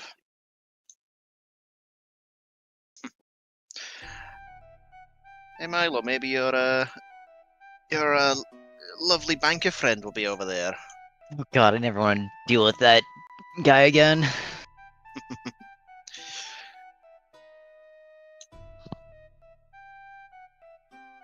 Maybe he's gone out of business this time. Knowing him, he probably hasn't, unfortunately.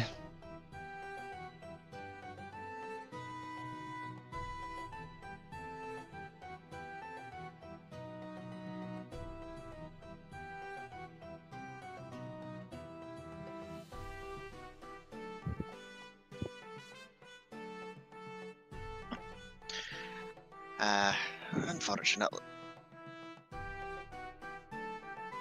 But hey, hopefully you won't have to... Hopefully he won't be a pain. He's not an issue of mine right now, and that's all I care about.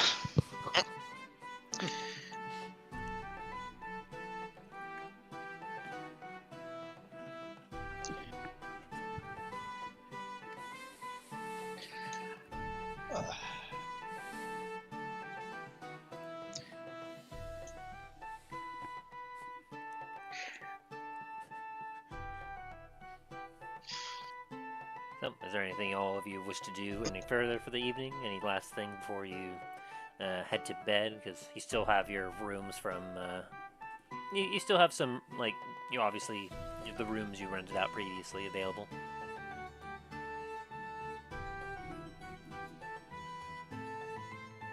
Because I assume you're probably not going to try to make a trek back to Starfall this late at night. Oh yeah, nah. Talos, he'll probably other than like writing in his journal, I think he'll compose a few letters, to the like what one probably to his command in the capital, just like inform them of like, because obviously being made a lord is a big deal. So Yeah. He'd probably put in his also a note in his own personal journal to message his sisters to let them know of what's he's planning on, like to try to message them later, to see if he could like let them know of what's transpired with him and his status, and before doing his like final like his prayers and then going to bed. Sounds good. Anything for Dane? Dane's probably just going to enjoy the company for a bit longer before he disappears upstairs. Sounds good. And for anything from Milo? No, he's just gonna go to bed. Solid. And Dragon?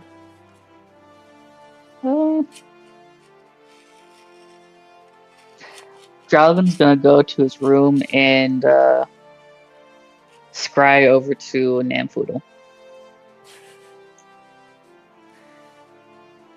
Okay, well, let me look at the scry spell again, because I imagine Namfoodle's not going to be a willing participant of that. Fuck no! So, Namfoodle's going to need to make a saving throw on that.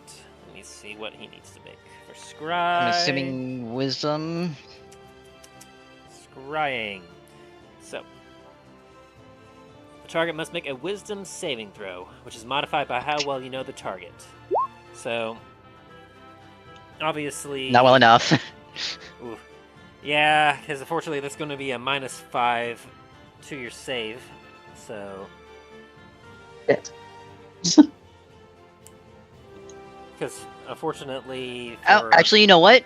Flash of Genius. Ooh, well, hang on, that might make a change, because Namfoodle, obviously, like, is well known to Dragon, so that means that there's a -5 to that, so that puts you down to 12, but if you do Flash of Genius, what does that add? +5. Or, wait. My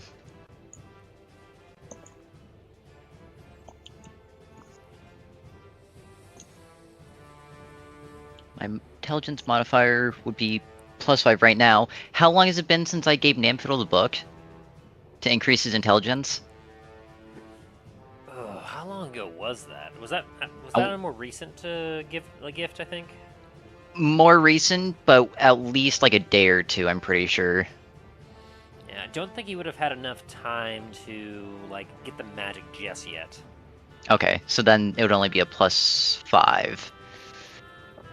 And the ZC save is 17, so if you meet, you beat, unless, of course, Dragon has some sort of likeness or picture of him, a possession or garment of Namfoodle's, a body part, lock of hair, something that came from his body.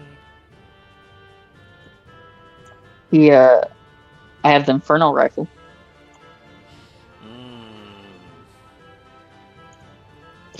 I can just see Dragon just like scouring the Infernal Rifle for like a piece of his skin or a flake of his skin just left on there. Like he helped make, he made the Infernal Rifle and he helped make the axe gun. Yeah, I'd say that would definitely be like a part, like it was a previous possession of Namfoodle's, so that would give you another -4. So that drops you down from 17 to 12, back up to 17, and then down to 13. And so, what would Namfoodle be doing late at night at this point in time? You would probably be reading that fucking book, let's be real. So yeah, as you take a look through the scrying, you can see Namfoodle in his workshop. Door, like all the windows are kind of like shuttered, the doors closed as he is there with a light just currently like pouring over a book. Hello? Who the fuck is there? As Namfoodle will immediately draw his fucking pistol out and start waving it around. Whoa, hey, let's not be too hasty. It's Duralgan. I'm speaking into your mind right now. I don't fucking see you anywhere. Where the fuck are you? I'm not near you. I'm over in Antiva. Antiva? Antiva. I mean, Portland. Portland. That's Port Lamontagne. Port Lamontagne. Yeah, it didn't sound right to me either. How do I know this is really Dralgan? It would have been like, it would have like, how did you get to Antiva so fast?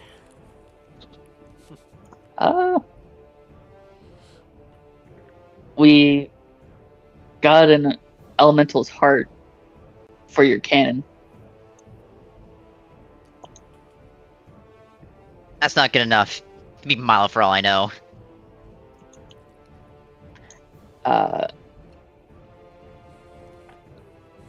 You made the Inferno rifle and gave it to me. That's fucking common knowledge at this point. Try again. Axe gun? Again. Try again.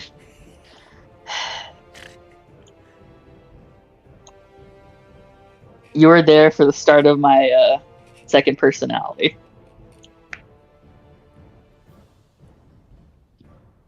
Wrong. Try again. You're on your fourth one now. All right. I punched you in the face when we first met.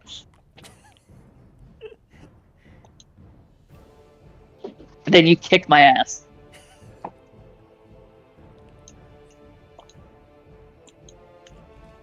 Alright, yeah, that sounds about right. What can I do for Dralgan?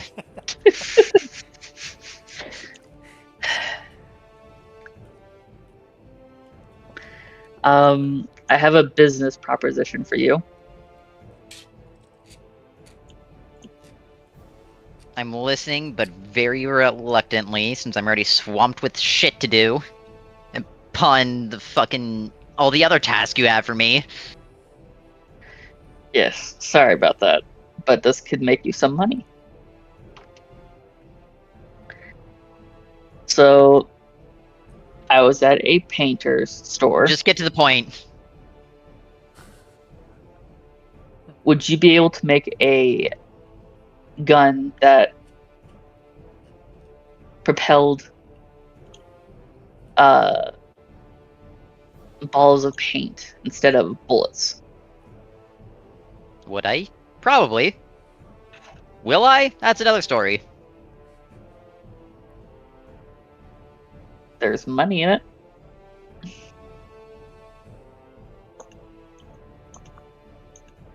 How much money were you talking? That's a good question. Until you give me those numbers, I'm not doing anything. Okay. Fair enough.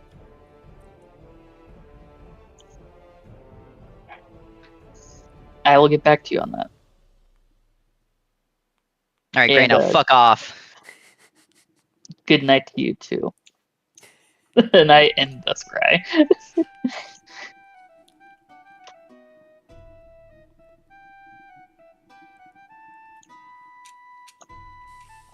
And Dralgan's gonna go to bed.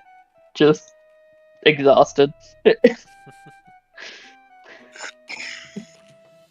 you all then benefit from a long rest.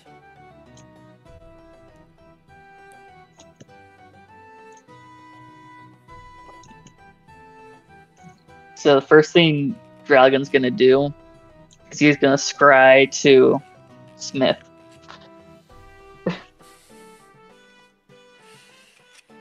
Oh boy. Alright. Let's see here. Yeah, you got a 5. So, as you begin to scry, you see yourself in a dimly lit room with a little bit of the early morning sunshine just starting to pour into the windows. You see him just currently over a table, like you look like he was sitting on the table and then he's now slumped over with his head just like he's got a little drool coming in his mouth. He's just like as he is asleep like over some like a work table. Alright. Hey, Elred.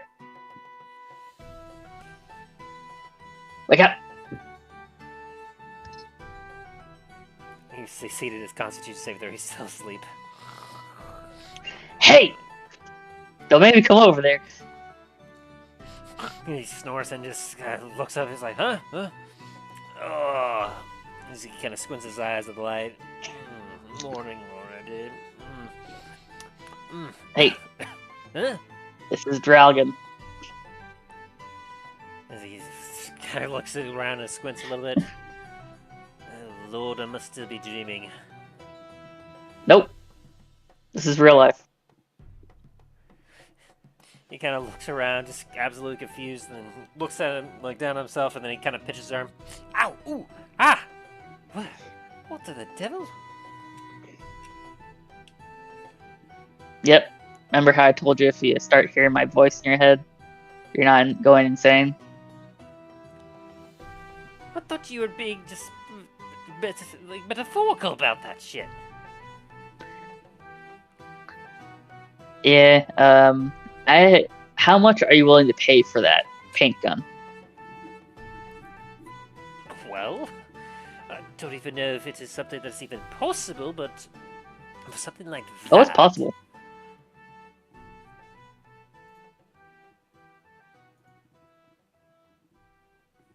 Well, for something like that, I suppose, depending on how long it takes and exactly how good it's going to work, well, I'd probably be willing... let me think here. I could probably do at least 1,000 gold for something like that. The kind of art I could create with that. Got it. I'll call you back. I end the scry. Wait, call... As you scry in the scry. I'm gonna try to scry in Namfoodle. What's the say you throw out for Namfoodle?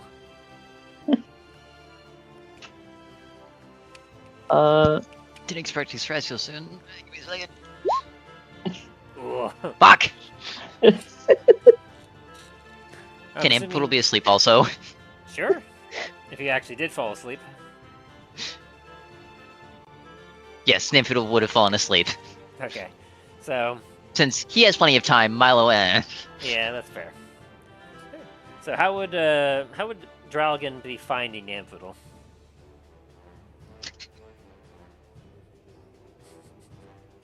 You know what? Dralgan would be finding Namfoodle with his just laying in a bed and having his fucking suit of armor just like standing over the foot of the bed watching the door.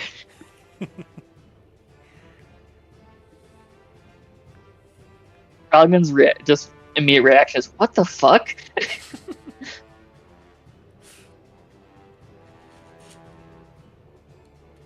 He says that too. And telepathy? Yes. Do a They're in the scry. He says, what the fuck? Constitution saving throw for Namfoodle, see if he wakes up from that. 23. Yeah, he's still asleep. Hey, Namfoodle. Get up, please. Nat 20. I'm gonna call him back. And I'm in the scry.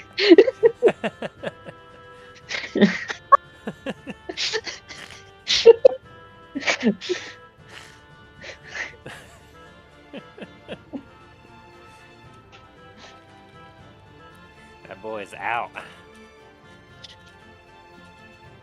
Said, You heard, fuck like, you. pops like Go that. away.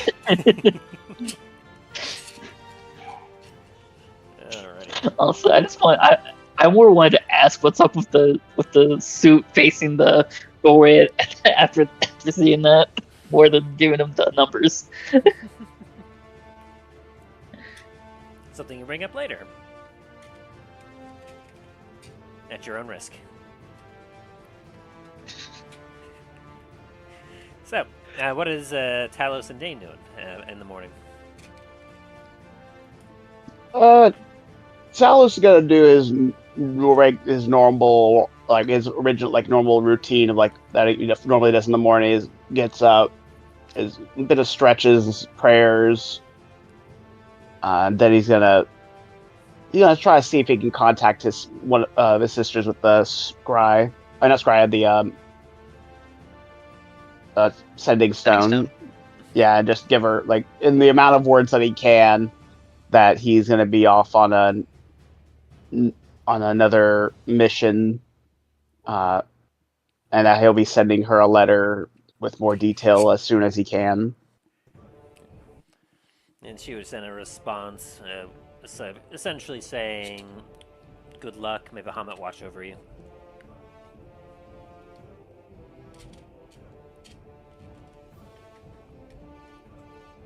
And Remy, if you're still here. I was muted. My apologies.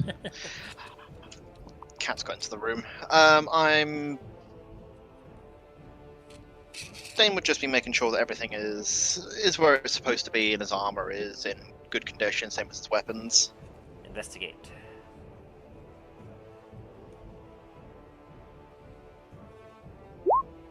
A 4. Yeah, you're a He little thinks it's sleepy-eyed. You've done this so many times, you just kind of like do a half-ass, just to kind of like, that's there, I'm good to go. Time to go drink. Yeah. And Milo? All my pinges are still here. All right, let's go drink again. Anything for Milo? Milo would just already be down in the tavern helping out. No. Interesting for you, Milo, is you would kind of go down there, like the first thing like that would happen as you kind of get down there, Ilithara would just kind of just like, why didn't you tell me that you all became lords overnight? Didn't think it was relevant. As you kind of look past her, you see there's a crowd growing outside the tavern. I Ah, had to keep shit. the doors locked because suddenly word got around that there are certain celebrities in town.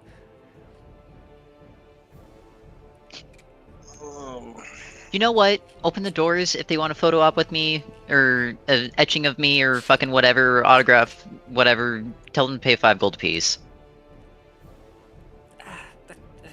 It's gonna get a little chaotic here. That's fine. They'll bring us in some money. I suppose that's fair.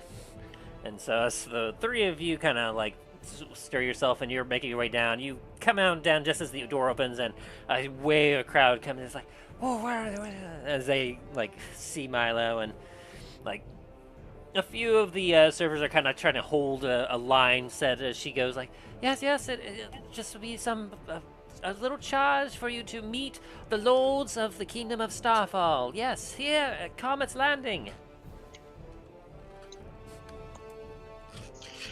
Oh, and a 2 gold entry fee!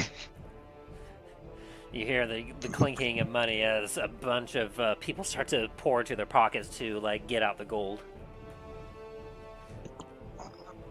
How did that get around? We haven't told anyone yet. Well, here this is just gonna cast message, be like, I don't fucking know, but money. Too early for this shit. Yes, it is, but that's too damn bad. The entire day has passed since, like the Starfall got established, and word would spread pretty quickly. I mean, it takes roughly about a day's trip to get between where Starfall is and where Port Lamontagne is.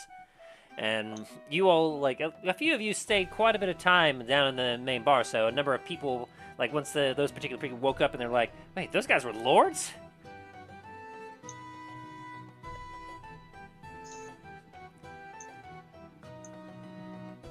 Alright, single file, who wants my autograph? Hey, as, like, large number of people are just, like, grouping up here, and as they work through the line, it's gonna be, like, it kind of will look like at Comic-Con. A few of the servers literally set up a couple tables, like, for each of you to kind of have your own stall. And what'll proceed next is, like, a few hours of you, like talking to people, greeting people, and a few of them are like, oh, I'm so honored to be in your presence, good sir. You saved my cousin! They were up there at Starfall! And, like, all sorts of, like, the usual kind of things you would expect to hear as a celebrity in front of a large group of people.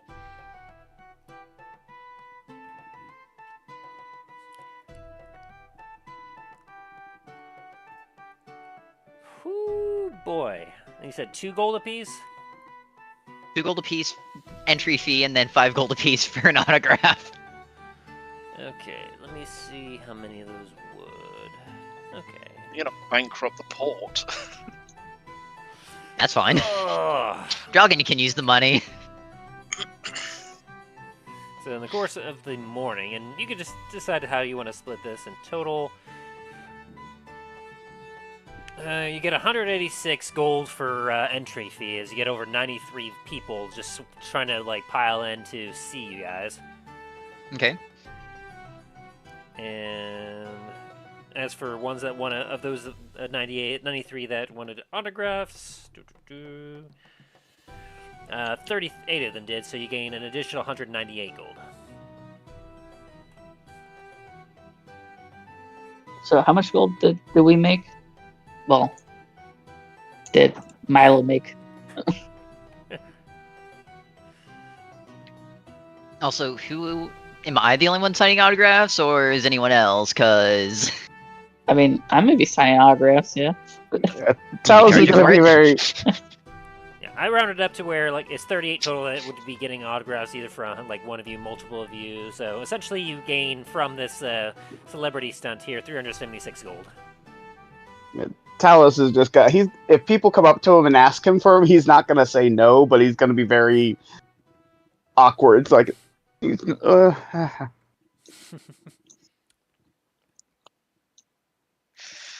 but now is everyone charging for gold, or is only Milo charging for an autograph? I think it might just be you. Very well. Dragon would too. He needs the money. After he sees Milo doing it, yeah, he's gonna do that shit. And Dane's just mumbling to himself and just going, fine, fuck it.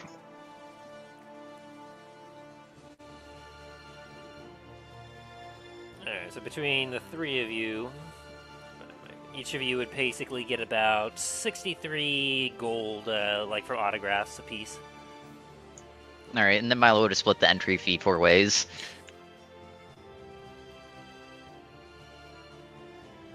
Sorry, how much gold did you say for autographs? Let me round it up to an even number since it was for 5 and say 65 apiece. So the three of you get 65 gold for autographs, and obviously for the entry fee. It'd be 46 gold and 5 silver for each of us.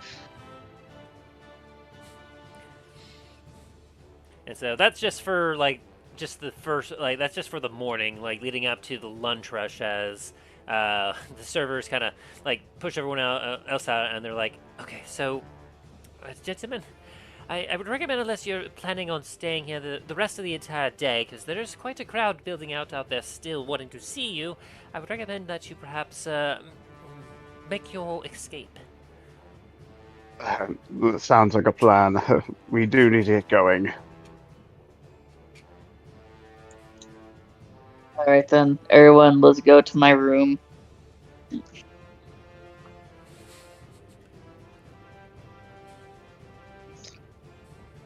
Which I will say, during your Comic-Con style meet and greet, you would have been served some food as well to help keep up your energy.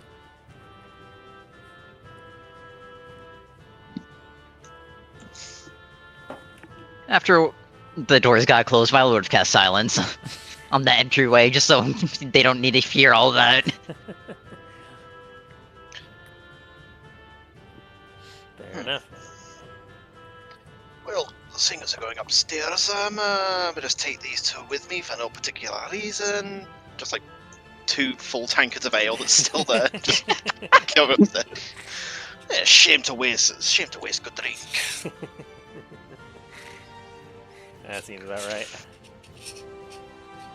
No, actually, before I leave, God damn it. Hey, Lothara. Thank you. Lothara, can you refill this as Milo pulls out his flask? yes. Here you go. And she tops it up with some of the good stuff. Thanks. All right, now Milo's ready. As you all make it back up to Dragon's room.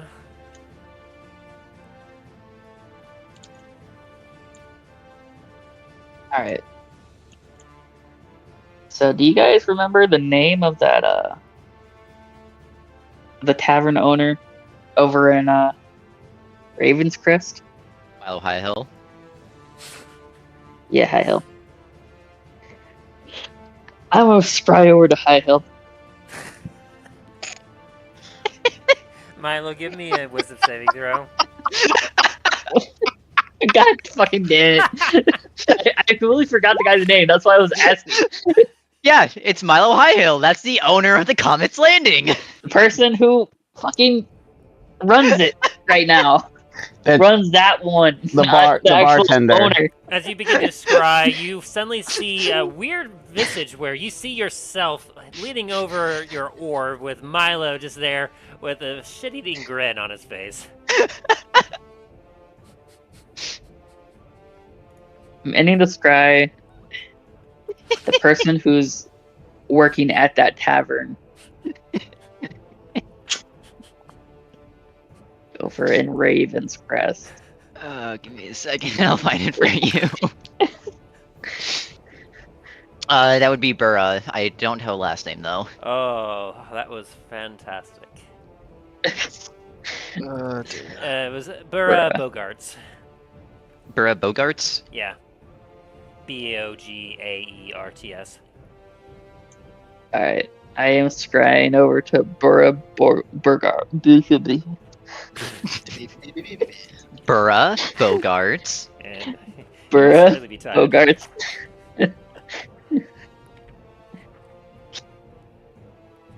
Alright. Dragon's a little shaken up from all the attention. Okay, so I believe you technically met her because you did stay there for a little bit, but I will say you're definitely not familiar with her. Okay, so I can't scry. You can scry. That's the thing, is like so long as you've met someone, or even if you have secondhand, like you've heard of the target, you can, but it's just it affects the modifier. Okay. And so, since you're only kind of like first-hand, like you just met her, it's a straight roll for her. She doesn't get any plus or minuses to her roll. So let's see if you're lucky or not. No, well, that's a 5. So, as you begin to scry, you find yourself in a different-looking tavern than what you remember initially. You kind of remember this tavern having a bit of a different kind of look. It's still nice and large. It's got a lot of seating, but the furniture looks a little different. And you see this 50-year-old human female with short, braided black hair, brown eyes, standing about 5'7", as she is currently wrapping up what looks to be like the morning. And you hear her just kind of talking, like, "Come on. I need you to get everything ready. We need the bread nice and sliced and toasted, and we need the meat sliced before the lunch rush that's coming up. Come on now." And she kind of claps her hands a little bit. Before she turns around and she's like, "Oi, you! I need those tables cleaned over there." Hello? Yes, hello. I'll be with you in one moment. Come No, on. I'm in your head. I'm in your head. I'm not in the same room as you. She looks around. She's like, she kind of blinks a little bit and then just kind of like grabs a little water, splashes her face a little bit. Ugh. I think I'm looking That you're too not hard. going insane. What in the nine hells is this? And she just kind of looks up and around. I'm Dragon. Last time we met, I was Dallen. She kind of blinks a little bit. Let me see if she actually remembers, because she spent a little more time with Milo than with you. And she's like, Dallen? Dragon? Who? Why are you at my head? I'm your boss's friend.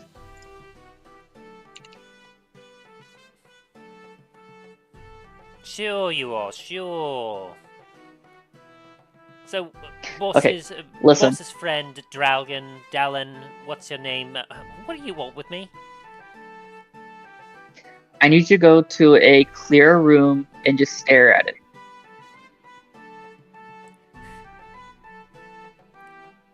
That is an awfully odd request. I will say that I don't know exactly what you are, but I likely don't swing that way. I wasn't a go at you.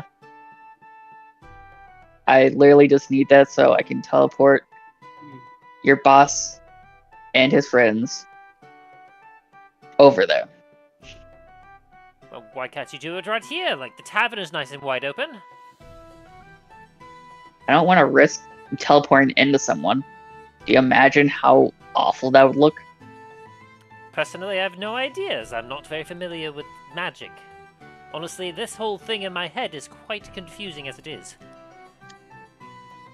Yeah, sorry about that, but it's the only way I could reach you. So, Fine, just a moment, as she, like, goes into a back room and finds kind of an open, unoccupied room at the moment. Does this work for you, Dallen Draugen, whatever? yes, it's Draugen. Yeah. I'm gonna try and take a good look at the whole entire room, and then I'm gonna have everyone group around and we'll teleport over there. So you get roughly about 7 minutes worth of time to kind of study the room and the surrounding area.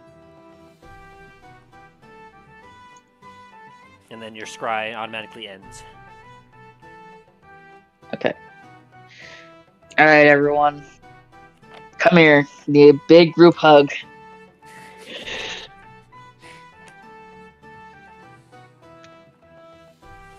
I don't think so.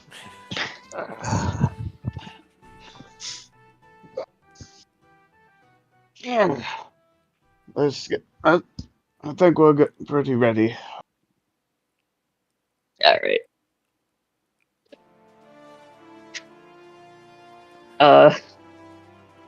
Well, I need you guys to be next to me at the very least, so I can actually reach you. We're all right next to you, Dallen. Or Draugen, sorry. What? As he looks up and sees you guys there. Oh, okay. As he says a few things in Draconic, and now he says start teleporting. So what would Talos and Milo understand from your Draconic? I mean, oh yeah, Talos and Milo would be able to. Mm-hmm. Didn't think that far. All I'm imagining is just hearing Draugen just be like, fuck, here we go again. I'm just gonna be saying, please don't fuck up, please don't fuck up, please don't fuck up. Okay.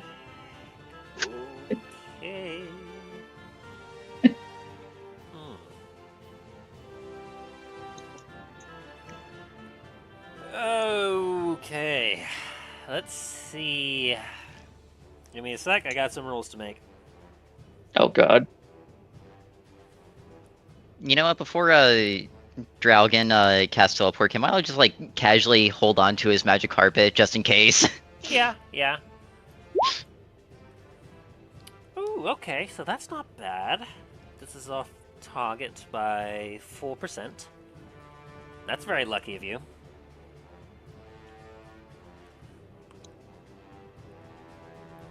And you are right there at the moment, so...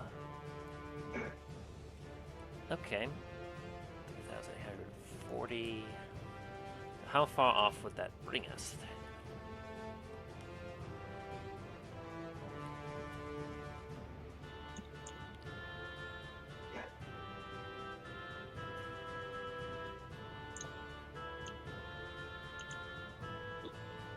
That's not right.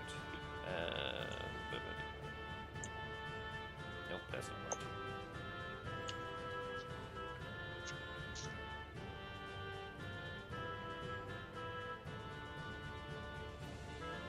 Okay, So it's, you're going to be off by about 153 miles. Okay. Oh God. At least 2 of us can fly. Now the question is, in what direction? Please be north. Please be north. All right, the DM defines the direction by off target randomly by rolling a d8. Okay, so for the d8, So Talos is already teleported. a 2, which a 2 is northeast. Okay.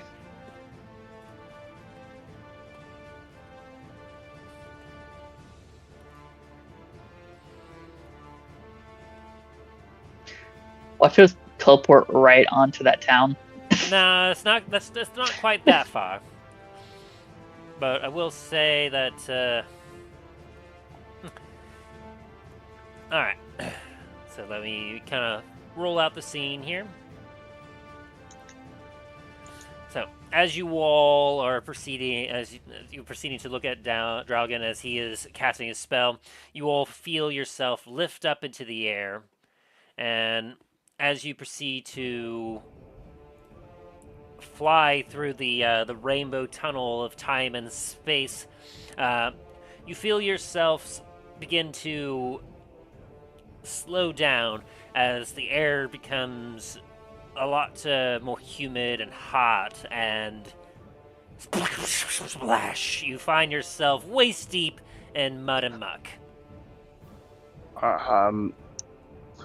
This is not the tavern. We're not dead.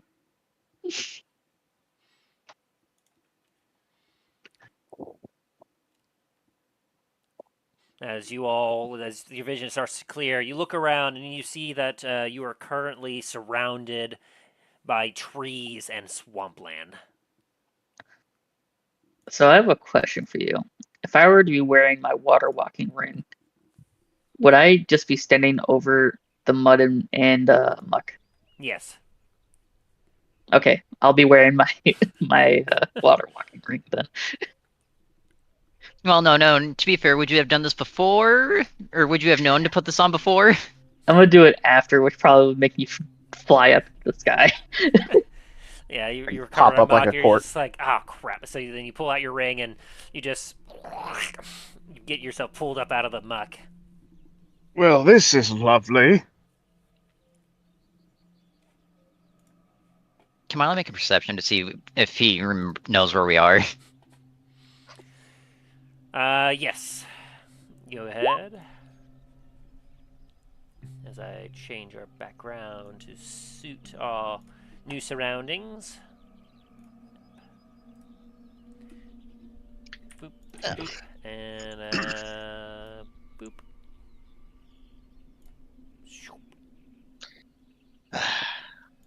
Wet again.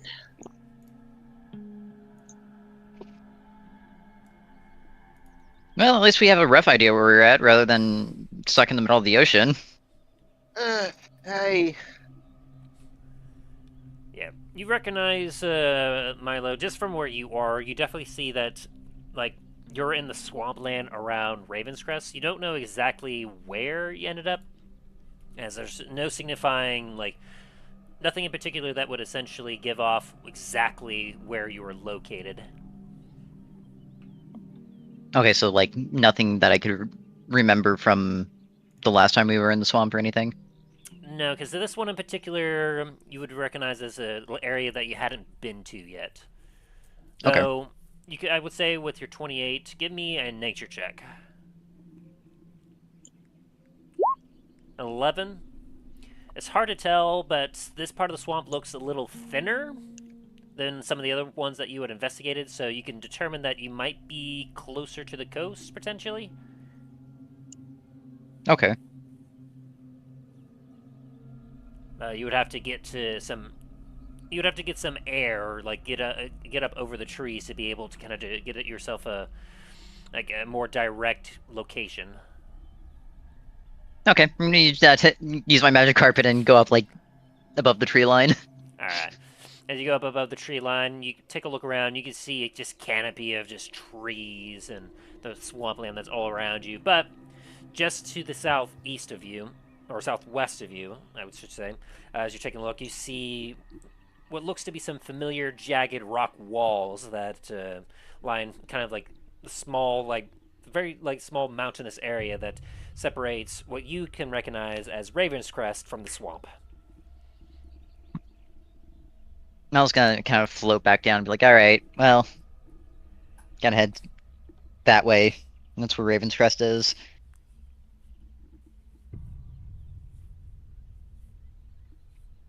All right, let's help you guys out of the muck. As Dragon's gonna help Talos out first, so he can start flying, and then he's gonna try and pick up Dane. Good luck.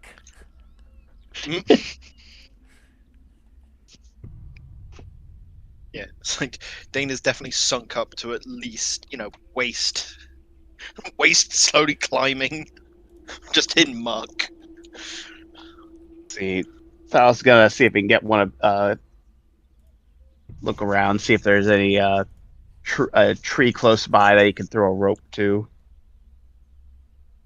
I mean, I'm literally standing right there. I could just lift you out, and no, I could probably just drag you out.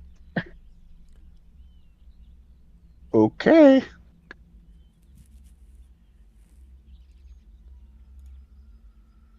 All right.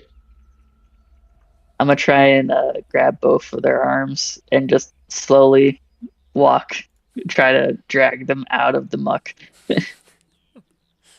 Use some athletics checks.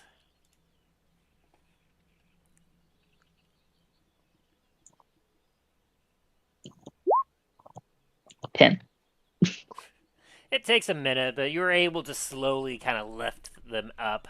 Though you're finding yourself like the traction that you get is not great on water. You like with your ring, you're able to walk on water, but water doesn't exactly have a lot of should I say traction, any any good friction that you can use to gain some good like grip. So you find yourself kind of slipping a little bit every once in a while, just from the way the water's rippling. It just kind of makes your footing a little uneven. Understandable. I mean, I got them into this mess. I might as well get dirty trying to get them out.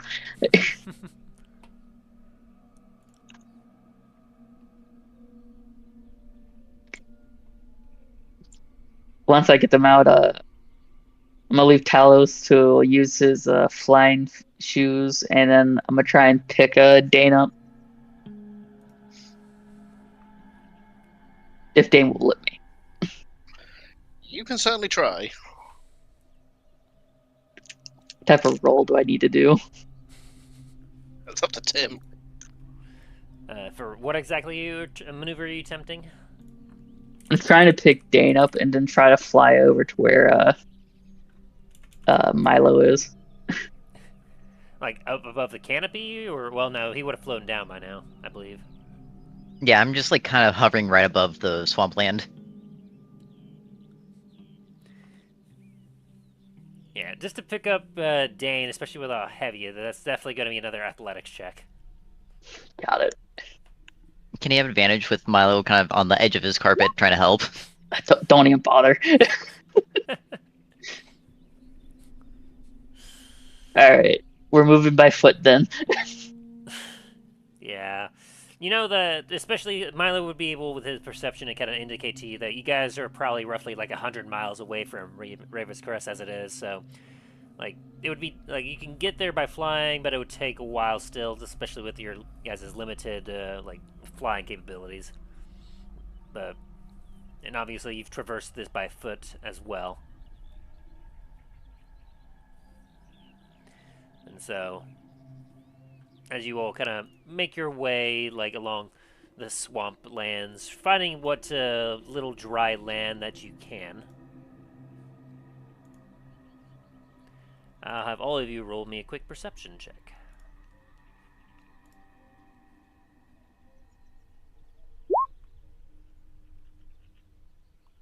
Oh shit.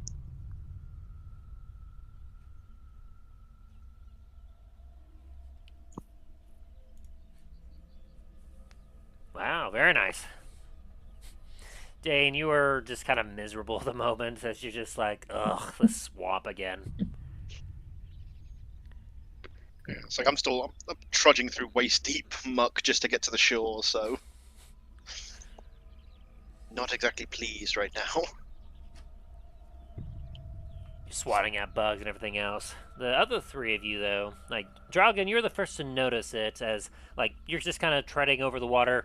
Like, you feel it first just because, like, everywhere else where the guys are, other ones, like your friends are kind of moving about, there's a lot of plant and bugs that are distracting them, but because you're using the ring of water walking, you actually feel the subtle change in ripples in the water as you kind of stop.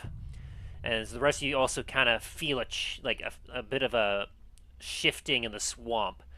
As things start to get a little quiet, you all just kind of like wait for a moment as you look over to your right side where you can see the water's kind of just shuddering a little bit.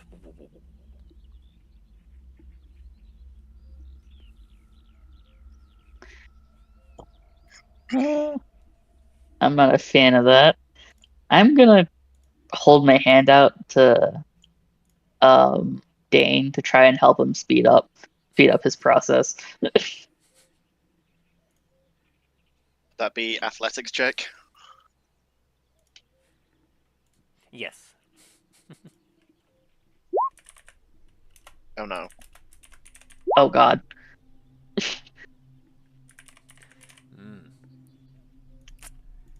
Yeah. You find that this part of the swamp is really thick, and you start to go a little bit slower as you get caught on a lot of things. You know what I'm gonna do? I'm gonna start flying, and I'm gonna give Dane my ring. So as you kind of bring your wings out and you give Dane your ring of water walking, you don't need to tune to it at all, Dane. You just put it on and you feel yourself rise up out of the muck.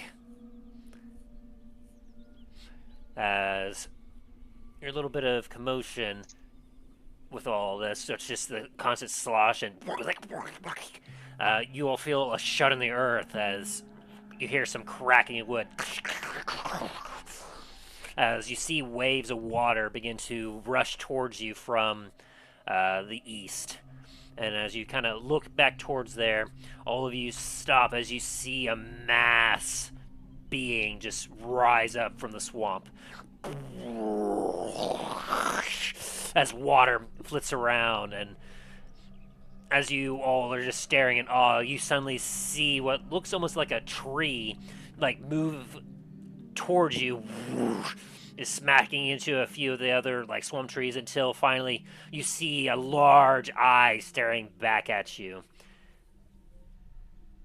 As soon as that happens, can I try to help Dane get onto the flying carpet so he can get a little higher above this water? This thing, as you're all scrambling to get onto the carpet and get away as this thing is moving, as it's looking off in your direction, this thing is easily like 50 to 80 feet tall. And it is fairly long. As you watch, as it kind of like this, what looks to be this giant tree trunk of a head, like a maw opens up as it begins to reach over towards your direction, Talos. I'll try and help Talos get moving. Just use my wings to try to keep on pushing him further and further. Athletics check.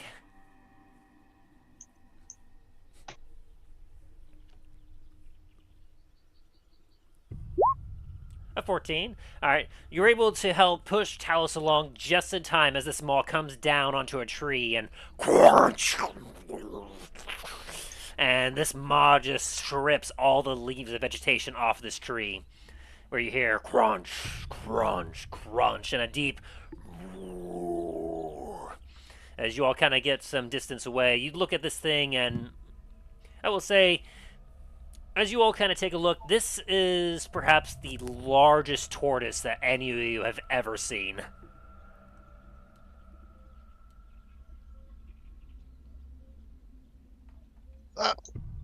That's a big fella. Like, this thing is gargantuan size. As it That moves can away, I do we see a eat? whole tree move on its back? Odd. It's got a whole ecosystem on its back. Yeah, pretty much. Do two elephants happen to be standing on top of it? No. It does have a few Not that- swamp trees and some water that is sloshing off of it at this point, but like this thing's got to be about like 50 feet tall and 80 feet long from its head back to where its tail is. It is massive as each step it takes creates just an absolute tidal wave of water as it continues to move through the swamp. And as it does, as you all see just this massive being, you all begin to comprehend just the mysterious nature of the swamp and what unknown creatures lie within its swampy depths. And that is where we're going to end the session for today.